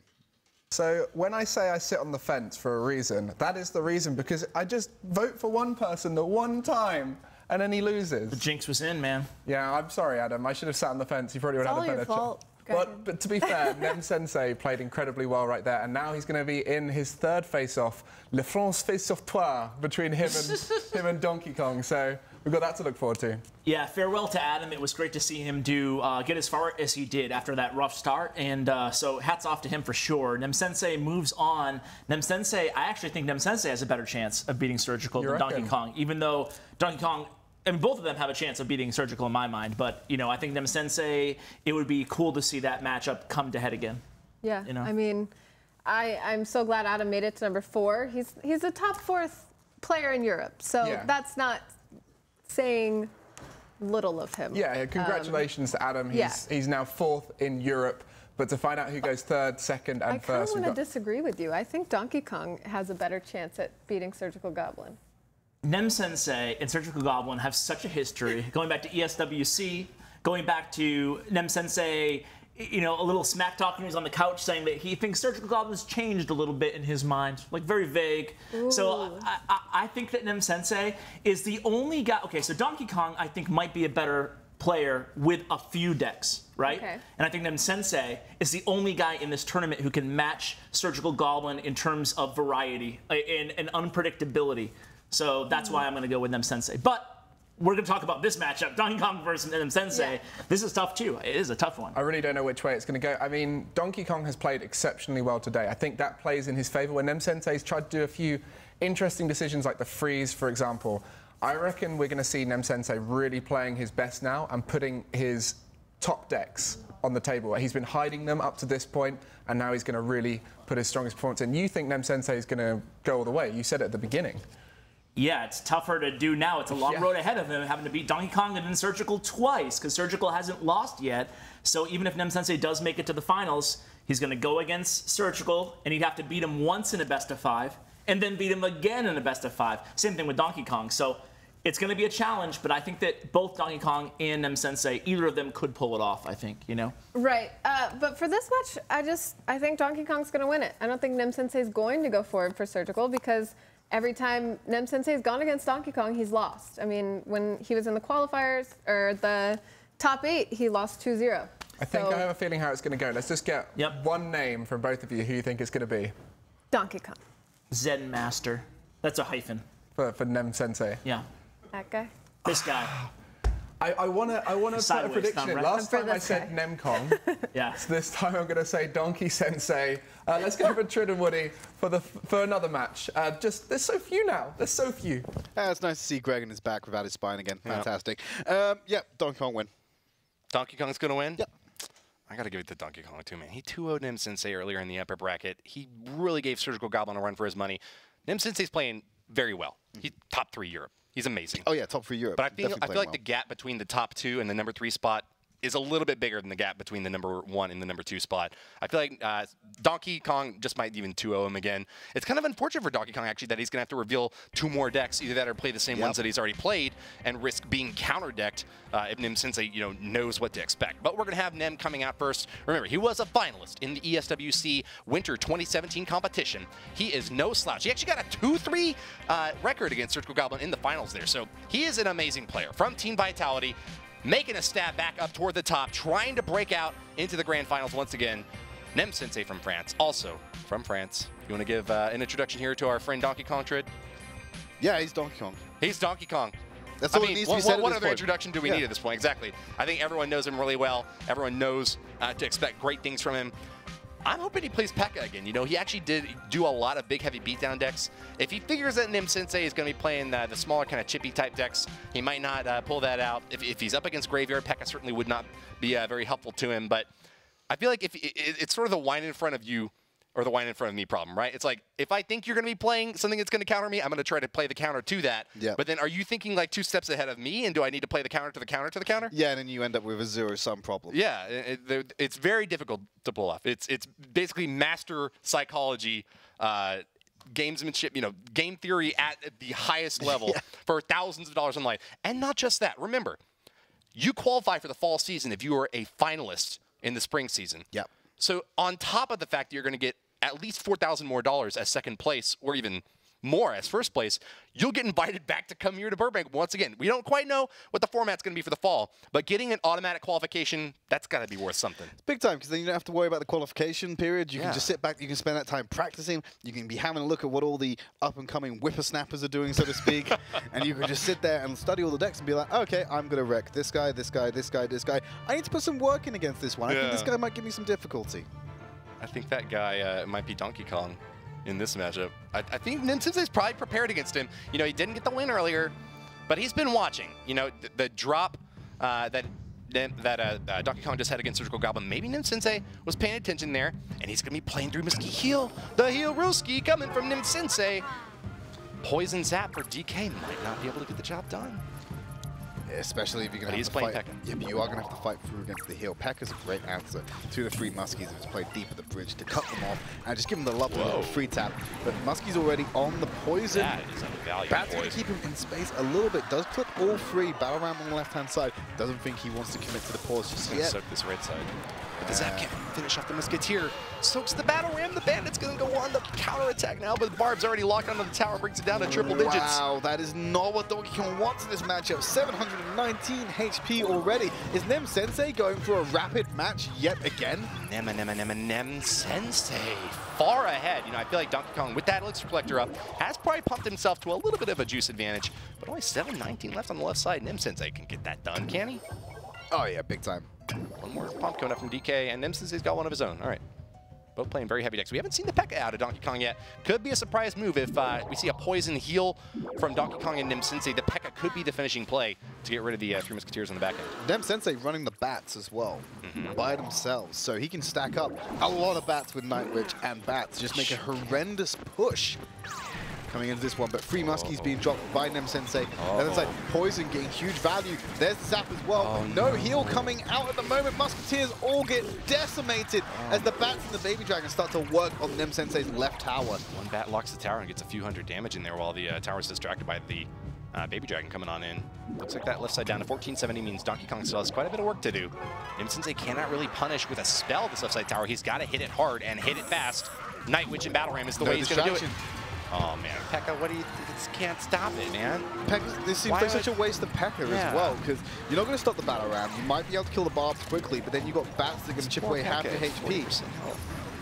Oh my god, great play from Nem Sensei there. I think Donkey Kong is overcommitting on defense here, and he's not yeah, going to and get the heal spell has just completely won this game right now for Nem Sensei. Stops the Muskies from going down.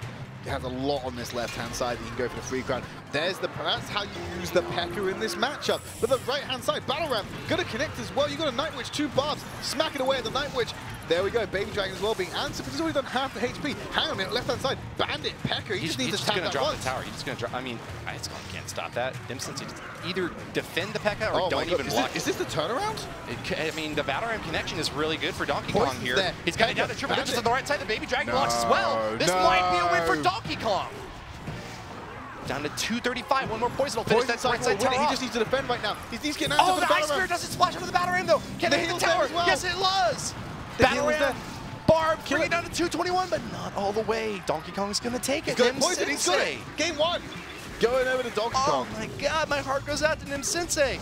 All he needed to do was defend against that left side P.E.K.K.A. push. He tried to go for the 2-1 and couldn't pull it off. A 1-win advantage now for Donkey Kong in this best-of-3 match with that 2-1 victory. And it's the Bandit that gets the kill shot there, not the poison. You saw him dash over after killing something in the middle of the map, jumps over, takes out the Princess Tower. But what a turnaround by Donkey Kong. That looked like Nem Sensei's game for the majority of it. And all of a sudden, some efficient use of P.E.K.K.A. after a really inefficient use of P.E.K.K.A. creates a window of opportunity for Donkey Kong to come back in and clinch the victory in Game 1. You know, Heal Spell does have a lot of difficulty unless you're going up against a poison deck. I felt like the Heal Spell was going to give Nem Sensei the edge there, but Heal Spell, even though it can wipe out the poison, the advantage for poison over Fireball is that it does more damage. That's really what gave DK the win there. Big strike over on the right side does connect with the tower, but can't take it all the way down. Nice Baby Dragon and Bandit on defense there, as you noted earlier. But at 235, that right side for Nem Sensei was going down to a poison already. Fireball would not have been able to take it out. Fireball only does 229.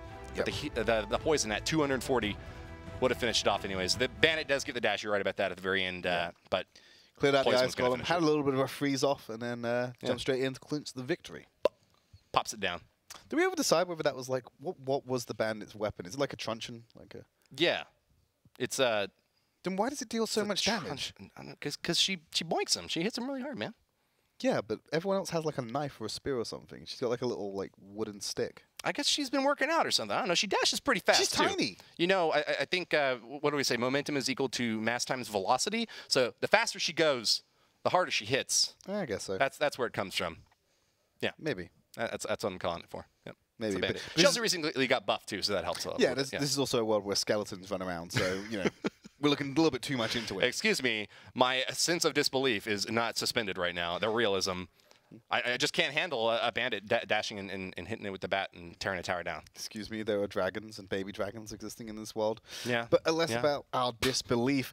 Let's see who actually believes that Nem Sensei can keep his tournament run alive and push this game to a third match against. I wonder what chat thinks. I wonder if chat is on Nem Sensei's side right now. If he wants, if they think he's going to make the comeback, because he was so far ahead against Donkey Kong for pretty much the entirety of that last game until DK got the final strike in there. If there's one thing I know about chat, they're probably calling me wrong and saying I look like a Royal Giant. So. Right, Sheeran.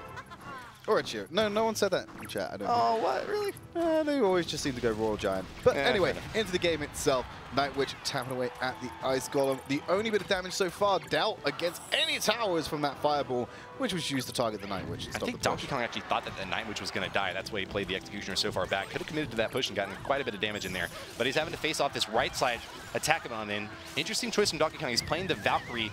Probably because he thought he was going up against a graveyard deck. It's kind of really the only time when Valkyrie ever gets value. Yeah. He's going to soak a lot of hits here and does manage to kill the Giant before he gets a hit on the tower. But you got to remember, Valkyrie does have a relatively large HP pool. It's not going to go down. Not going to go down easy. So it is an alternative tank option to something like a Knight. Check this E-Wiz out. A sliver of health left, but he gets several zaps off onto the tower. What is it with Nem Sensei in these? Like in these E-Wizzes? I don't know, but he always seems to get max value out of these E-Wizzes. He's got E-Wiz affinity. It's some like special bonus that he's got. E-Wiz just gets a little bit more damage. They're like secretly level 2 E-Wizzes, and you can't even see it. It just like shows up as level 1 in game. But here we go on the left-hand side. Nightwitch on Nightwitch. The fight's going to be won by Nem Sensei here. Graveyard deep as well as the poison. Nightwitch is still on the edge of it. No, she's just stepped outside of it. That's an offensive poison too. Donkey Kong is getting a lot of damage, and Nem Sensei feeling very aggressive with this left side push. Zaps down the remaining skeleton and Basher. Giant and Mega Minion on the right-hand side. They're going to take that tower handedly as Nem Sensei claims the first crown. Is this it, or is Donkey Kong going to switch it back yet again? I got to give it to Nem Sensei here, man. I feel like he's going to pull at least one off of Donkey Kong here, right? Right. Well, you know, we could hope. We don't know yet. Double Elixir time has landed. Nightwitch on the left-hand side. Here we go. Executioner and Ice Golem. They're actually going to tank it up. Fireball does actually push Ice Golem into range. Miner is there on the defense to try and clear out some of these skellies as they're coming out of the graveyard. Good defense by Nem Sensei. Really minimized the damage that push could have had against him as the Nightwitches will clash on Donkey Kong's side of the board. Yep, defensive Miner gets it done. It's not a card that you typically think of being played on your own side, just because the fact that you're able to play it on your opponent's side is very useful, but Nem Sensei is using it to great effect here. It's kind of the alternative, like, defensive use of the Miner that not a lot of people expect. Oh my god, check out that King Tower activation. Nem Sensei's got it, man. DK gives the good game, and it's looking like that left side tower, even though it's down to 14-23, it's going to stay healthy for the rest of this match. 15 seconds left. Yeah, there's no way he's going to win this. Yeah, Nem Sensei, he's got this game. So, we're going to game 3. I always knew it was going to go. Did you? I did. I felt it in my heart. You felt it in. Yeah. You felt it inside. This is the first time Nem Sensei pulls a win off against Donkey Kong today. It might have also even been that way before. I can't quite recall what the score was in their previous matchup. We'll have a quick check. We can have a quick look up. Yeah, yeah. I mean, why not? I think he got 0-2'd by Donkey Kong versus Nem Sensei. Yeah, Donkey Kong 2-0'd him in group stages. Yep. And didn't have to play any tiebreakers against him. So yeah, first ever game win for Nem Sensei against Donkey Kong. So the game score total overall is going to be 5 wins for Donkey Kong and 1 win for Nem Sensei. But only one more win is the one that's going to count. Exactly. Imagine Double that. elim. Imagine that 5-2 game record, but it was only the 2 games that actually win you. Everything that matters. Well, we are going to check it out with the locker room before we jump into our last game of the lower bracket. So, Gregan, Mika, Ash, what are your thoughts? So we just saw there Nem Sensei utilizing the wielder of this spade and that hat so effectively, not only sponging for the E-Wiz, but also this spade right here can one-shot skeletons, so you can use it like a knight on defense. Show and tell, I like it. Yeah. So this spade is the MVP of that game, I think. I guess so. I thought it was a shovel, a spade. I mean, it could be a shovel. Miners don't really use spades, but I'll take it. It's cool, you Brits. But anyway, that was in both of those matches were so close, right? I mean, especially that first one, Sensei really up into the last 20 seconds or so thought we kind of had it in the bag there. I like that he came out with the giant minor deck, switching it up a little bit and keeping Donkey Kong on his toes. So this should be a really interesting third match. I mean, I'm a huge fan of the minor defense, like minor being used as defense, because people don't really expect it too much. And this is the winning. I mean, yeah, the graveyard just wasn't effective when that miner was in there slapping those skeletons with the spade shovel. Yeah, like when you're using miner on defense, I feel like it's never something you want to do, but it's if you have to, it certainly worked out from there. I mean, put it in your deck as an offensive card, but it's definitely great for defense on graveyard. For sure, and you needed something to play there, and it was, he had Iwiz out of cycle. Just a good job, Sensei, defensively there, and keeping the pressure up to offensively. With that deck, with the giant and the miner, it really allows you to play a more aggressive, punishing style of beatdown and keep the opponent from building a real big graveyard push on their end. And so I think like it was very effective against that graveyard. It will be interesting to see with the change of decks. I assume they're both going to change. These two have been talking about how many different decks they're planning to bring to today's final. Well, think about it. Sensei is now 1-3 against Donkey Kong. If I was Sensei, I would roll with the same deck right now. Yeah, I mean, it worked incredibly effectively. So to go into the last of the games in this match, Trid and Woody. Well, here we go. The grand finale of the losers bracket final. Sensei versus Donkey Kong. Only one of them will have the privilege of going up against Surgical Goblin in that grand final to try and claim the victory and that $15,000 prize pool. It's got to be a pretty good feeling, though, if you're a French fan watching today, because you know that one of your countrymen is going to the finals of the Crown Championship. A 1-1 draw. Ooh, Lava Loon coming out from Sensei. Oh, interesting. We actually haven't even seen Lava Loon at all today. It was really one of the favored deck archetypes early in the tournament in phase 1 and 2. We saw it a few times in phase 3. Interesting to finally see it come back, though. The lack of Tornado and Executioner in Donkey Kong's deck might mean he's in a lot of trouble. I think he was preparing for Three Musketeers, running the Giant Skeleton. He's only got 2 answers, and that's, well, 3 answers. Archers, Tombstone, and Iwiz to draw this out. And Archer's getting fireballed down. Sensei doesn't even have to have a balloon added on top just yet. He's going to get a lot of damage out of this Lava Hound. There comes the balloon. Wow. The Tombstone hasn't even drawn the lava across yet. And it's not, I don't think he's going to draw the balloon either. It won't. It's going straight for the tower. It's a poor beeline. Placement coming out here from Donkey Kong as the balloon will connect. And these lava pups, they're going to get some value in as well. Look at the tower damage. Sensei, I think that deck choice has completely caught Donkey Kong off guard and could be what he needs to get into this grand final and have that ESWC rematch. But Donkey Kong is not out of the woods just yet. 103 HP on that left-hand tower. You can write that off at this point. It will go down. But you need to start doing some work, my friend, or you are going home. Sensei just hard counter DK with the deck choice there. Great. I mean, you go back to basics, man. The metagame gets so advanced. You're playing rock. I'm playing paper to try to cover you. You're cutting me with the scissors. Like I said earlier, with Surgical Goblin, you bring out the lizard or the Spock and you just start wiping people off the map. They don't even know what's coming. Yeah, you can have the scissors. I'll bring the gun. Oh, okay, yeah, that's a pretty good one. Yeah. Can we play Stick of Dynamite too? Is that another one that we can? Maybe. Well, DK's pushing the left side. He's got a giant skeleton marching down the left lane. I think if I'm him, though, I got to be really worried about this Lava Loon push on the right. This could theoretically be a 2-crown victory for them. The Tombstone's in the wrong place to stop that as well. He's just going for a rush here. We'll get. He's going to get that tower, though. That tower's going down, without a doubt. And Sensei just soaking all the tower damage. I guess he's going for the 3-crown at this point? I think it's his only option. He knows that that tower's basically gone. Going for the 3-crown seems to be the most logical play, but you've got a Balloon and a Lava Hound. Balloon's only just dropped down. Lava Hound's still alive. Bat and Mega Minion on the left-hand side as well. Drops an aggressive Lava Hound to go for that left-hand tower. Blocking for bats and the lava pups now. And Donkey Kong's on the back of Balloon as well. It's over. Yeah, it's over. Donkey Kong's going home. Hang on. All right, Tombstone stalls for a little bit, but the good game coming up from DK. Yeah, there's no way to stop it. There's too much pressure on Donkey Kong for him to be able to mount an effective counterattack. That's it. The DK hype train has been stopped at the station. Everyone needs to get off and transfer onto Sensei, because that's going right to Grand Final Central against Surgical Goblin. Wow, hugging it out. What great sportsmanship from both of these team players. Team Vitality will be moving on to the Grand Finals, victorious over the Team Hammers represented Donkey Kong here. The 2-1 matchup between these two legends ends with Donkey Kong going home. He claims 3rd place, and that's worth $6,000. 2 legends conclude their matchup. But we're now going to get another two legends in the grand final, an ESWC rematch. This is the rematch of the year. Yeah, Surgical Goblin Undisputed rematch of the year. versus Nem Sensei in the grand final. What a matchup to have. I definitely wasn't expecting it. It was a 3-2 result in ESWC finals.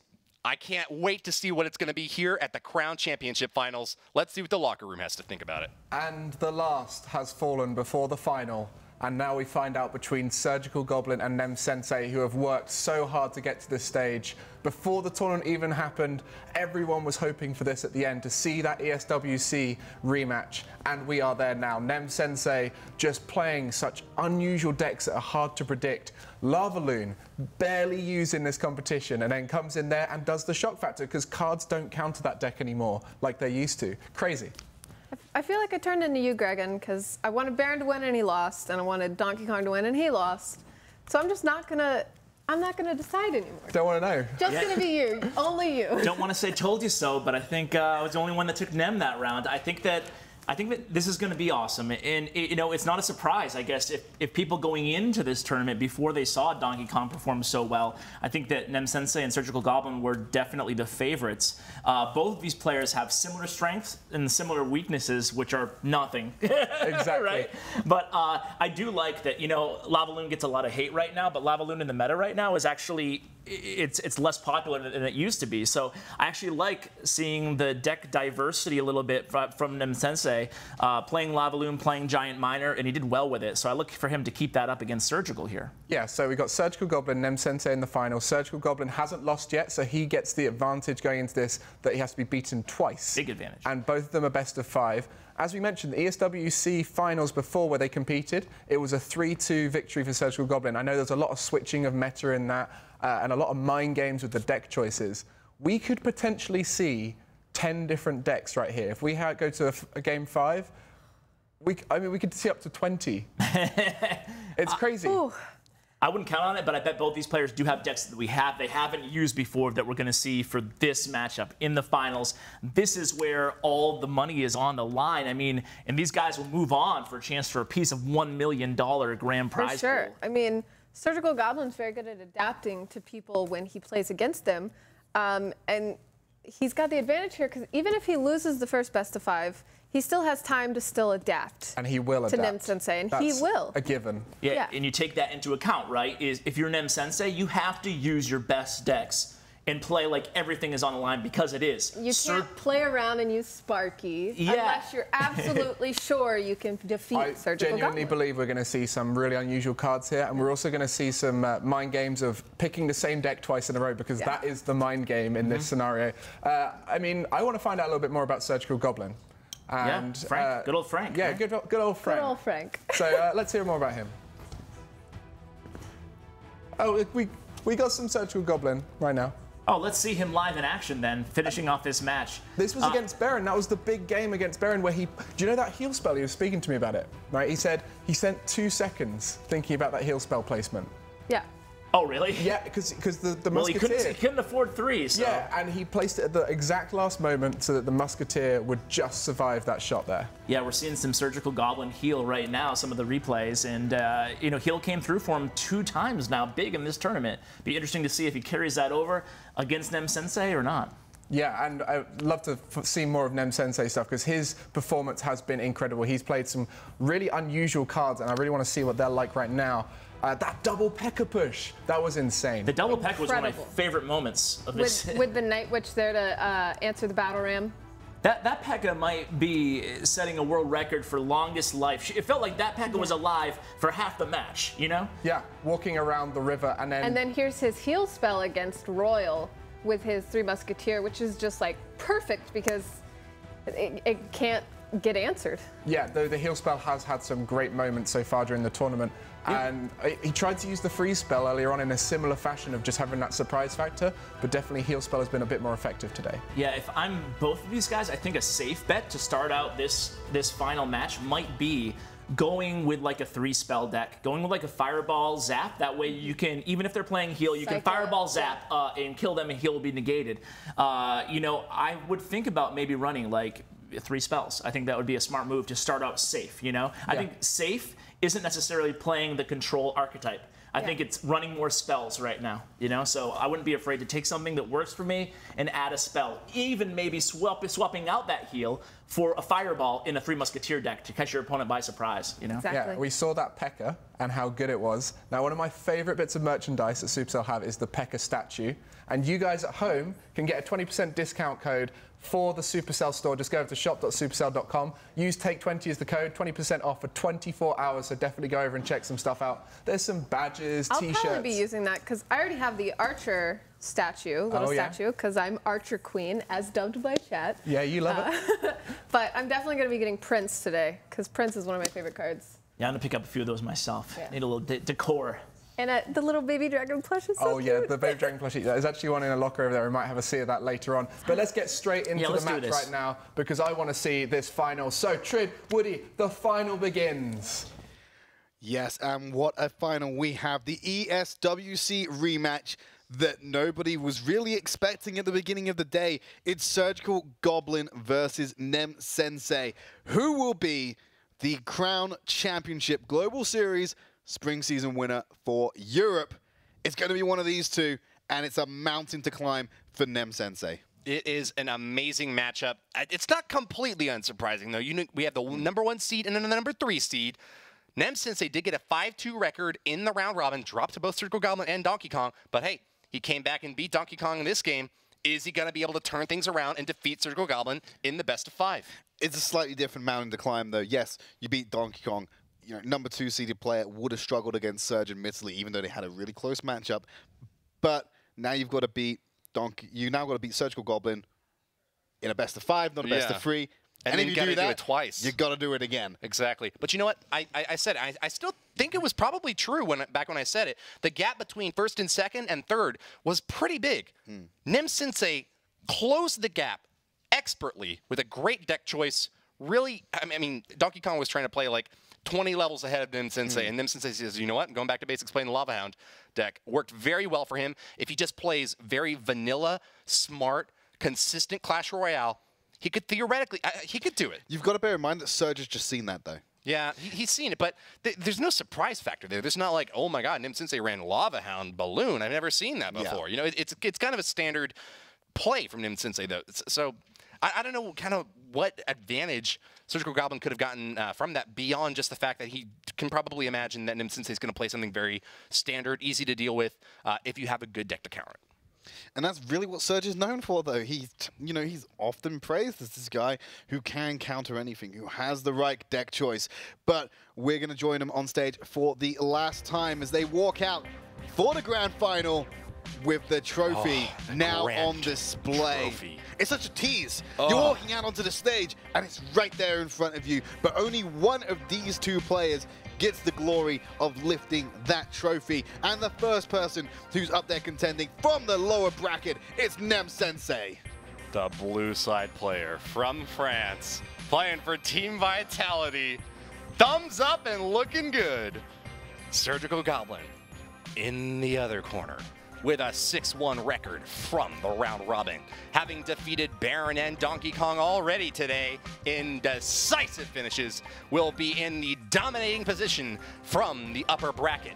Surgical Goblin only needs to win one best of 5 series against Nem Sensei to claim that trophy and the $15,000 grand prize.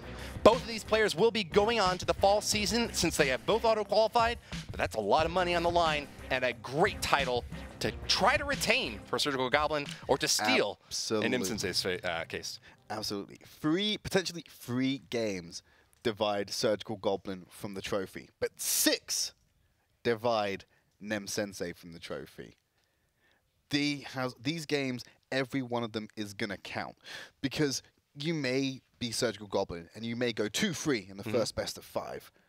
You've now got to do it again, except you've got to actually win that 3rd game in the second best of 5. So potentially, you're looking at a path of 10 games here if this goes the distance. That's going to take such a mental toll. And there's only so many variations of your decks you can use. Because these guys are used to using it, what, at max 3 decks per opponent? You could have 10. You're going to have lined up here. Yep. When will the well dry up? That is a question that will be answered here, because you might have someone have a great start, but then just run out of options and just get countered every time. Trid, before we see very much of the first game, I'm not going to ask you who's going to win. I want to ask you, is this going to be a 3-0, a 3-1, or a 3-2 match result? 3-1 Surgical Goblin. Okay. Well, hey, he's calling it. I'll take it. I got to agree with you. That sounds like a pretty good read. But let's see how NemSensei starts off here, pumping in the center, trying to juice up. Princess on the right lane and a miner to support to try to take out this pump. Doesn't finish it off, though. Good defensive Blue's minions. Gonna get the one drop, I Gets think. the drop. Nice strike there for Surgical Goblin. Does he get the second? Yeah, he does. A two drop. Wow, big hit for Surgical Goblin early in the match. Wow. Surgical Goblin's like, hey, kid, you like balloons? Let me show you mine. Wow. Drops that balloon on the left-hand side. Gets And a no huge... log for NemSensei to finish off these princesses. No, a bit of an odd choice. Locks the tower. He's rolling that free spell again. He is, yeah, NemSensei. He might have to use it defensively to stop this He's balloon. playing too fancy. It's too fancy. It's just too fancy. You can't stop this Tower's balloon. gone. He's going for the offense Wait, instead. right-hand side Night tower. Witch locks the tower. Rocking it down, though. Great zap. Surge clearing that up, though, and you've already lost your tower. Look at the progress done on the right-hand side.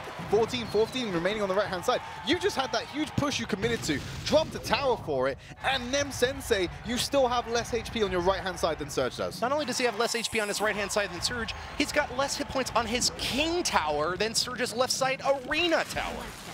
It's not very good for NemSensei here in this first matchup, but there's still time to bring it all back. Graveyard, Mega Minion, Whoa, the Graveyard's actually doing a lot of damage here. Yeah, he's got it. Surge loses the right side tower, and NemSensei's tied it up 1-1. He's first. The free spell on the Oh King my Tower. God, the free spell. NemSensei. Skeletons. What? Surge has got no defense. He finally gets the zap down, but I feel like that was a misplay or a connection issue. I don't know. Surge He did raise his hand. That Yeah, usually means there's a technical issue. just didn't go in his favor. I mean, that was a critical strike for NemSensei. What a way to clinch it back by NemSensei, though. But here we go. Aggressive right-hand side push. Knight will tank the minions. There's the zap and the ice break to clear it out. Oh, my God. Ice Golem Graveyard for no. NemSensei. He just goes, he's NemSensei's going for the jugular. Tornado goes down from Frank to try to stop things. He's got it. Hold here, but yeah, free spell gets it. Surge claims the 2 crown, but loses his king, and that's a game win for NemSensei until we hear otherwise. That's a 3-2 victory for the French player. Blue team taking that King Tower down. Nice Graveyard push there. That was an amazing strike. So we said a 3-1, so that might be the one victory that NemSensei gets. It could, I don't know. But like I said, it was a little bit concerning. It did look like there was some kind of error, but if we're not told otherwise, we treat the victory as it was. So NemSensei taking the first game in the potentially first best-of-5 grand final we'll have here today.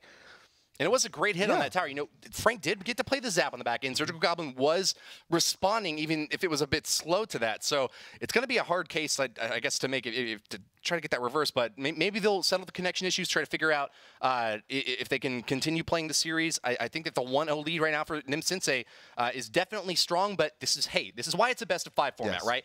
If you make a mistake, if you're a little bit slow to react, it's not the end of the world. The best-of-5 makes sure that someone has definitely got a decisive lead over their opponent before it's over. And hey, even if Surge loses this first matchup, he's got another matchup that he can still play. It's double elimination, and he hasn't lost a single matchup yet. Yeah, but even under such pressure and under the circumstances, do you really want to be conceding a game like that? You don't really want to be doing it. I don't think he has the nonchalant attitude of, it's one game. Yeah, $5,000 match. He had a really good start, though, and I feel like if he can just continue that same really aggressive play style, wiping out that early tower, I guess you know what I'm trying to say here. He played very well in the first minute and a half or so of that game, and it was really only kind of at the very end that things kind of turned around in NemSensei's favor. Yeah, well, NemSensei going for the free crown. I mean, it did look like Surgical Goblin could have got that second tower, but with that huge skeleton push, and then he drops the freeze. He reveals the freeze. Yeah. And just absolutely decimates Princess Tower, then puts onto it all on King ice, Tower finishes as it off. well. Yeah. You got to take stock of the fact also that Surgical Goblin wasn't going for the 3 crown at all. He was trying to make that a 2-1 game. Yeah. He actually did get the second crown on NemSensei's right side. But NemSensei, knowing that Graveyard does not work so well going for the 2 crown game, felt like he would have probably had too much difficulty taking down the second Arena Tower and then the King Tower. Went straight for the King.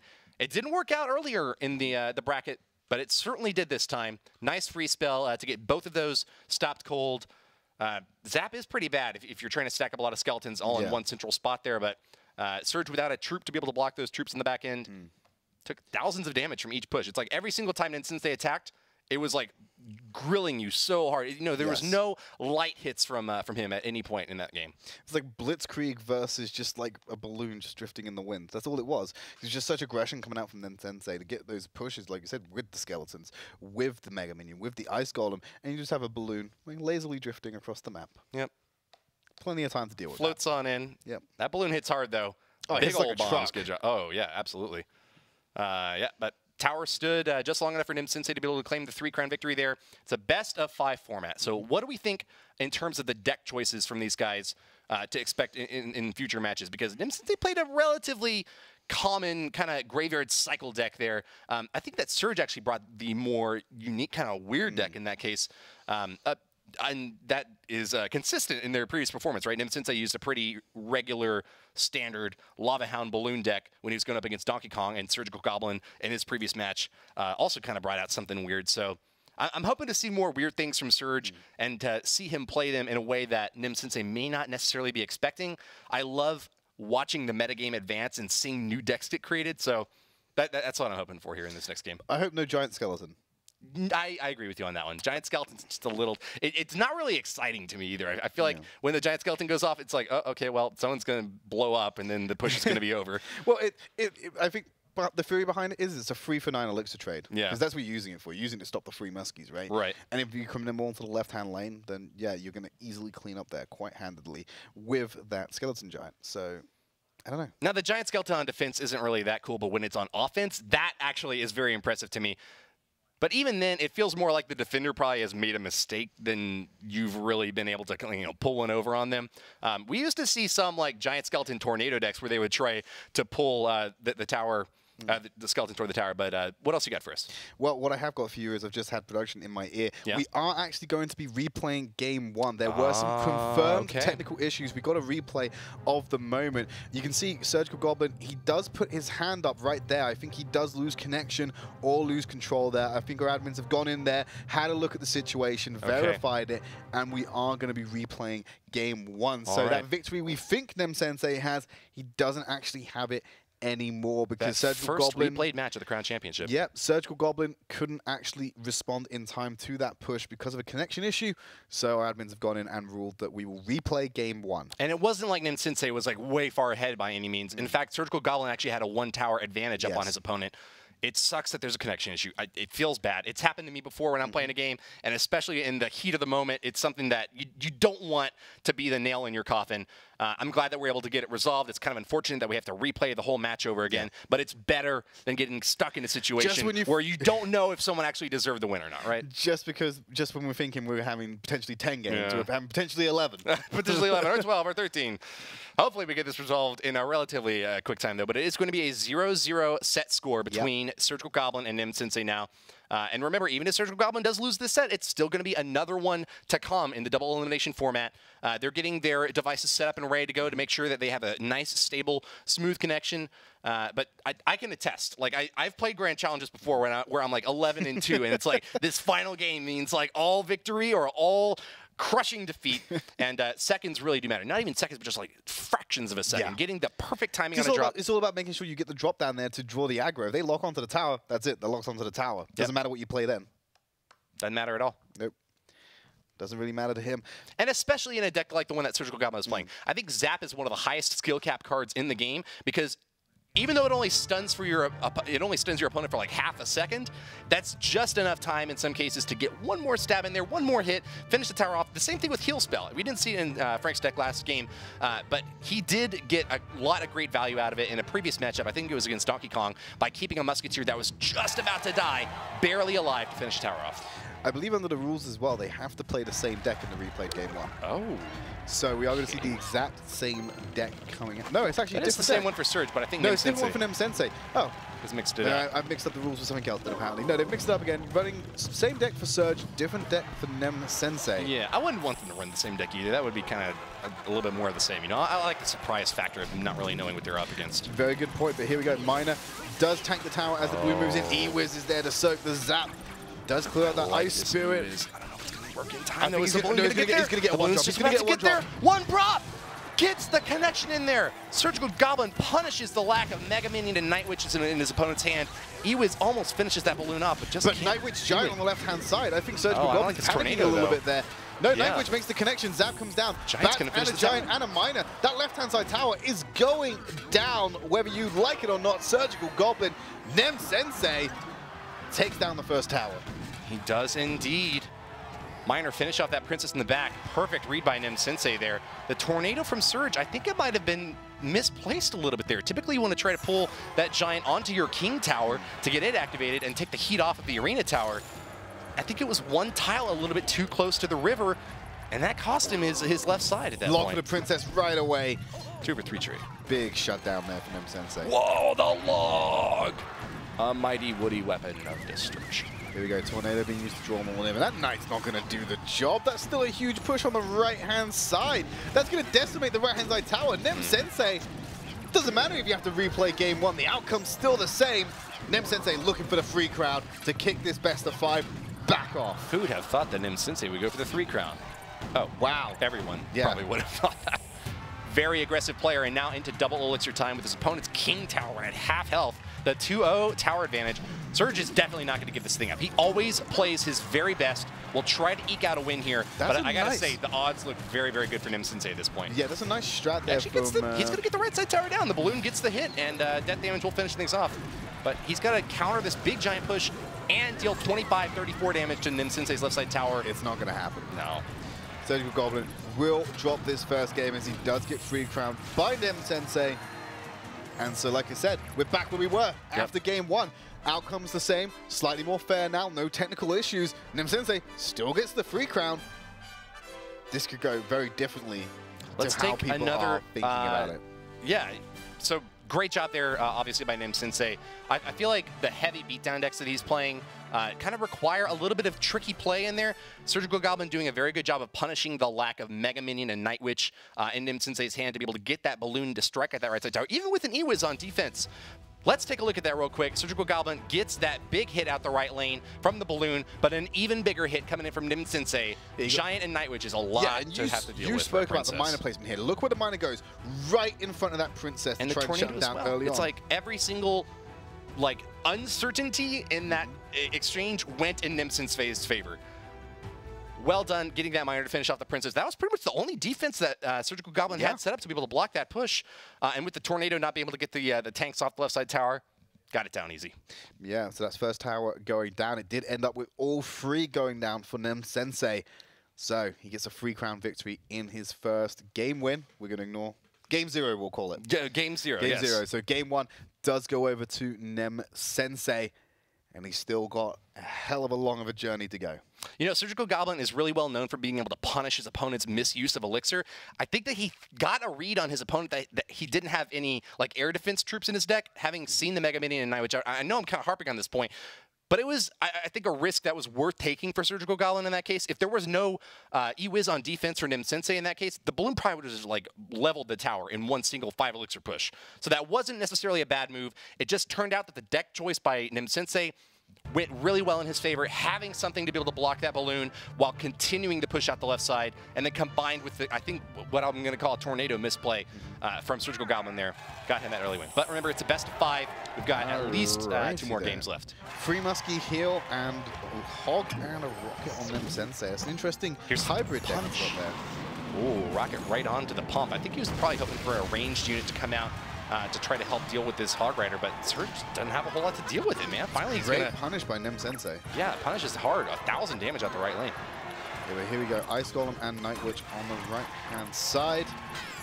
Gonna start pushing Ice Spirit to the side. Does get taken out before it can actually impact the slow. Night Witch might be able to get a connection. No, the bats are too strong at the moment. We'll get a couple of taps. Only one. Little tap. Little tap on the right side. Little tippy tap. So Zap tower well. down. Yeah, not too worried. Yeah, I mean, just there's nothing in Nem Sensei's deck to use Zap on. I guess you could try to take out the skeletons from a Tombstone, but Surge is not really looking for that right now. Is he going to soak this whole Hog Rider? I think he's going to have to. He played the... My God. He zapped and then played the pump. Nem Sensei just went whole hog on Surge's right side tower. He just dropped 8 Elixir. You expect it to not get punished? Yeah. Oh, pretty good rocket here. It's going to hit the pump, the tower, and the Musketeer.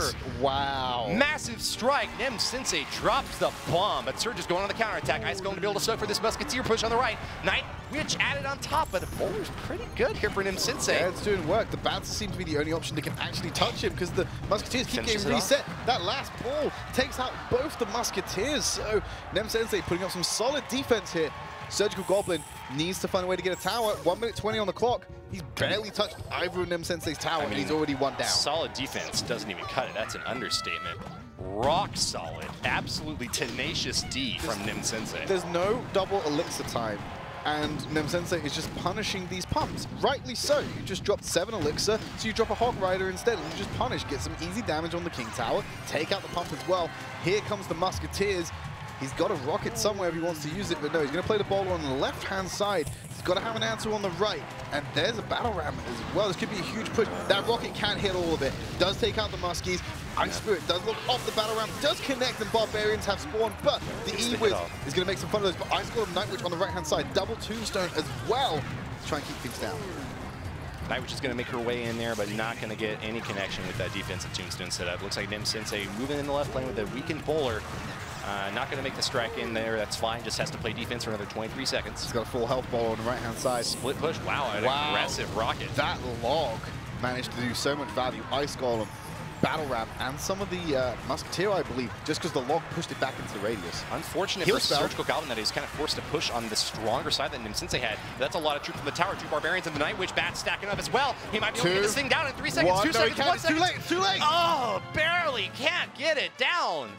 Surge with that last final strike almost gets it into overtime, but Nem Sensei with the side eye has got a 2-0 lead in this best-of-5 set. Look at this guy. One more. Stone cold. One more, and he forces out, shall we say, the true best-of-5 final if he gets one more game. And what an intense matchup that will be, because Surge has basically got a lifeline at the moment, right? Yeah. And once that's gone, and he's just standing on his own 2 feet. Are we going to have a reverse sweep? That's the only way that Surge can pull it off here, if he just takes all 3 games in a row. Yes, in this first best-of-5, but of course, if he doesn't, Nem Sensei gets game 3. They go to a second best-of-5. Yep. Surge can still 3-0 that. Yeah, he could. So let's send it back to the couch and see what they think of it. So in North America, Oxalate won through the winner's bracket. In Latin America, Achin won through the winner's bracket. Are we going to see a bracket reset right here in Europe? I think so. It's looking very likely right now. Nem Sensei is playing on another level right now. Yeah, it almost looked like Surge gave up early on after taking that deficit in that match, and Nem Sensei just doing a good job punishing those pumps with a Hog, being aggressive early, which is what you need to do against a 3 Musketeer deck when you have that sort of a lane pressure win condition like Hog Rider, Battle Ram, etc. And he lucked out early, and Surge kind of looked like, where is the Surgical Goblin we know, you know? It's not just that. I mean, his bowler in defense was incredible. He got so much value. This point here, the bowler taking out the Ice Golem, 2 Musketeers, and a Night Witch just with the Ice Spirit to help out, and the log. I mean, just the value for that. That's crazy. And it's insane. That's 12 for 8.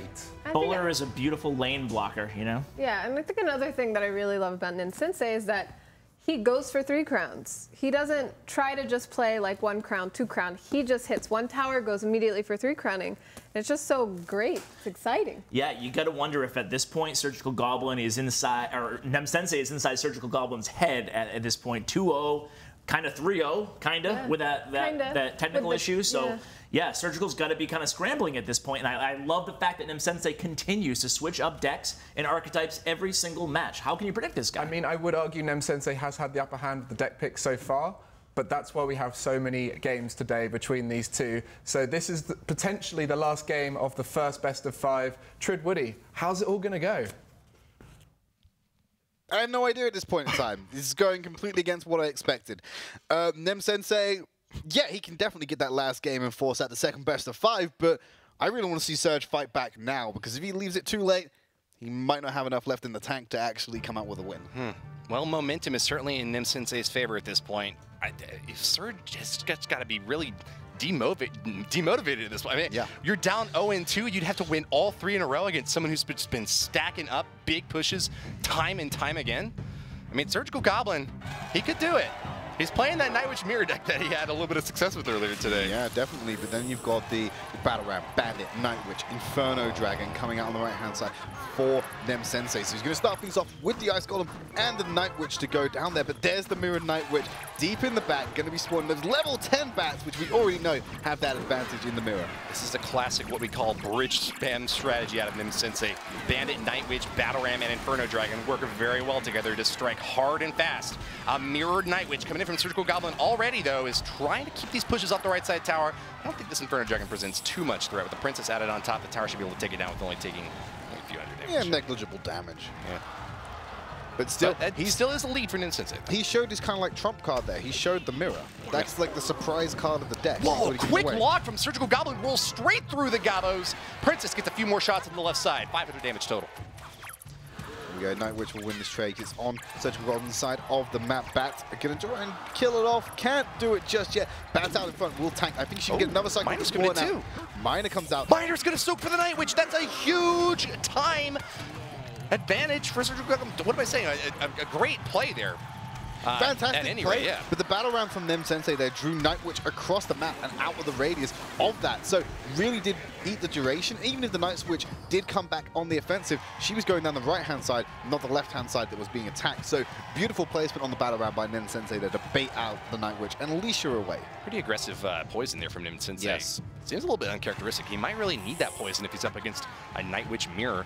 And it seems like that's what Surgical Goblin's preferred line of attack is. Yep, here it is. Nightwitch Mirror. Split Nightwitch. Yeah. Which one do you back? And I think he's going to wait to see how Nem Sensei reacts. So he's putting Inferno Dragon on the left-hand side, sends the Princess on the right-hand side, and tries to build up a little bit of push. But no, he's committing to the left-hand side here. Thinks he can outdo the Inferno Tower. I mean, bats on the right side for Nem Sensei aren't going to make any connection over there, but the Miner has already gotten a few more hundred damage on the left side. Surgical Goblin could be pulling things back here. Bats do distract the Inferno Dragon, but it's still pretty healthy going to the counterattack now. Battle Ram and Bandit out in front as well. Log rolls through, but it's not enough to kill him. Nightwitch on defense does look like she's going to be able to stab this thing down, but that's not going to be too much of a counterattack for Surgical Goblin. All those troops getting poisoned out. Just the edge of the log did manage to clip that Princess there and finish her off. So really shutting down the value from that. Nice goblins to distract from the Inferno Dragon. It had enough HP to make some serious headway in that left-hand side tower if it was allowed to connect. So something that's so strange about this matchup trade, often the deck that Nem Sensei is playing gets to choose the lane that the battle takes place in. Surgical Goblin has such amazing lane control. He's forcing the battles to always happen on this left side. Anytime Nem Sensei gets an attack stacked up on the right, look at what happens. Goblins come out on defense, stabs down the Battle Ram, and meantime, left side already has a Miner chipping that left side down to triple digits. And there's no attack for Nem Sensei on the right. Yeah. Surge always gets rid of those pushes, and he's playing fearless right now. Yeah, he's being so proactive with his thing. He's dictating the pace of the game by being the first one to pull the trigger. And that's what's keeping Nem Sensei at bay right now. I completely agree with you. With Nem Sensei's deck, if he could choose his lanes, he'd be doing so much better, but he's busy playing constant defense because the Mirrored Nightwitch is too much. Look at this. Surge knows. He's willing to play left side now, though. He says, you know what, I'll play the weak side. It's what I got to do to try to build up a big push against you. Bandit dashes down the Princess, dashes to the tower. That's going to be a lot of damage from that Bandit. Inferno Dragon should be able to lock on. He's going for the Ice Golem instead. Surge needs to buy as much time as possible to get something in there. Tornado, Nightwitch as well. Pretty good there. Where's the AoE? Here comes the Battle Ram. Nothing to block it. Could connect. Preemptive Log comes out just in case. Log on the backside as well, but there's the Nightwitch. One stops the connection. Poison will keep him there, though, as he will die. Barbarian's doing a lot of damage in there, forces the Goblins out from Surge, but they're going to die to the poison. Naked Ice Golem, I guess he's going to soak for the Miner. Oh, but he can't connect to the tower. Goblins Good connection. Actually catch the Miner here. Battle Ram on the left-hand side. We'll run into the Nightwitch. This could be it. Battle Ram gets the hit. Nem Sensei. We are going to a second best-of-5 final. Nem Sensei saw it. It running through my head, man. I was like, he needs to be able to control the lane that this battle is taking place in. He's not able to play the split game as well as Surge can, running Nightwitch Mirror. But Nem Sensei switching it to the left lane at the very last opportunity. He was down to like 300-400 hit points on that left side tower. A Miner almost took it out at the end. But excellent catches there. Fantastic offense, being able to build up his defense into a counterattack. That's what got him the win. A 3-0 victory. Can you imagine? We didn't even think it was going to be a win for Nem Sensei, much less a shutout. Well, he's 3-0'd Surgical Goblin now. He's now removed, if you know Smash Bros, he's now removed the stock, the final stock for Surgical Goblin. So they're both now on their last lifeline. Indeed. One best of 5 left. Now decides who is going to be our champion here today. So as we're about to enter into our next best of 5, Nem Sensei versus Surgical Goblin, the ESWC rematch, going to be coming right up. 2 words right now: bracket reset. Here we go. We're going into it. The ESWC final keeps getting brought up over and over again, and the reason why that is because these guys have fought time and time again and in such close fashion, but that was not close. That was 3-0. A complete shutdown. Like, Surge had no wins, obviously, but oh my goodness. Remind me who the only host to pick Nem Sensei was? Well done, Ash. Yes, you did. You picked him from the start. Ash. Honestly, the Vietnam deck really working out for him. The Punish deck. And, you know, all those troops being dropped at the bridge. Surgical actually played really, really good defense that matchup there. Really expertly using the Tornado to try to pull the troops away and cycle as best he could, but he just couldn't eventually keep up the tempo there, and eventually you can see here trading logs eventually, but the Battle Rim does connect, and boom. I hate to say it, you're saying about the punish, but the reason why he got punished is because he used that mirror at the wrong time. He put 2 Night Witches, which were both within the poison area of effect, alongside everything else that was in that area of effect. Just ignore everything else. 2 Night Witches with a mirror is 9 elixir. Poison is 4. That gets rid of all the bats, pretty much the Night Witch as well. And that was the turning point, I think, in that game. The elixir trade is just insane there. I mean, Nem Sensei had such a big advantage that match, and the other 2 matches before that, and then the match before that as well. Yeah, in a matchup like that, it really comes down to, in my opinion, just the cycle speed of the decks. And you saw when it gets to double elixir time, that's when, you know, a deck like, when you're playing 2 kind of fast-ish type decks like that, that's where a deck like Nem Sensei's could really shine there. There wasn't much I don't feel like Surgical could have done there in double elixir time. Now, the important thing right now is these guys are playing probably the longest series of Clash Royale they're ever going to play. Because that's 3 games, could even consider it 4 with that first game with the disconnect. So these guys have already played what is more than their usual matches. Now they're going into another best of 5. What they're thinking right now, I mean, Surgical Goblin especially. He's got to be tilted. He's got to be so, like, Nem Sensei's in his head now, and that's obvious. He lost 3 matches, and now he has 3 more matches minimum to go into, and he's probably pretty upset with his performance against Nem Sensei. Yeah, it's got to be tough when you're talking about deck selection going into the real finals now. So the reason that Surgical is still alive is because he never lost up until this point. So that was his 1 loss. Nem Sensei had a loss to Donkey Kong earlier, and now they're going to go head-to-head in the finals. You're going to see their best decks. Whatever tricks they have up their sleeve, I expect them to bring them out here in this best of 5. I'm hoping for Sparky. I mean, let's just I don't think we'll see Sparky. No, that mirror deck, it came out earlier on in his first match. It was his secret deck. Do you think there's anything more? And what kind of cards do you reckon are going to be part of that? I mean, they both alluded to having more secret decks that they wouldn't tell us about. So I feel like we're going to see some surprises in this next 3 matches, but... This is really tough here, because you think about Surgical, and he's got to be scrambling right now in his mind, right? I don't think that he would go... I mean, I could be totally wrong, but I don't think he'd go with another secret deck at this point. I think he'd probably go with something he's very confident in, that he's played a lot, rather than whipping out the Japanese deck again. You know, he hasn't had a lot of success with it so far today. So, and maybe there's a reason that Mirror's kind of off meta right now, right? Yeah, right. Quickly, before we go to the casters, one name, who do you think is going to take this best of 5? I mean, Nem you know, Sensei. I've taken Nem since the beginning of this bracket. I think that he's going to pull off the upset today against Surgical. That was more than 1 word, but it's fine.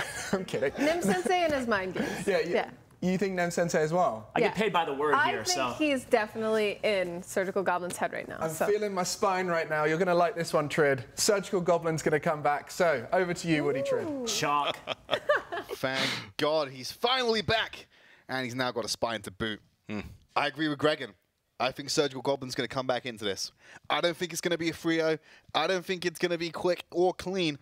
But I think Surgical Goblin is still going to be the one who comes out on top. I feel like that is correct, man. I know in instance they did just 3-0 Surge, but Surge had to know that whole time, look, I could still take the loss in this set. I'll still be alive. I'll still be able to come back and play my real standard, smart gameplay. And I think that's what he's going to try to do. He's playing a Hog Rider kind of cycly quick deck here. Not too quick, doesn't have an Ice Spirit or Skeletons in there. But with Tombstone, Goblins, Ice Golem, that's pretty cheap and a pretty easy way to get back to your win condition. Sensei is very comfortable with the deck he ran in that final game of the first best of 5. He's running it exactly the same yet again. But here comes Hog Rider. Wow. Inferno Tower, Inferno Dragon still rocking away. Does get a couple of taps in there, but now needs an answer on the left-hand side from Surge for that, because he's committing a lot on the right-hand side right now. Big attack on the right side for Nim Sensei as well. Battle Ram is going to connect with a Tombstone. Good defensive building in Surgical Goblin's deck. Having that Tombstone up is very helpful. Night Witch does present a problem. The bats up top can one-shot those Skeletons. And the Bandit as well. Bandit should be able to lock onto this tower. Attack isn't over yet. Bandit gets the dash in there. Night Witch is going to lock as well. I think she might have gotten a stab before she went down. Bandit has to finish off that Ice Golem, though, and it's looking like it's in Nim Sensei's favor yet again.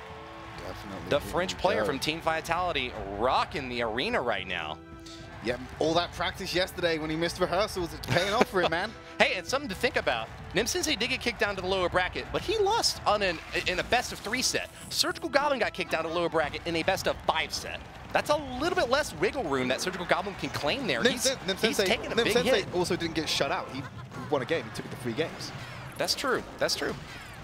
Surgical Goblin couldn't even take it to 4 out of the 5 games. But hey, look, Surge actually is ahead on tower damage right now. Yes. He doesn't have to worry about the attacks on both lanes coming in right now, but if he can hold off, play it cool with the Tombstone there, I think he might be fine. It's looking like Nim Sensei's not going to add on to this push. I'm a little surprised by that. I would have expected a Bandit or something to come out to help on one lane or the other, but looking like Surge will be able to hold off on defense, and hey, he's ahead right now. Yeah, it's still ahead in the HP war. A lot to go. We're about to head to double elixir time as the Inferno Dragon comes out for this Princess. Should easily decimate her with that laser beam. Hey, live by fire, die by fire. Poor Princess gets burnt up. Big attack on the left side, though, is the Hog Rider. Can he get a hit onto the tower? Yes, he can. He can get that one tap in, but the Bandit one taps him in kind. Yep. Princess in the back to try to deal with these bats, but big attack coming on in. Bandit does get distracted by the Ice Golem. I think she's not going to make her way toward the tower. Yeah, Golems, Ice Golem, Goblins, whatever on the back end is going to be able to go finish it off. Hog Rider's going to get through. He's going to get one tap again. Can he get the second? No! Oh, Inferno Dragon damage. So strong with the Rampart. Yeah, I mean, it's reliable. It'll always take out the Hog Rider, but it also pretty reliably allows a hit to get in there. Nim Sensei kind of forced once again to switch lanes and play both sides of the arena. I don't like soaking this Inferno Dragon. Inferno Dragon's getting a huge heat up on that left side. Brings it down to 1168. Battle Ram coming in, and there's no Tombstone to block it. Preemptive log. Gotta lock it back. Give me some goblins. Give me something. Keep this off. Connects to the tower, but not a charge hit.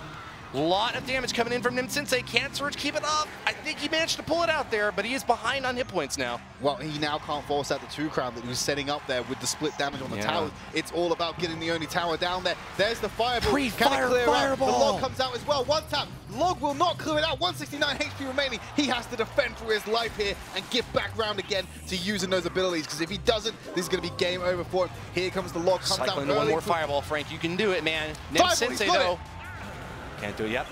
Surgical Goblin takes game 1 of the second best of 5. So, is it the return of Surgical Goblin? Imagine Nim Sensei takes the first best of 5, 3-0. Surgical Goblin's like, all right, that was pretty funny. Now, actually, let's play for real. Practice is over. But what if, in, you know, we say Surgical Goblin is the king of mind games. What if in his head he's thinking, all right, let's play a little bit lax. Let's try and get a read on Nim Sensei this first game, and then I'll just crush him next game. You know, if you knew that you were going to drop the first set, why would you want it to go to a really close 5-game series?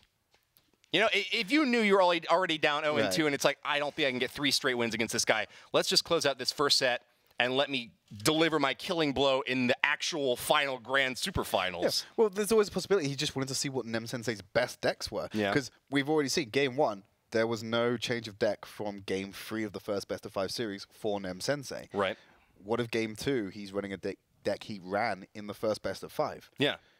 What if Surgical Goblin has just mind gamed Nim Sensei? I think it's a massive stretch to put that as the most likely reason. Even I'm going to concede that.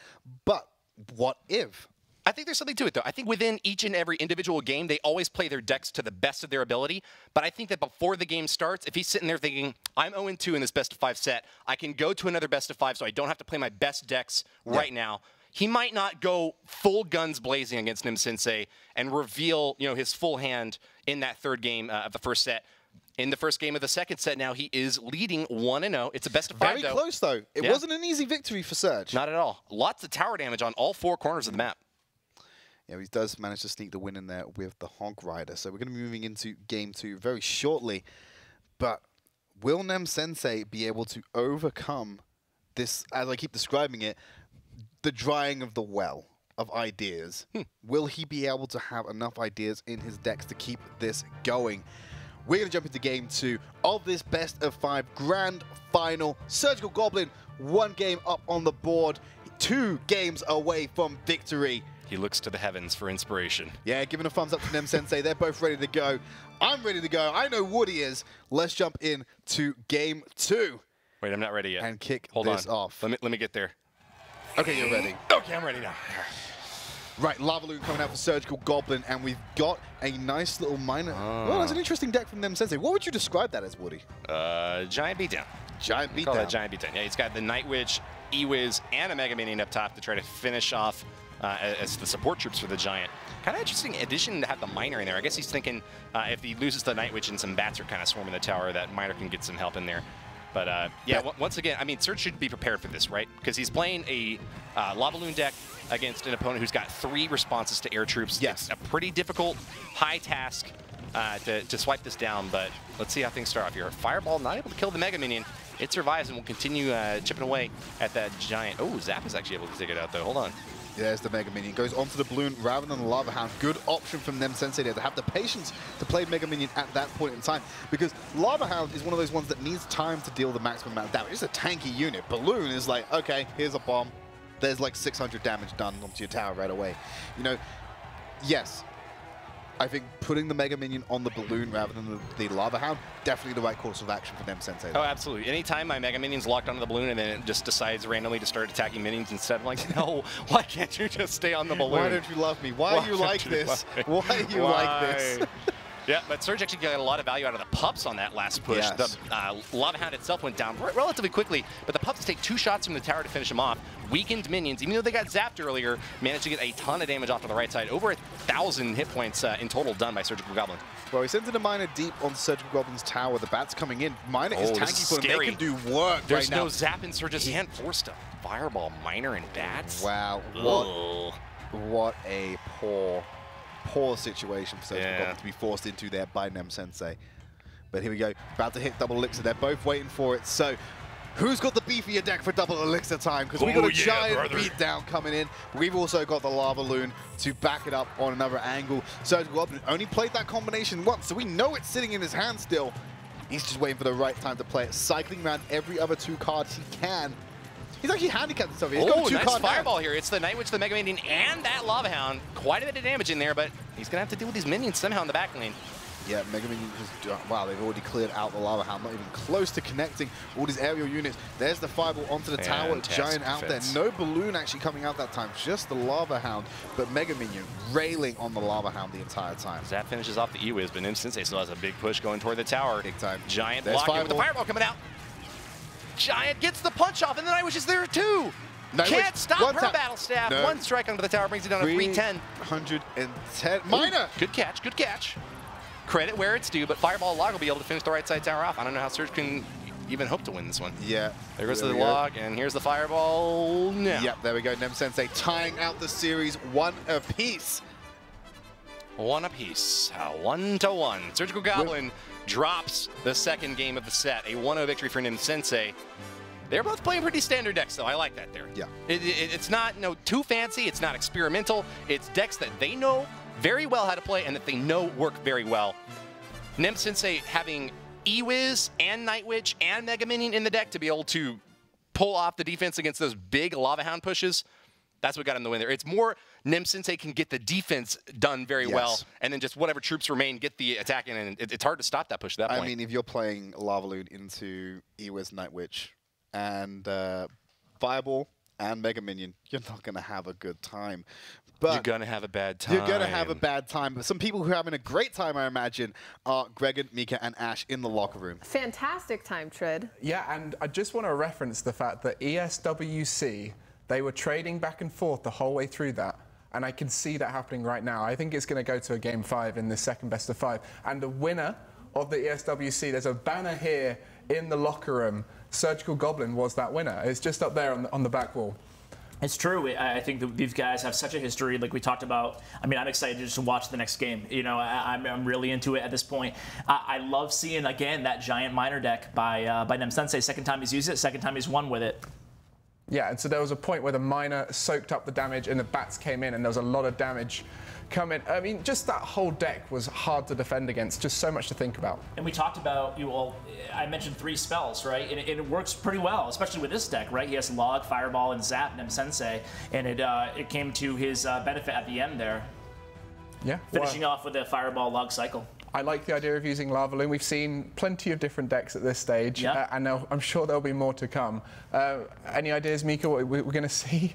Oh, man. I mean, we just saw Lava Loon from Surge, but I'm not sure. They've been using so many different decks leading up to this. I'm not sure if they're going to repeat. True. Surge. He was pretty good with Logbait in the previous rounds. He had quite a good success rate with that.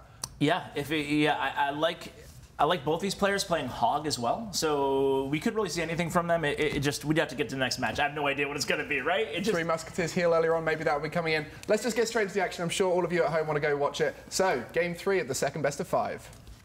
Yeah, game 3 coming right up now. 2 games separate both of these competitors from victory now. They've tied it out 1 apiece, $5,000 on the line, because that's the difference between first place and second place in their prize pool. But really, I think what these guys really want is the bragging rights. For Nem Sensei, it's revenge for ESWC. For Surgical Goblin, it is asserting his dominance as Europe's best Clash Royale player.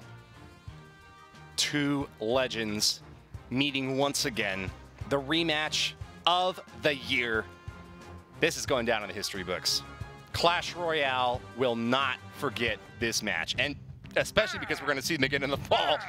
I think that this is definitely going to set the tone for who will be in charge the whole summer and who we're going to be looking forward to later this year. Absolutely, and look at this. We have that Freeze Graveyard Night Witch deck coming for this out pump from Nem Sensei. Great punish from Surge. That tower's going down, man. Giant Night Witch, yeah. Tower's dead. No, the free spell coming out defensively being used. They've nearly chipped away at the Giant at this point in time. Miner coming in for that pump that time. Wow, what a great hold by Nem Sensei there. That free spell, we've railed on it the entire tournament, but that just saved him a tower. It did. That defensive free spell, you don't see that a whole lot, but the minion's got a lot of value there, finishing that Giant push off. You know, I think Nem Sensei overall did actually lose on that push. He lost a lot of juice with the Miner taking out the pump, and it's almost 1,000 damage on the left side tower. But I think that given the circumstances, he actually performed pretty well on defense there. Well, here you go. He's going to punish it right again. You know, free spell should be able to come out this time again for Nem Sensei if that wants to be his answer. But he has got the Night Witch out there to truck away at it. Ice Golem trying to draw the Night Witch away. Actually, no, with no free spell available, Night Witch still trucking. They're actually going to start getting damage on the tower. That tower is going down in favor of Surgical Goblin. Nicely done there by Surge. You know, one push, you miraculously are able to stop it. The second push, I mean, you can't keep that thing off the tower, dude. You know, actually, Tin 2 in the North American region got his qualification by punishing an Elixir Collector using a giant Night Witch push. It is one of the hardest pushes to stop if you're down to only 4 Elixir, and you got a 9 Elixir push coming at you with additional spell support from Surgical Goblin. It's easy to see why that tower went down. Nem Sensei has really got to turn things around in the last minute 17 if he wants to claim victory here. Absolutely. 2,014 HP remaining on his King Tower alone. So Surgical Goblin will still have the option of going for the Jugular. You got to bear in mind, there has been no damage on either of Surge's towers so far. Untouched. Untouched. Flawless victory at this point. Can he hold on to it, though? If he gets the flawless victory, that's going to be impressive and set a message. But here we go, Graveyard on the right-hand side. There's the free spells. On offense from Nem Sensei, trying to stack up some skellies, but they get logged down. Unfortunate spawn on those skeletons for Nem Sensei. He didn't get any on the inside of the tower. They were all on the outside, all within the radius of that log to finish him off. Absolutely. So has chipped away at the tower, but you need to be doing more than that. With 30 seconds left on the clock, you're a tower down at the moment. Surgical Goblin's looking in prime position to take this series to 2-1 in this best of 5. Nem Sensei on defense. Surgical Goblin striking once again with a big giant E-Wiz push. Night Witch added on top, and I don't think Nem Sensei, even if he defends this, will have enough time to counterattack. He actually has a lot of flying troops flying in there, but yeah, 15 seconds left. They got it. There's travel time. They're all on one hit as well. The Graveyard is going to be a slow ramp up. It's not going to be that immediate impacted burst. There's the free spell. 4 seconds left. Surge knows it. We know it. 2-1 Surgical Goblin. And only one more game win that he needs to be able to claim the championship trophy. Given those thumbs up, it's a 2-1 advantage for the Netherlands player from Team Kesso over France's finest from Team Vitality. I might still be right. You might still be right. What'd you say? It was a 3-1? 3-1. Just in the wrong best of 5. So there we have it. This could be potentially our last game of the spring season of CCGS if Surgical Goblin can pull out the victory against Nem Sensei. Or will Nem Sensei take us the distance, force out the game 5 to speculate and consider the following? We're going to go over to the locker room for Gregan, Mika, and Ash. We started with over 1 million. We then had thousands trying to get into the top 8, and we're now just down to 2 players, and it could be 1 game. Surgical Goblin is within 1 game of winning all of the European CCGS spring season, and Nem Sensei just 2. It's so close at this stage. How's it going to go? I have no idea. I mean, at this point, I think Surgical Goblin is kind of like a diamond. He gets better under pressure. And we're seeing that. I mean, he's coming back from that 3-0 loss to Nem Sensei in the first best of 5. Yeah, I mean, I can't help but thinking, why is Nem Sensei playing this Graveyard Freeze deck still? Obviously, he's been training with it. Obviously, he likes it, but it doesn't work. He's won maybe 1 match, but not, or 1 game, but not a match with it. I think he's lost more than he's won. I just don't like the freeze in the current meta, especially in tournament standard as opposed to ladder. I look for a deck change from Nem Sensei. And we could see that. So will the diamond or the deck change work out for these guys? Could it be 1? Could it be 2? This is exciting. Let's go into the next game. Exciting indeed. This could be our final matchups, as we've already said. I agree with Ash. I think Nem Sensei has to ditch this Graveyard Ice deck. It's not working out so hot for him. It's had its moments of brilliance, but it's not consistent enough when everything is on the line. And everything certainly is on the line here. 1 more loss for Nem Sensei means he will be the 2nd place player yet again. Is he going to be always a bridesmaid, never the bride? Or will he be able to turn this thing around and put it into another tiebreaker to force Surgical Goblin to prove once and for all in another 2-2 draw that he's the best? I mean, part of me wants that to happen. But another part of me is saying, I think Surge is going to win this. I think Surge is going to end it right now. Karate chop to the neck of Nem Sensei and just end it all. Can Nem Sensei force this out? Most certainly. He's already 3-0'd Surgical Goblin. We're going to have a look at it again. That's so right. He's ditched the deck. They're actually running pretty similar decks. Looks like they're both not happy with how things are going here. Yeah, there's a connection issue. All right, technical issues. You know, well, the matchup overall between Nem Sensei and Surgical Goblin today is 4 wins for Nem Sensei and only 2 for Surge. Yeah. Despite that, though, Surge just needs 1 more win and he will clinch victory. Yeah. It's that close. So $15,000. So close for both of them. 1 game for Surge, 2 games for Nem Sensei. Can you not? I'm just saying hi to some friends. Don't worry about it. Be professional. I'm waiting for the match to start for Surge and Nem Sensei. Do you have anything to add? No. No? Okay. We'll sit in silence the entire time. I won't. I'm not taking the vow of silence. I know Nem Sensei took a vow of hardcore practice, though. Yesterday, like Clash with Ash mentioned earlier, we didn't see him in rehearsal. We didn't get to see him, practicing at all. But clearly, he's been doing a whole lot of it. 1-2 deficit now against Surgical Goblin. Has he been behind in a series and made the comeback in any memorable event that you can recall? Surgical Goblin, not in CCGS. I don't think he's coming. Like, at max, because it's been best of 3s. Like, he's only going to come back from 1 game loss, which isn't that much. You know, technically, he's fighting against if you wanted to combine the 2 results, he's fighting against a 4-game deficit right now. That's right. And I do recall that Nem Sensei has been in this situation before. He got a 2-1 win against both Adam and Donkey Kong today. So he's scrappy, man. He's ready to play, go the distance, and take it once again to Surgical Goblin, try to tie this thing up. The last Grand Super Finals of the Crown Championship Global Series European region. Could be this game here, or it could be 1 more. Just 1 or 2 more, though. That's all I can stand. That's all I can stand. That's all I can handle. No more than 2 games separate us from the finale. There we go. You're not wrong. You're not right. It's somewhere in between. I feel like I was right, though. No, you're never right. Well, all right. Giant and Night Witch out the right side for Surgical Goblin at the bridge. Nice poison from Sensei. Catches the Night Witch, the tower, and that Ewiz. Not going to be able to take the bats down, but I think the bats from Surgical Goblin's Night Witch is going to handle it after all. Oh my god, it's a collision. Miner as well. Miner takes the aggro for the Night Witch to get in there. Surgical Goblin strikes hard and fast to kick off this third game. Not even in the first minute, Surgical Goblin is ahead an entire tower. Nem Sensei, reeling from the loss of that early strike, needs to get back hard on his feet and knock one of these towers down. He could do it, but a giant mirror match. Surgical Goblin's got the beef. He could be going for the 3 crown too. Look, he's chipping away again at that King Tower. What an incredible start that may have just clinched Surgical Goblin the victory here in the Crown Championship, but there's still a minute 40 to play with, and there's a lot of time. We have double elixir to come up as well. What's going to happen? Miner tanking for the Night Witch on the right-hand side. Surgical Goblin soaking it all. He's going to push hard on the left instead. He's going for the trade. He's got a Giant, a Night Witch, and an Ewiz. Nem Sensei takes the tower. The Miner's there as well. This could be a 3 crown. I think they're going to have to base race it, and it's definitely going to be in favor of Surgical Goblin. He's going for the King Tower. He clears it out with a zap, but look at this. He still holds a tower advantage over him. They're going to chip it low. They can't kill it. The King Tower takes 3 shots to kill a Goblin over just the 2 shots that it takes an Arena Tower. Nem Sensei down to triple digits on his King Tower left.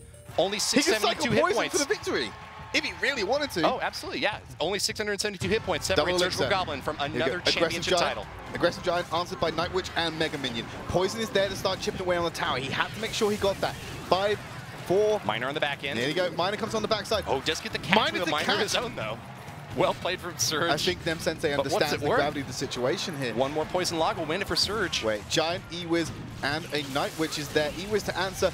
Fireball coming in offensively to try and help put this push down, but I don't think Nem Sensei has enough in the tank of this catch. And here comes the Miner onto his tower. One Surgical Goblin taking some swings. Poison added on top. Is out there. That is gonna do it. Surgical Goblin, he wins it, takes the grand final victory, and you know what? He's the Crown Championship Global Series winner for spring.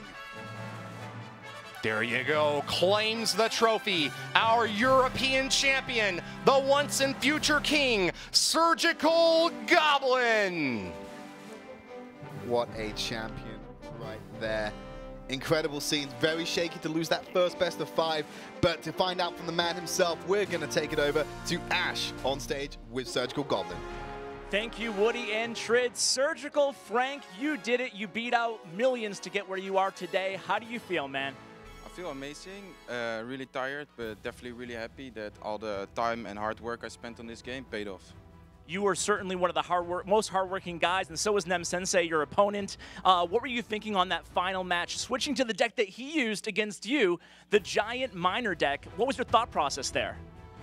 So basically, I had the deck ready. I practiced it already, but I never played it in the competition. And I was like, what deck could work for him? Because in the first best of 5, I got swept. So definitely props to him as well for sweeping me in the first best of 5.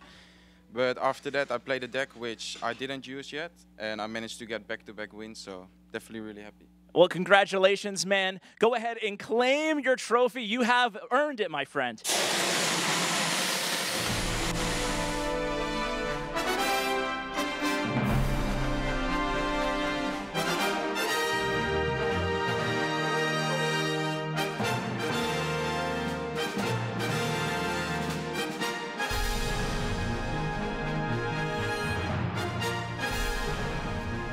What a fantastic way to crown off this championship series. And Surgical Goblin, what a victor in that one. He came against the Resistance, shakier than we thought it was going to be, Woody, but he still came out the victor. That's right. From all of us here in Burbank, California, in the casting crew, from Supercell and the Clash Royale team and Next Generation Esports, thank you very much for joining us for the Clash Royale Crown Championship Global Series European region. Surgical Goblin is our ultimate champion and will now receive his $15,000 check. We'll be seeing a lot more of him and Nem Sensei in the fall season, so look forward to that. August is going to be the sign-up if you want to try to challenge the king here, but there's an undisputed champion in Europe right now. Surgical Goblin is the man. Absolutely. Look at him there, $15,000 check. Hey, Nem Sensei put up a great fight. We didn't expect him to be able to take that first best of 5 series. He goes ahead and does it. Takes another game off of Surgical Goblin. Nothing to scoff at. Second place. Auto qualification, $10,000 for himself. Just for coming second as well. Nem Sensei and Surgical Goblin, though, they gave us one hell of a final. Absolutely did. Congratulations to all the players in France that were cheering on Nem Sensei. His teammates over in Team Vitality have a lot to be proud of. But Team Kesso, once again, takes the Ultimate Championship trophy there. His friends in the Netherlands have got to be cheering him on as well. I'm happy for everyone who competed today. Trid, it's been a pleasure casting with you, man. Thanks very much. Yeah, absolutely. Thank you so much for guiding me through Clash Royale. My first venture into Clash Royale. I'll give you a firm handshake to that one, my friend. But from all of us here, Woody's already thanked you. I want to give my own thanks as well. Greg and Mika, Ash, all on the couch as well. They're going to resonate. Production, Supercell as well. All the players have had a great experience. Myself as well. We're going to see you back in the fall. I'm sure of it. But thank you once again, and keep playing Clash Royale, and hopefully we'll see you next time.